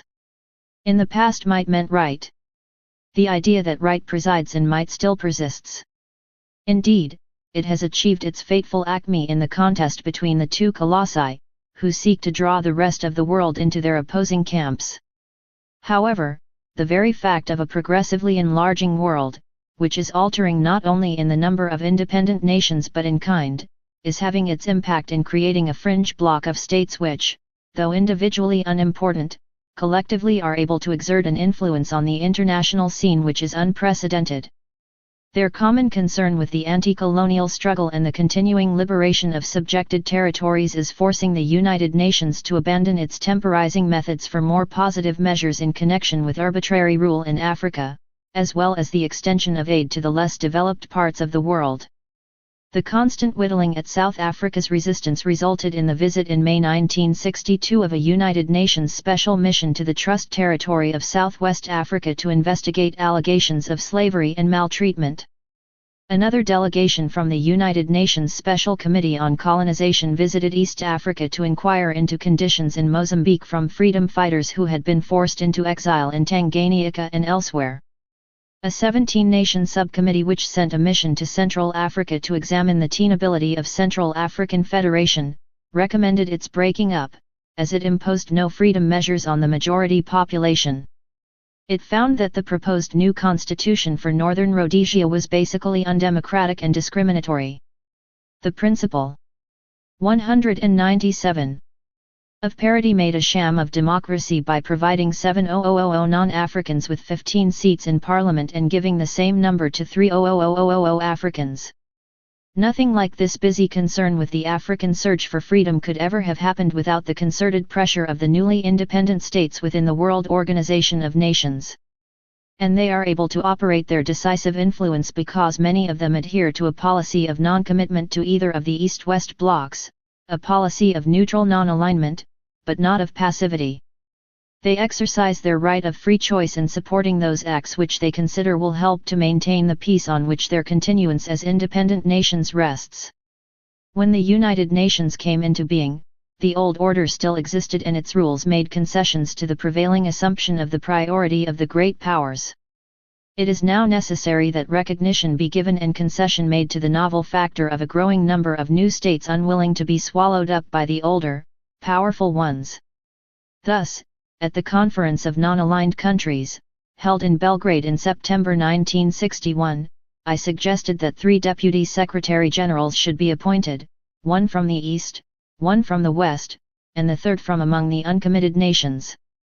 This would reflect the mainstreams of current political thought, restore confidence in the secretary-generalship, and enlarge the objectivity of the Secretariat. I also proposed the setting up of an executive body, elected by the General Assembly, whose duty it would be to ensure that the decisions of both the General Assembly and the Security Council were faithfully and promptly put into effect. For it cannot be denied that decisions are not always readily executed. An effective secretariat is essential to the proper functioning of the United Nations and the energetic implementation of decisions. Ever-darkening clouds over Angola, Southwest Africa, the Rhodesias, Congo, Laos, Korea, and over Berlin, gravely overcast the international sky. It is significant that so many uneasy centers are in Africa and Asia. For where they are not the direct outcome of Western imperialist manseuvrings, they are engaged with an issue arising from the conflict between the two great power blocks of East and West, with which the peace of the world is dangerously tied up. These two blocks are each committed to its own political and economic ideology. Both are militarily powerful, and each is suspicious of the thoughts and actions of the other. The failure to reach any agreement over such fundamental issues as disarmament and the testing of nuclear weapons seems to hold out little hope for the future. A new and vigorous approach to the problem of peace and war is needed. The time has come when the destiny of mankind should cease to hang so dangerously on the aims and ambitions of the great powers. In recent years I have traveled extensively in America, in the Soviet Union, in Europe, India, and China, where I have spoken to men and women in all walks of life. Everywhere, I have noticed a deep longing for peace. This universal, but often inarticulate, desire for peace must find expression and exert its proper influence on the conduct of world affairs. For peace is indivisible. Disagreement between East and West, for example over Laos or Berlin, can threaten the security of the whole of the rest of the world. These were the kind of considerations behind the Belgrade Conference of the Non-Aligned Countries, held in September 1961, which 25 countries attended. At Belgrade, we did not intend to form a third power bloc, but we did hope by our solidarity to constitute ourselves into a distinct moral force which might hold the balance of power between East and West in the cause of peace. At that time the United States was spending an estimated $47,966 million a year on defense and armaments alone, more than half the entire national budget. In 1960 the Soviet Union spent some 96,100 million rubles on defense, out of a national budget of 745,800 million rubles. In a declaration issued at the end of the Belgrade Conference, the United Nations was asked to convene either a special session of the General Assembly 199 to discuss disarmament, or to call a World Disarmament Conference. When the non-aligned nations talk of disarmament, they are not merely concerned with the destructiveness and madness of the armaments race. They are thinking of the vast possibilities now denied the people of the less developed areas for increased standards of living, the development of agriculture and industry, the planning of cities, the abolition of illiteracy and want, and the curing of disease. It has been estimated that 1/10 of the expenditure involved in armaments would be enough to raise the whole of the less developed world to the level of a self-sustaining economy. The influence of the uncommitted nations must be exerted to the full to restore a proper sense of values to the world.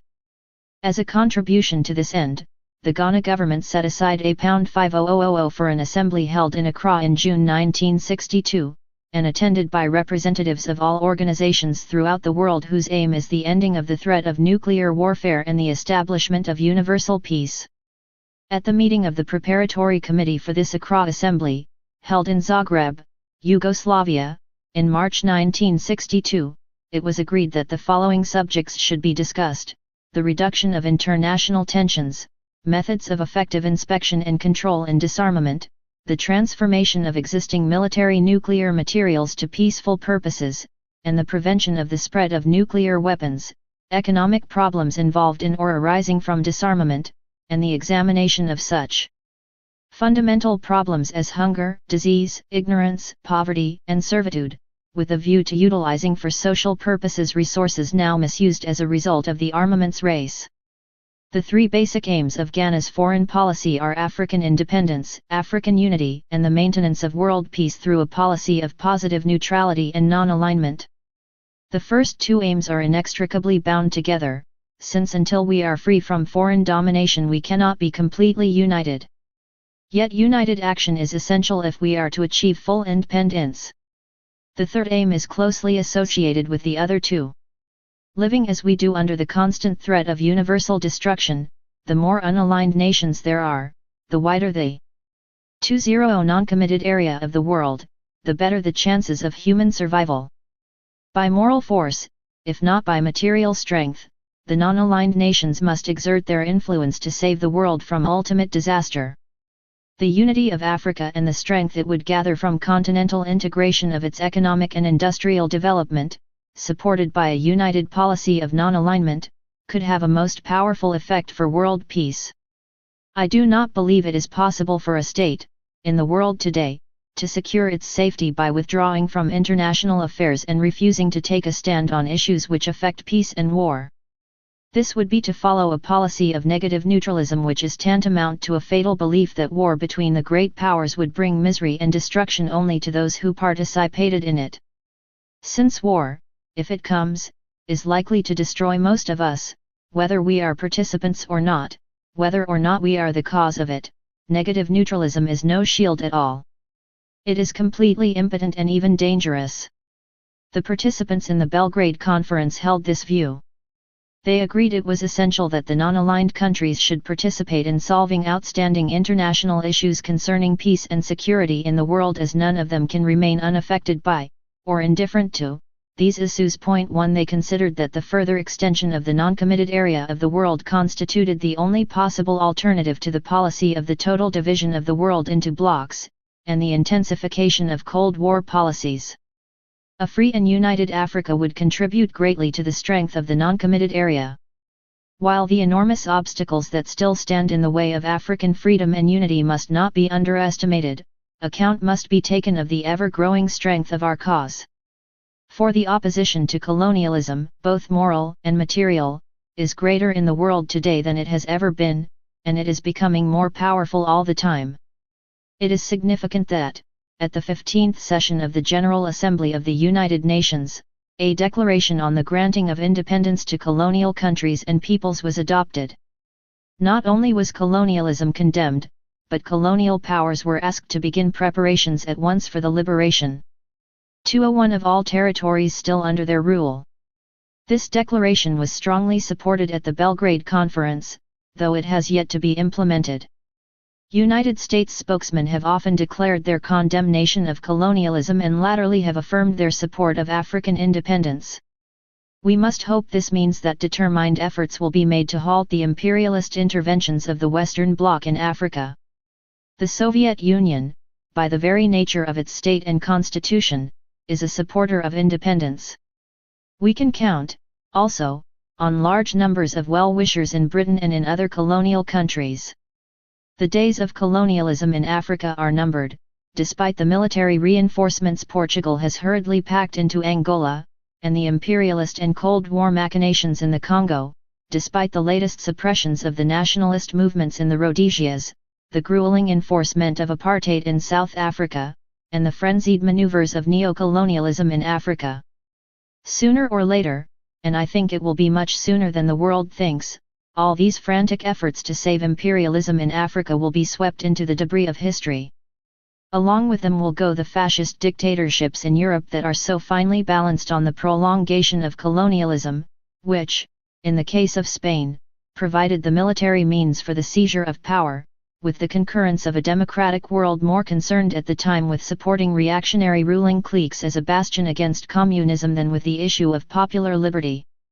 In the present, there is a positive revolutionary connection between Captain Galvio's exposure of Portuguese atrocities in Angola after his plucky break for freedom and the intensification of nationalist activities in the Portuguese colonies. These, in turn, are undoubtedly having their reaction upon the intellectual and working class revolt in progress against the dictatorship in Portugal. The weakening of Portuguese fascism simultaneously at the metropolitan center and in the colonial periphery can start off a chain of events which might successfully engage Portuguese forces split between the metropolis and the colonies, provided there is no interference from the neo-colonialist and Cold War elements. There is the danger that South Africa's military forces may be brought into play to 202. Prevent the extension of the colonial revolt to its own and its neighbors' borders. The freedom fighters of Africa must prepare themselves for this danger, which also threatens the independent states, who can meet it effectively by unifying their military command and foreign policy, and uniting with the liberation movements through a concerted strategy. The dangerous potentials herein envisaged are a graphic illustration of the direct bearing of imperialism on international affairs through its instruments, colonialism and neocolonialism. It can be readily seen that imperialism is a fundamental cause of war.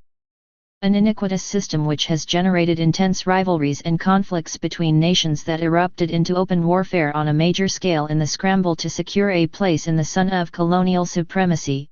It has today spawned the neocolonialism which is as busy as ever in creating clashes among the nations. In their eagerness to exploit the resources of the overseas territories, they engage in wicked policies that bring a serious threat to the peace of the world. Their grabbing involves them in a constant scramble, like crabs in a pot, climbing over each other's backs in order to get the biggest helping. More often than not, this scramble ends in physical fighting, with the loss of countless innocent lives. When we in Africa denounce imperialism and the recent offshoot, neocolonialism, we do it not only because we believe that Africa belongs to the Africans and should be governed by them, but also in the interest of world peace, which is so essential to our development and freedom. By abolishing imperialism in all its forms, the world will be rid of many of the present areas of conflict. It is in the same interest of world peace that we also advocate unity. A united Africa would be able to make a greater contribution towards the peace and progress of mankind. For one thing, it would resolve the problems of those arbitrary frontiers erected by the colonial powers, and so eliminate irredentist dissensions. There would be no foreign military bases on African soil.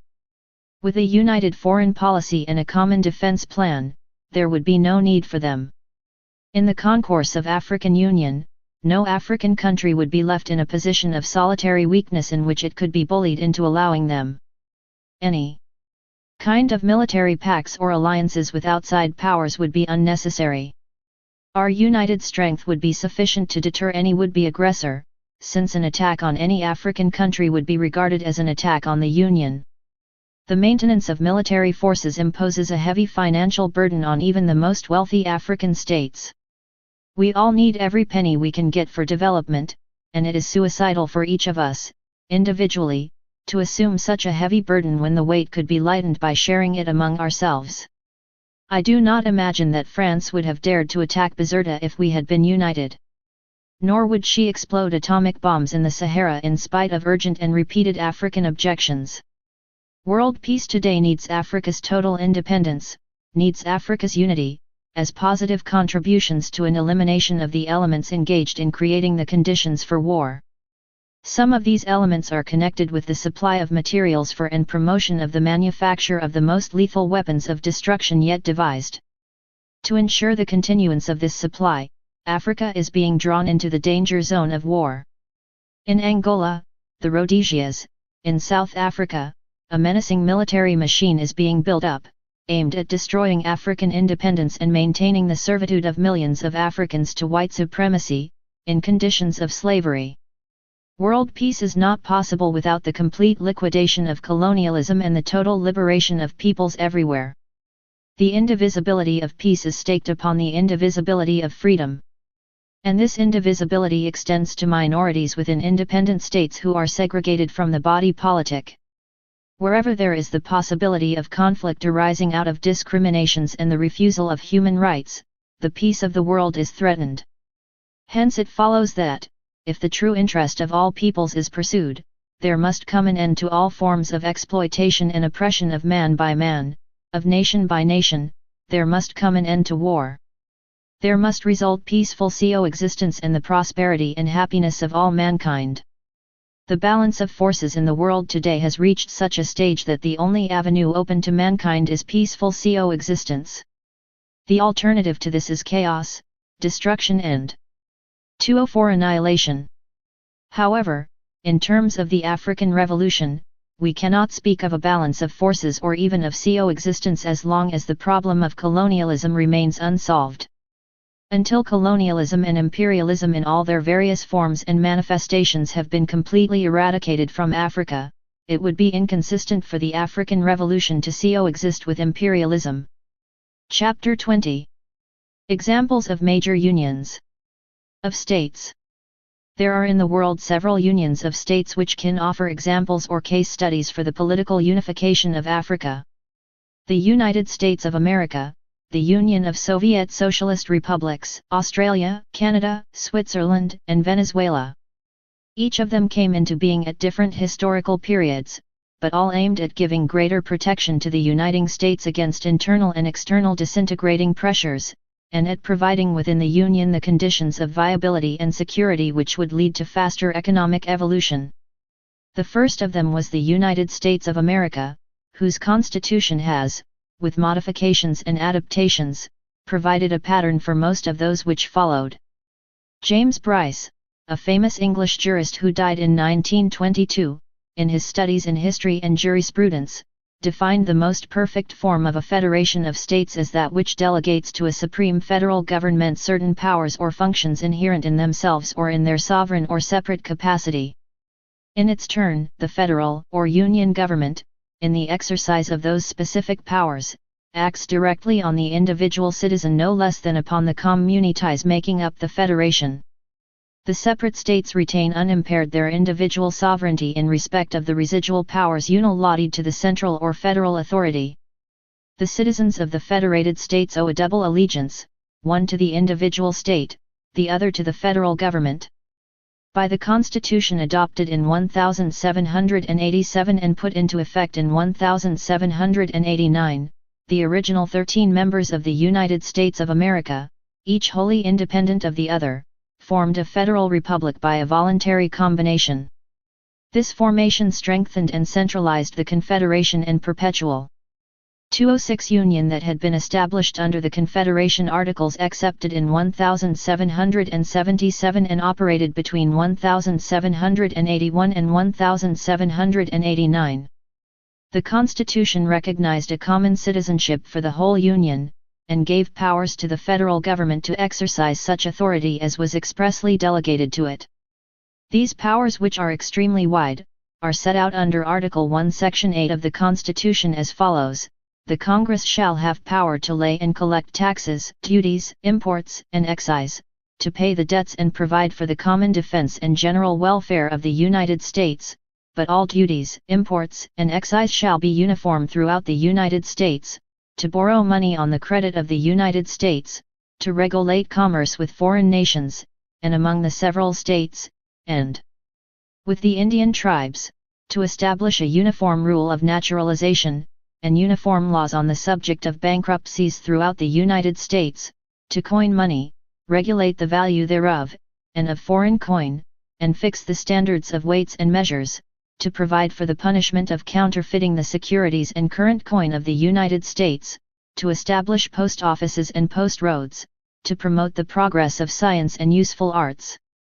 By securing for limited times to authors and inventors the exclusive right to their respective writings and discoveries, to constitute tribunals inferior to the Supreme Court, to define and punish piracies and felonies committed on the high seas, and offenses against the law of nations, to declare war, grant letters of marque and reprisal, and make rules concerning captures on land and water, to raise and support armies, but no appropriation of money to that use shall be for a longer term than 2 years, to provide and maintain a navy, to make rules for the government and regulation of the land and naval forces, to provide for calling forth the militia to execute the laws of the Union, suppress insurrections, and repel invasions, to provide for organizing, arming, and disciplining the militia, and for governing such part of them as may be employed in the service of the United States, reserving to the states respectively, the appointment of the officers, and the authority of 207 training the militia according to the discipline prescribed by Congress, to exercise exclusive legislation in all cases whatsoever, over such district, not exceeding 10 miles square, as may, by cession of particular states, and the acceptance of Congress, become the seat of the government of the United States. 1. And to exercise like authority over all places purchased by the consent of the legislature of the state in which the same shall be, for the erection of forts, magazines, arsenals, dockyards and other needful buildings, and to make all laws which shall be necessary and proper for carrying into execution the foregoing powers vested by this Constitution in the government of the United States, or in any department or office thereof. Apart from allocating certain special powers to the federal government, the United States Constitution lays down certain specifics in regard to migration of persons, the inviolability of habeas corpus except when in cases of rebellion or invasion, the public safety may require it, export taxes and duties, interstate duties, the avoidance of preference in the regulation of commerce or revenue as between the ports of the different states, the appropriation of monies from the federal treasury, as well as a number of other matters. The Constitution can be amended by approval of 2/3 of both houses of Congress, or on the application of the legislatures of 2/3 of the several states, shall call a convention for proposing amendments, which in either case shall be valid to all intents and purposes, as part of this Constitution, when ratified by the legislatures of 3/4 of the several states, or by conventions in 3/4 thereof, as the one or the other mode of ratification may be proposed by Congresses. No amendment, however, can, without its consent, deprive any of the states of its equal suffrage in the Senate. 3 distinct authorities have been entrusted with the powers of the central government: executive, legislative and judicial. The executive head is the President, who is elected for a term of 4 years by electors chosen for that purpose from each of the one that is, the District of Columbia, in which Washington, the capital, is situated. 208 states. He chooses and dismisses his own cabinet, members of which are responsible to the President and not to the legislature. In case of his resignation or death, the Vice President, ex officio President of the Senate, assumes the presidency. The presidential succession is regulated by an Act of 1887. Beginning with the Secretary of State, the succession goes according to the seniority of the departments. Legislative power is vested in a Congress consisting of 2 houses, a House of Representatives, composed of representatives in numbers proportionate to the population of each state. They hold their seats for 2 years. The senior house is the Senate, having 2 members from each of the states, elected for 6 years, but in rotating thirds. The supreme judicial authority is vested in a Supreme Court, which consists of a Chief Justice and 8 Associate Justices, all appointed for life by the President, subject to confirmation by the Senate. The task of the Supreme Court is to balance the rights of the citizens with the interpretation of the Constitution. Defining briefly the nature of the Soviet Union, the Constitution sets out its role as the determinator and director of the Union economy, in which it safeguards the small private economy of individual peasants and handicraftsmen based on their own labor and precluding the exploitation of the labor of others. It also protects the personal property right of citizens in their incomes, the savings from them and their personal effects, including houses, and the right to inherit such property. The Soviet Union consists of 16 sovereign republics and some 100 autonomous republics, autonomous regions, and areas. The first Soviet Constitution, adopted in 1924, revised in 1936 and subsequently amended in certain respects, guarantees equal rights for all citizens regardless of race or nationality. Every citizen of a Union Republic is also a citizen of the USSR, giving dual citizenship. The Supreme Soviet is the highest organ of power. It is elected every 4 years and consists of 2 chambers, the Council of the Union and the Council of Nationalities, both of which have equal rights, and must approve legislation before it becomes effective. Election to the Council of the Union is by direct vote on the basis of 1 deputy for every 3,000 of the population. 20Q The Council of Nationalities is elected on an equalitarian basis of 25 deputies for each Union Republic, 11 from each autonomous republic, 5 each from the autonomous regions and 1 from each autonomous area. The Supreme Soviet meets at least twice a year for about 10 days, but a small number of members is elected to carry on its work between sessions. This is called the Presidium. It does the major part of the work of the Supreme Authority, but its actions must be ratified by the Supreme Soviet. The Supreme Soviet, at a joint sitting of the two chambers, appoints the Council of Ministers of the USSR, which includes the heads of the various state committees and also the chairman of the Councils of Ministers of the Union Republics, by virtue of their office. The division between all Union ministers and Republican ministers is defined by the Constitution. The powers of the AL Union government are specifically defined and include foreign affairs, defense and security, finance, money and credit, the use of the land and its resources, which are nationalized, the planning, administration and supervision of the Union economy, education and health, the judicial system and procedure, weights and measures, marriage and family, rights of citizens and aliens, and many other matters. Outside of the spheres of central authority set out in the Constitution, the Union Republics exercise independent authority and are in great measure responsible for carrying out their parts of the Unified State Program. Specifically, the USSR protects the sovereign rights of the Union Republics, whose territory may not be altered without the consent of the republic concerned. Since February 1944, each republic has the right, 1. to have its own national army formation, 2.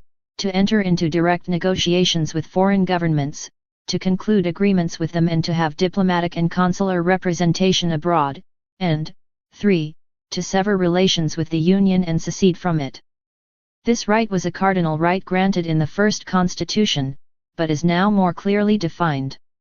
Each Union Republic has its own constitution, which takes account of the specific features of the Republic and is drawn up 210 in full conformity with the Constitution of the USSR. In the event of divergence between a law of the Union Republic and a law of the Union law prevails. Laws of the Union are published in the languages of all the Union Republics. The right to nominate candidates for election belongs to the various social organizations and societies, the Communist Party, trade unions, cooperatives, youth organizations, and cultural societies. However, only the Communist Party is tolerated, all other organizations being classified as non-party. The USSR, beginning with 4 republics, now comprises 16. Few would have thought that so many different peoples at various levels of social, political, and economic development could have been welded into the mighty power which the Soviet Union has become in a comparatively short space of time. Similarly, in the case of North America, the original 13 states have grown to 50 and 1787 Constitution, with various amendments, still operates in the United States. There is, however, a significant difference between the Union of the American states and that of the Soviet Socialist republics, in the historical circumstances that secured their combination. Though originally conceived as a free union of sovereign states, the United States of America, in its present form, was not achieved as a free and voluntary union, but was imposed as the result of the North's victory over the South in the Civil War. The right to secede was brought into the open when some states broke away in 1861, and President Lincoln, in order to maintain the unity of the nation, began the Civil War against the secessionists. Though the seceding states wanted to break up the Union because of the North's growing opposition to slavery, Lincoln, writing to Horace Greeley, editor of the New York Herald Tribune, in 1862, declared that my paramount object is to save the Union, and not either to save or destroy slavery. If I could save the Union without freeing any slave, I would do it. If I could save it by freeing all the slaves, I would do it, and if I could do it by freeing some and leaving others alone, I would also do that. 1 The war was won and Lincoln was able to assert most solemnly that I did all in my judgment that could be done to restore the one Abraham Lincoln, life, public service, and state papers. 211. Union without interfering with the institution of slavery. We failed, and the blow at slavery was struck. The survival of the Union, however, required the abolition of slavery. One was incompatible with the other, supporting our Pan-African stand that complete freedom is imperative for African unity. Within the United States, the continuance of the Union paved the way for America's vital industrial advance. The rich section, which had been kept back in the general development by a single institution, and had been a clog on the advance of the whole, had been dragged up to the level of the rest of the country. Free labor was soon to show itself far superior to slave labor in the South. The power of the nation, never before asserted openly, had made a place for itself, and yet the continuing power of the states saved the national power from a development into centralized tyranny. And the new power of the nation, by guaranteeing the restriction of government to a single nation in Central North America, gave security against any introduction of international relations, international wars, and continued war taxation into the territory occupied by the United States. 1 Thus the American nation emerged stronger out of the Civil War to continue its road to its present eminence as the foremost free enterprise state in the world. In the Soviet Union, the story was different. There the right of secession was the crucial testing point of the Treaty of Union. Lenin made this clear in the assertion that, just as mankind can achieve the abolition of classes only by passing through the transition period of the dictatorship of the oppressed class, so mankind can only achieve the inevitable merging of nations by passing through the transition period of complete liberation of all the oppressed nations, i.e. their freedom to secede. 2 On this, the Third All-Russian Congress of Soviets amplified Lenin's standpoint in its declaration of January 24, 1918 that 212. The Soviet Republic is established on the basis of a free union composed of free nations. In order to avoid misunderstanding on the question, the declaration offers to the workers and peasants of every nationality the right to make their own decisions in their own authorized Soviet Congress, do they wish, and on what grounds, to participate in the federal government and other federal Soviet institutions. The strength of the Soviet Union has been proved in the furnace of war. Even under the impact of fascist savagery, it remained unbroken. The Union of Canada came into being as an effort to resolve the Anglo-French racial differences between the provinces of Upper and Lower Canada, which were being fanned by the rivalries between England and France. Though united in one legislature after the conferment of self-government under a governor, a deadlock was reached in government, and a union was mooted. On July 1867 4 provinces united. They were Upper Canada, now Ontario, Lower Canada, now Quebec, Nova Scotia, and New Brunswick. With the new era that was opening in America, following the Civil War, the union of the Canadian provinces offered the sole hope of successful growth. Rupert's Land was added in 1869 by purchase from the Hudson Bay Company, and British Columbia joined in 1871. The British government transferred to Canada in 1878 all of British North America except Newfoundland. Theoretically, the executive consists of a Governor-General and Privy Council, but in practice it is a cabinet under a Prime Minister. The Governor-General is appointed for 5 years to represent the sovereign in all matters of federal government. There is a House of Commons elected by the different provinces according to population. Lieutenant governors of the provinces are nominated by the Governor-General. All local legislation is carried on by the provincial parliaments of single houses, except in the case of Quebec, which has 2. The federal parliament has jurisdiction over all matters not specifically assigned to the local legislatures. In the Commonwealth of Australia, the federal parliament exercises jurisdiction over those matters expressly assigned to it by the Constitution. The states retain control, accordingly, over 213. Those subjects that are not withdrawn by constitutional definition. Nevertheless, the central authority is quite extensive, ranging over trade, industry, criminal law, taxation, quarantine, marriage and divorce, weights and measures, legal tender, copyrights and patents, naturalization and aliens. The federal principle of equal representation of the states is practiced by the election of 6 members from each of the 6 states to the Senate, for a period of 6 years, half retiring every 3 years. Election to the House of Representatives is on a population basis, with not less than 5 members from each of the states. If Union did not bring to Canada and Australia, for example, the tremendous surge forward that it gave to the United States and the Soviet Union, it is because other factors were not equal. Though Canada is considerably bigger than the United States, her territory includes large stretches of wasteland where civilized habitation has so far proved impossible. Australia, on her side, has a great belt of arid country in the interior, and the population is more or less confined to the coastal areas. Both Canada and Australia are thinly populated and are encouraging a policy of immigration from Great Britain and Europe.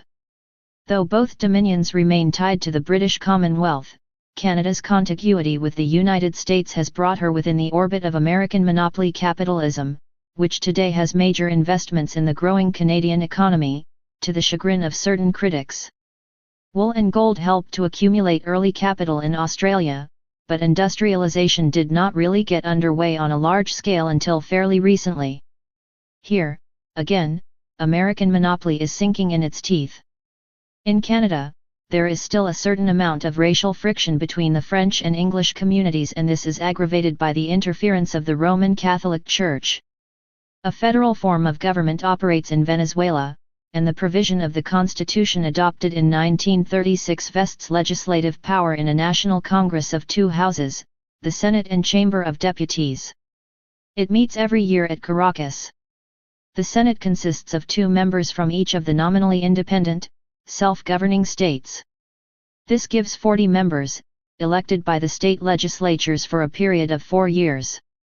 Election to the chamber is by direct vote of a suffrage limited to 214 Venezuelan males, literate and over the age of 21, in the proportion of 1 deputy for every 35,000 of population. Each state is entitled to send at least 1 deputy. The presidential term is for 5 years and, constitutionally, the president cannot immediately succeed himself. The president is assisted by a cabinet of ministers and the governor of the federal district.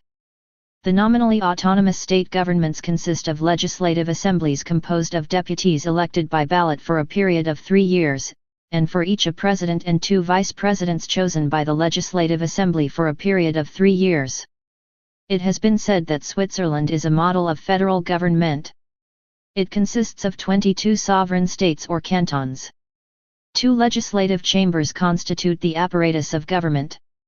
They are the Senate or Council of States, in which each canton has equal representation, and the National Council, chosen on the basis of 1 member to every 2,000 of the population. The 2 bodies form the Federal Assembly. An executive council of 7 members is elected by the Federal Assembly for a period of 3 years, and 1 of its members is chosen annually, also by the Federal Assembly, to be President of the Council. His powers are no greater than those of his colleagues, although he is President of the state and represents the nation on all ceremonial occasions. The Constitution provides that not more than 1 councillor can come from any one canton, which carries the federal principle into the structure of the executive. The Federal Council is responsible to the Federal Assembly, but it does not resign if its policy is rejected by the legislature. Of a coalition character, it more nearly represents a council of permanent heads of department than the cabinet of a parliamentary system. In order to improve effectively and quickly the serious damage done to Africa as a result of imperialism and colonialism, the emergent African states need strong, unitary states capable of exercising a central authority for the mobilization of the national effort and the coordination of reconstruction and progress. For this reason, I consider that even the idea of regional federations in Africa is fraught with many dangers. There is the danger of the development of regional loyalties, fighting against each other. In effect, regional federations are a form of balkanization on a grand scale. These may give rise to the dangerous interplay. 215. Not only of power politics among African states and the regions, but can also create conditions which will enable the imperialists and neocolonialists to fish in such troubled waters. Indeed, such federations may even find objection to the notion of African unity. We must look at the problem from the point of view of its practical and immediate objectives. For example, whereas it may be inexpedient geographically and otherwise for Ghana to join an East African federation, there would be no difficulty for Tanganyika, let us say, joining a political union of Africa. We must endeavor to eradicate quickly the forces that have kept us apart. The best means of doing so is to begin to create a larger and all-embracing loyalty which will hold Africa together as a united people with one government and one destiny. Chapter 21. Continental Government. For Africa. We have seen, in the example of the United States, how the dynamic elements within society understood the need for unity and fought their bitter civil war to maintain the political union that was threatened by the reactionary forces. We have also seen, in the example of the Soviet Union, how the forging of continental unity along with the retention of national sovereignty by the federal states, has achieved a dynamism that has lifted a most backward society into a most powerful unit within a remarkably short space of time. From the examples before us, in Europe and the United States of America, it is therefore patent that we in Africa have the resources, present and potential, for creating the kind of society that we are anxious to build. It is calculated that by the end of this century the population of Africa will probably exceed 500 millions. Our continent gives us the second largest land stretch in the world. The natural wealth of Africa is estimated to be greater than that of almost any other continent in the world. To draw the most from our existing and potential means for the achievement of abundance and a fine social order, we need to unify our efforts, our resources, our skills, and intentions. Europe, by way of contrast, must be a lesson to us all. Too busy hugging its exclusive nationalisms, it has descended, after centuries of wars interspersed with intervals of uneasy peace, into a state of confusion, simply because it failed to build a sound basis of political association and understanding. Only now, under the necessities of economic stringency and the threat of the new German industrial and military rehabilitation, is Europe trying unsuccessfully to find a modus operandi for containing the threat. It is deceptively hoped that the European Community 217 will perform this miracle. It has taken 2 world wars and the break-up of empires to press home the lesson, still only partly digested, that strength lies in unity. While we in Africa, for whom the goal of unity is paramount, are striving to concert our efforts in this direction, the neo-colonialists are straining every nerve to upset them by encouraging the formation of communities based on the languages of their former colonizers. We cannot allow ourselves to be so disorganized and divided. The fact that I speak English does not make me an Englishman. Similarly, the fact that some of us speak French or Portuguese does not make us Frenchmen or Portuguese. We are Africans first and last, and as Africans our best interests can only be served by uniting within an African community. Neither the Commonwealth nor a Franco-African community can be a substitute. To us, Africa with its islands is just one Africa. We reject the idea of any kind of partition.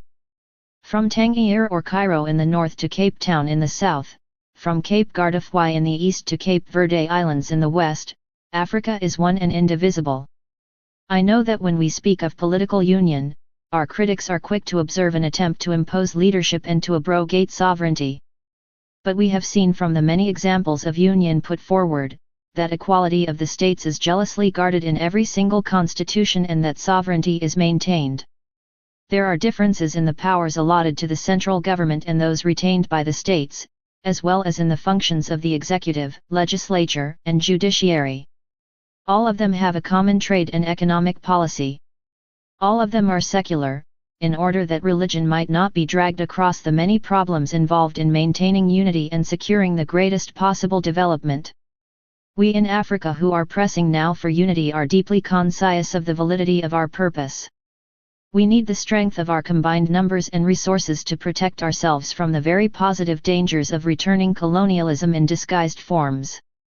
We need it to combat the entrenched forces dividing our continent and still holding back millions of our brothers. We need it to secure total African liberation. We need it to carry 2L8 forward our construction of a socio-economic system that will support the great mass of our steadily rising population at levels of life which will compare with those in the most advanced countries. But we cannot mobilize our present and potential resources without concerted effort. If we developed our potentialities in men and natural resources in separate isolated groups, our energies would soon be dissipated in the struggle to outbid one another. Economic friction among us would certainly lead to bitter political rivalry, such as for many years hampered the pace of growth and development in Europe. At present most of the independent African states are moving in directions which expose us to the dangers of imperialism and neocolonialism. We therefore need a common political basis for the integration of our policies in economic planning, defense, foreign and diplomatic relations.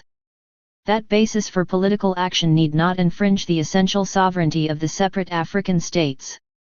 These states would continue to exercise independent authority, except in the fields defined and reserved for common action in the interests of the security and orderly development of the whole continent. In my view, therefore, a united Africa, that is, the political and economic unification of the African continent, should seek three objectives. Firstly, we should have an overall economic planning on a continental basis. This would increase the industrial and economic power of Africa. So long as we remain balkanized, regionally or territorially, we shall be at the mercy of colonialism and imperialism. The lesson of the South American republics vis-a-vis the strength and solidarity of the United States of America is there for all to see. The resources of Africa can be used to the best advantage and the maximum benefit to all only if they are set within an overall framework of a continentally planned development. An overall economic plan, covering an Africa united on a continental basis, would increase our total industrial and economic power. We should therefore be thinking seriously now of ways and means of building up a common market of a united Africa and not allow ourselves to be lured by the dubious advantages of 2. Association with the so-called European Common Market. We in Africa have looked outward too long for the development of our economy and transportation. Let us begin to look inwards into the African continent for all aspects of its development. Our communications were devised under colonial rule to stretch outwards towards Europe and elsewhere, instead of developing internally between our cities and states. Political unity should give us the power and will to change all this. We in Africa have untold agricultural, mineral and water power resources. These almost fabulous resources can be fully exploited and utilized in the interest of Africa and the African people, only if we develop them within a union government of African states. Such a government will need to maintain a common currency, a monetary zone and a central bank of issue. The advantages of these financial and monetary arrangements would be inestimable, since monetary transactions between our several states would be facilitated and the pace of financial activity generally quickened. A central bank of issue is an inescapable necessity, in view of the need to reorientate the economy of Africa and place it beyond the reach of foreign control. Secondly, we should aim at the establishment of a unified military and defense strategy. I do not see much virtue or wisdom in our separate efforts to build up or maintain vast military forces for self-defense which, in any case, would be ineffective in any major attack upon our separate states. If we examine this problem realistically, we should be able to ask ourselves this pertinent question: which single state in Africa today can protect its sovereignty against an imperialist aggressor? In this connection, it should be mentioned that anti-apartheid leaders have alleged that South Africa is building a great military force with all the latest weapons of destruction, in order to crush nationalism in Africa. Nor is this all. There are grave indications that certain settler governments in Africa have already been caught in the dangerous arms race and are now arming themselves to the teeth. Their military activities constitute a serious threat not only to the security of Africa, but also to the peace of the world. If these reports are true, only the unity of Africa can prevent South Africa and these other governments from achieving their diabolical aims. 2. If we do not unite and combine our military resources for common defense, the individual states, out of a sense of insecurity, may be drawn into making defense pacts with foreign powers which may endanger the security of us all. There is also the expenditure aspect of this problem. The maintenance of large military forces imposes a heavy financial burden on even the most wealthy states. For young African states, who are in great need of capital for internal development, it is ridiculous, indeed suicidal, for each state separately and individually to assume such a heavy burden of self-defense, when the weight of this burden could be easily lightened by sharing it among themselves. Some attempt has already been made by the Casablanca powers and the Afro-Malagasy Union in the matter of common defense, but how much better and stronger it would be if, instead of two such ventures, there was one overall, land, sea and air, defense command for Africa. The third objective which we should have in Africa stems from the first two which I have just described. If we in Africa set up a unified economic planning organization and a unified military and defense strategy, it will be necessary for us to adopt a unified foreign policy and diplomacy to give political direction to our joint efforts for the protection and economic development of our continent. Moreover, there are some 60-odd states in Africa, about 32 of which are at present independent. The burden of separate diplomatic representation by each state on the continent of Africa alone would be crushing, not to mention representation outside Africa. The desirability of a common foreign policy which will enable us to speak with one voice in the councils of the world, is so obvious, vital, and imperative that comment is hardly necessary.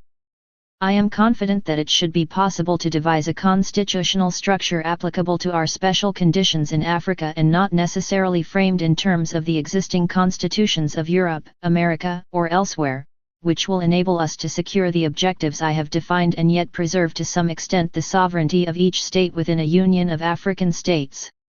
We might erect for the time being a constitutional form that could start with those states willing to create a nucleus, and leave the door open for the attachment of others as they desire to join or 221. Reach the freedom which would allow them to do so. The form could be made amenable to adjustment and amendment at any time the consensus of opinion is for it. It may be that concrete expression can be given to our present ideas within a continental parliament that would provide a lower and an upper house, the one to permit the discussion of the many problems facing Africa by a representation based on population, the other, ensuring the equality of the associated states, regardless of size and population, by a similar, limited representation from each of them, to formulate a common policy in all matters affecting the security, defense, and development of Africa. It might, through a committee selected for the purpose, examine likely solutions to the problems of union and draft a more conclusive form of constitution that will be acceptable to all the independent states. The survival of free Africa, the extending independence of this continent, and the development towards that bright future on which our hopes and endeavors are pinned, depend upon political unity. Under a major political union of Africa there could emerge a united Africa, great and powerful, in which the territorial boundaries which are the relics of colonialism will become obsolete and superfluous, working for the complete and total mobilization of the economic planning organization under a unified political direction. The forces that unite us are far greater than the difficulties that divide us at present, and our goal must be the establishment of Africa's dignity, progress, and prosperity. Proof is therefore positive that the continental union of Africa is an inescapable desideratum if we are determined to move forward to a realization of our hopes and plans for creating a modern society which will give our peoples the opportunity to enjoy a full and satisfying life. The forces that unite us are intrinsic and greater than the superimposed influences that keep us apart.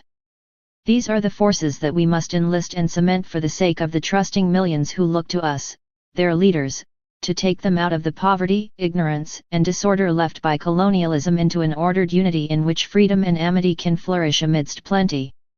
Here is a challenge which destiny has thrown out to the leaders of Africa. It is for us to grasp what is a golden opportunity to prove that the genius of the African people can surmount the separatist tendencies and sovereign nationhood by coming together speedily, for the sake of Africa's greater glory and infinite well-being, into a union of African states.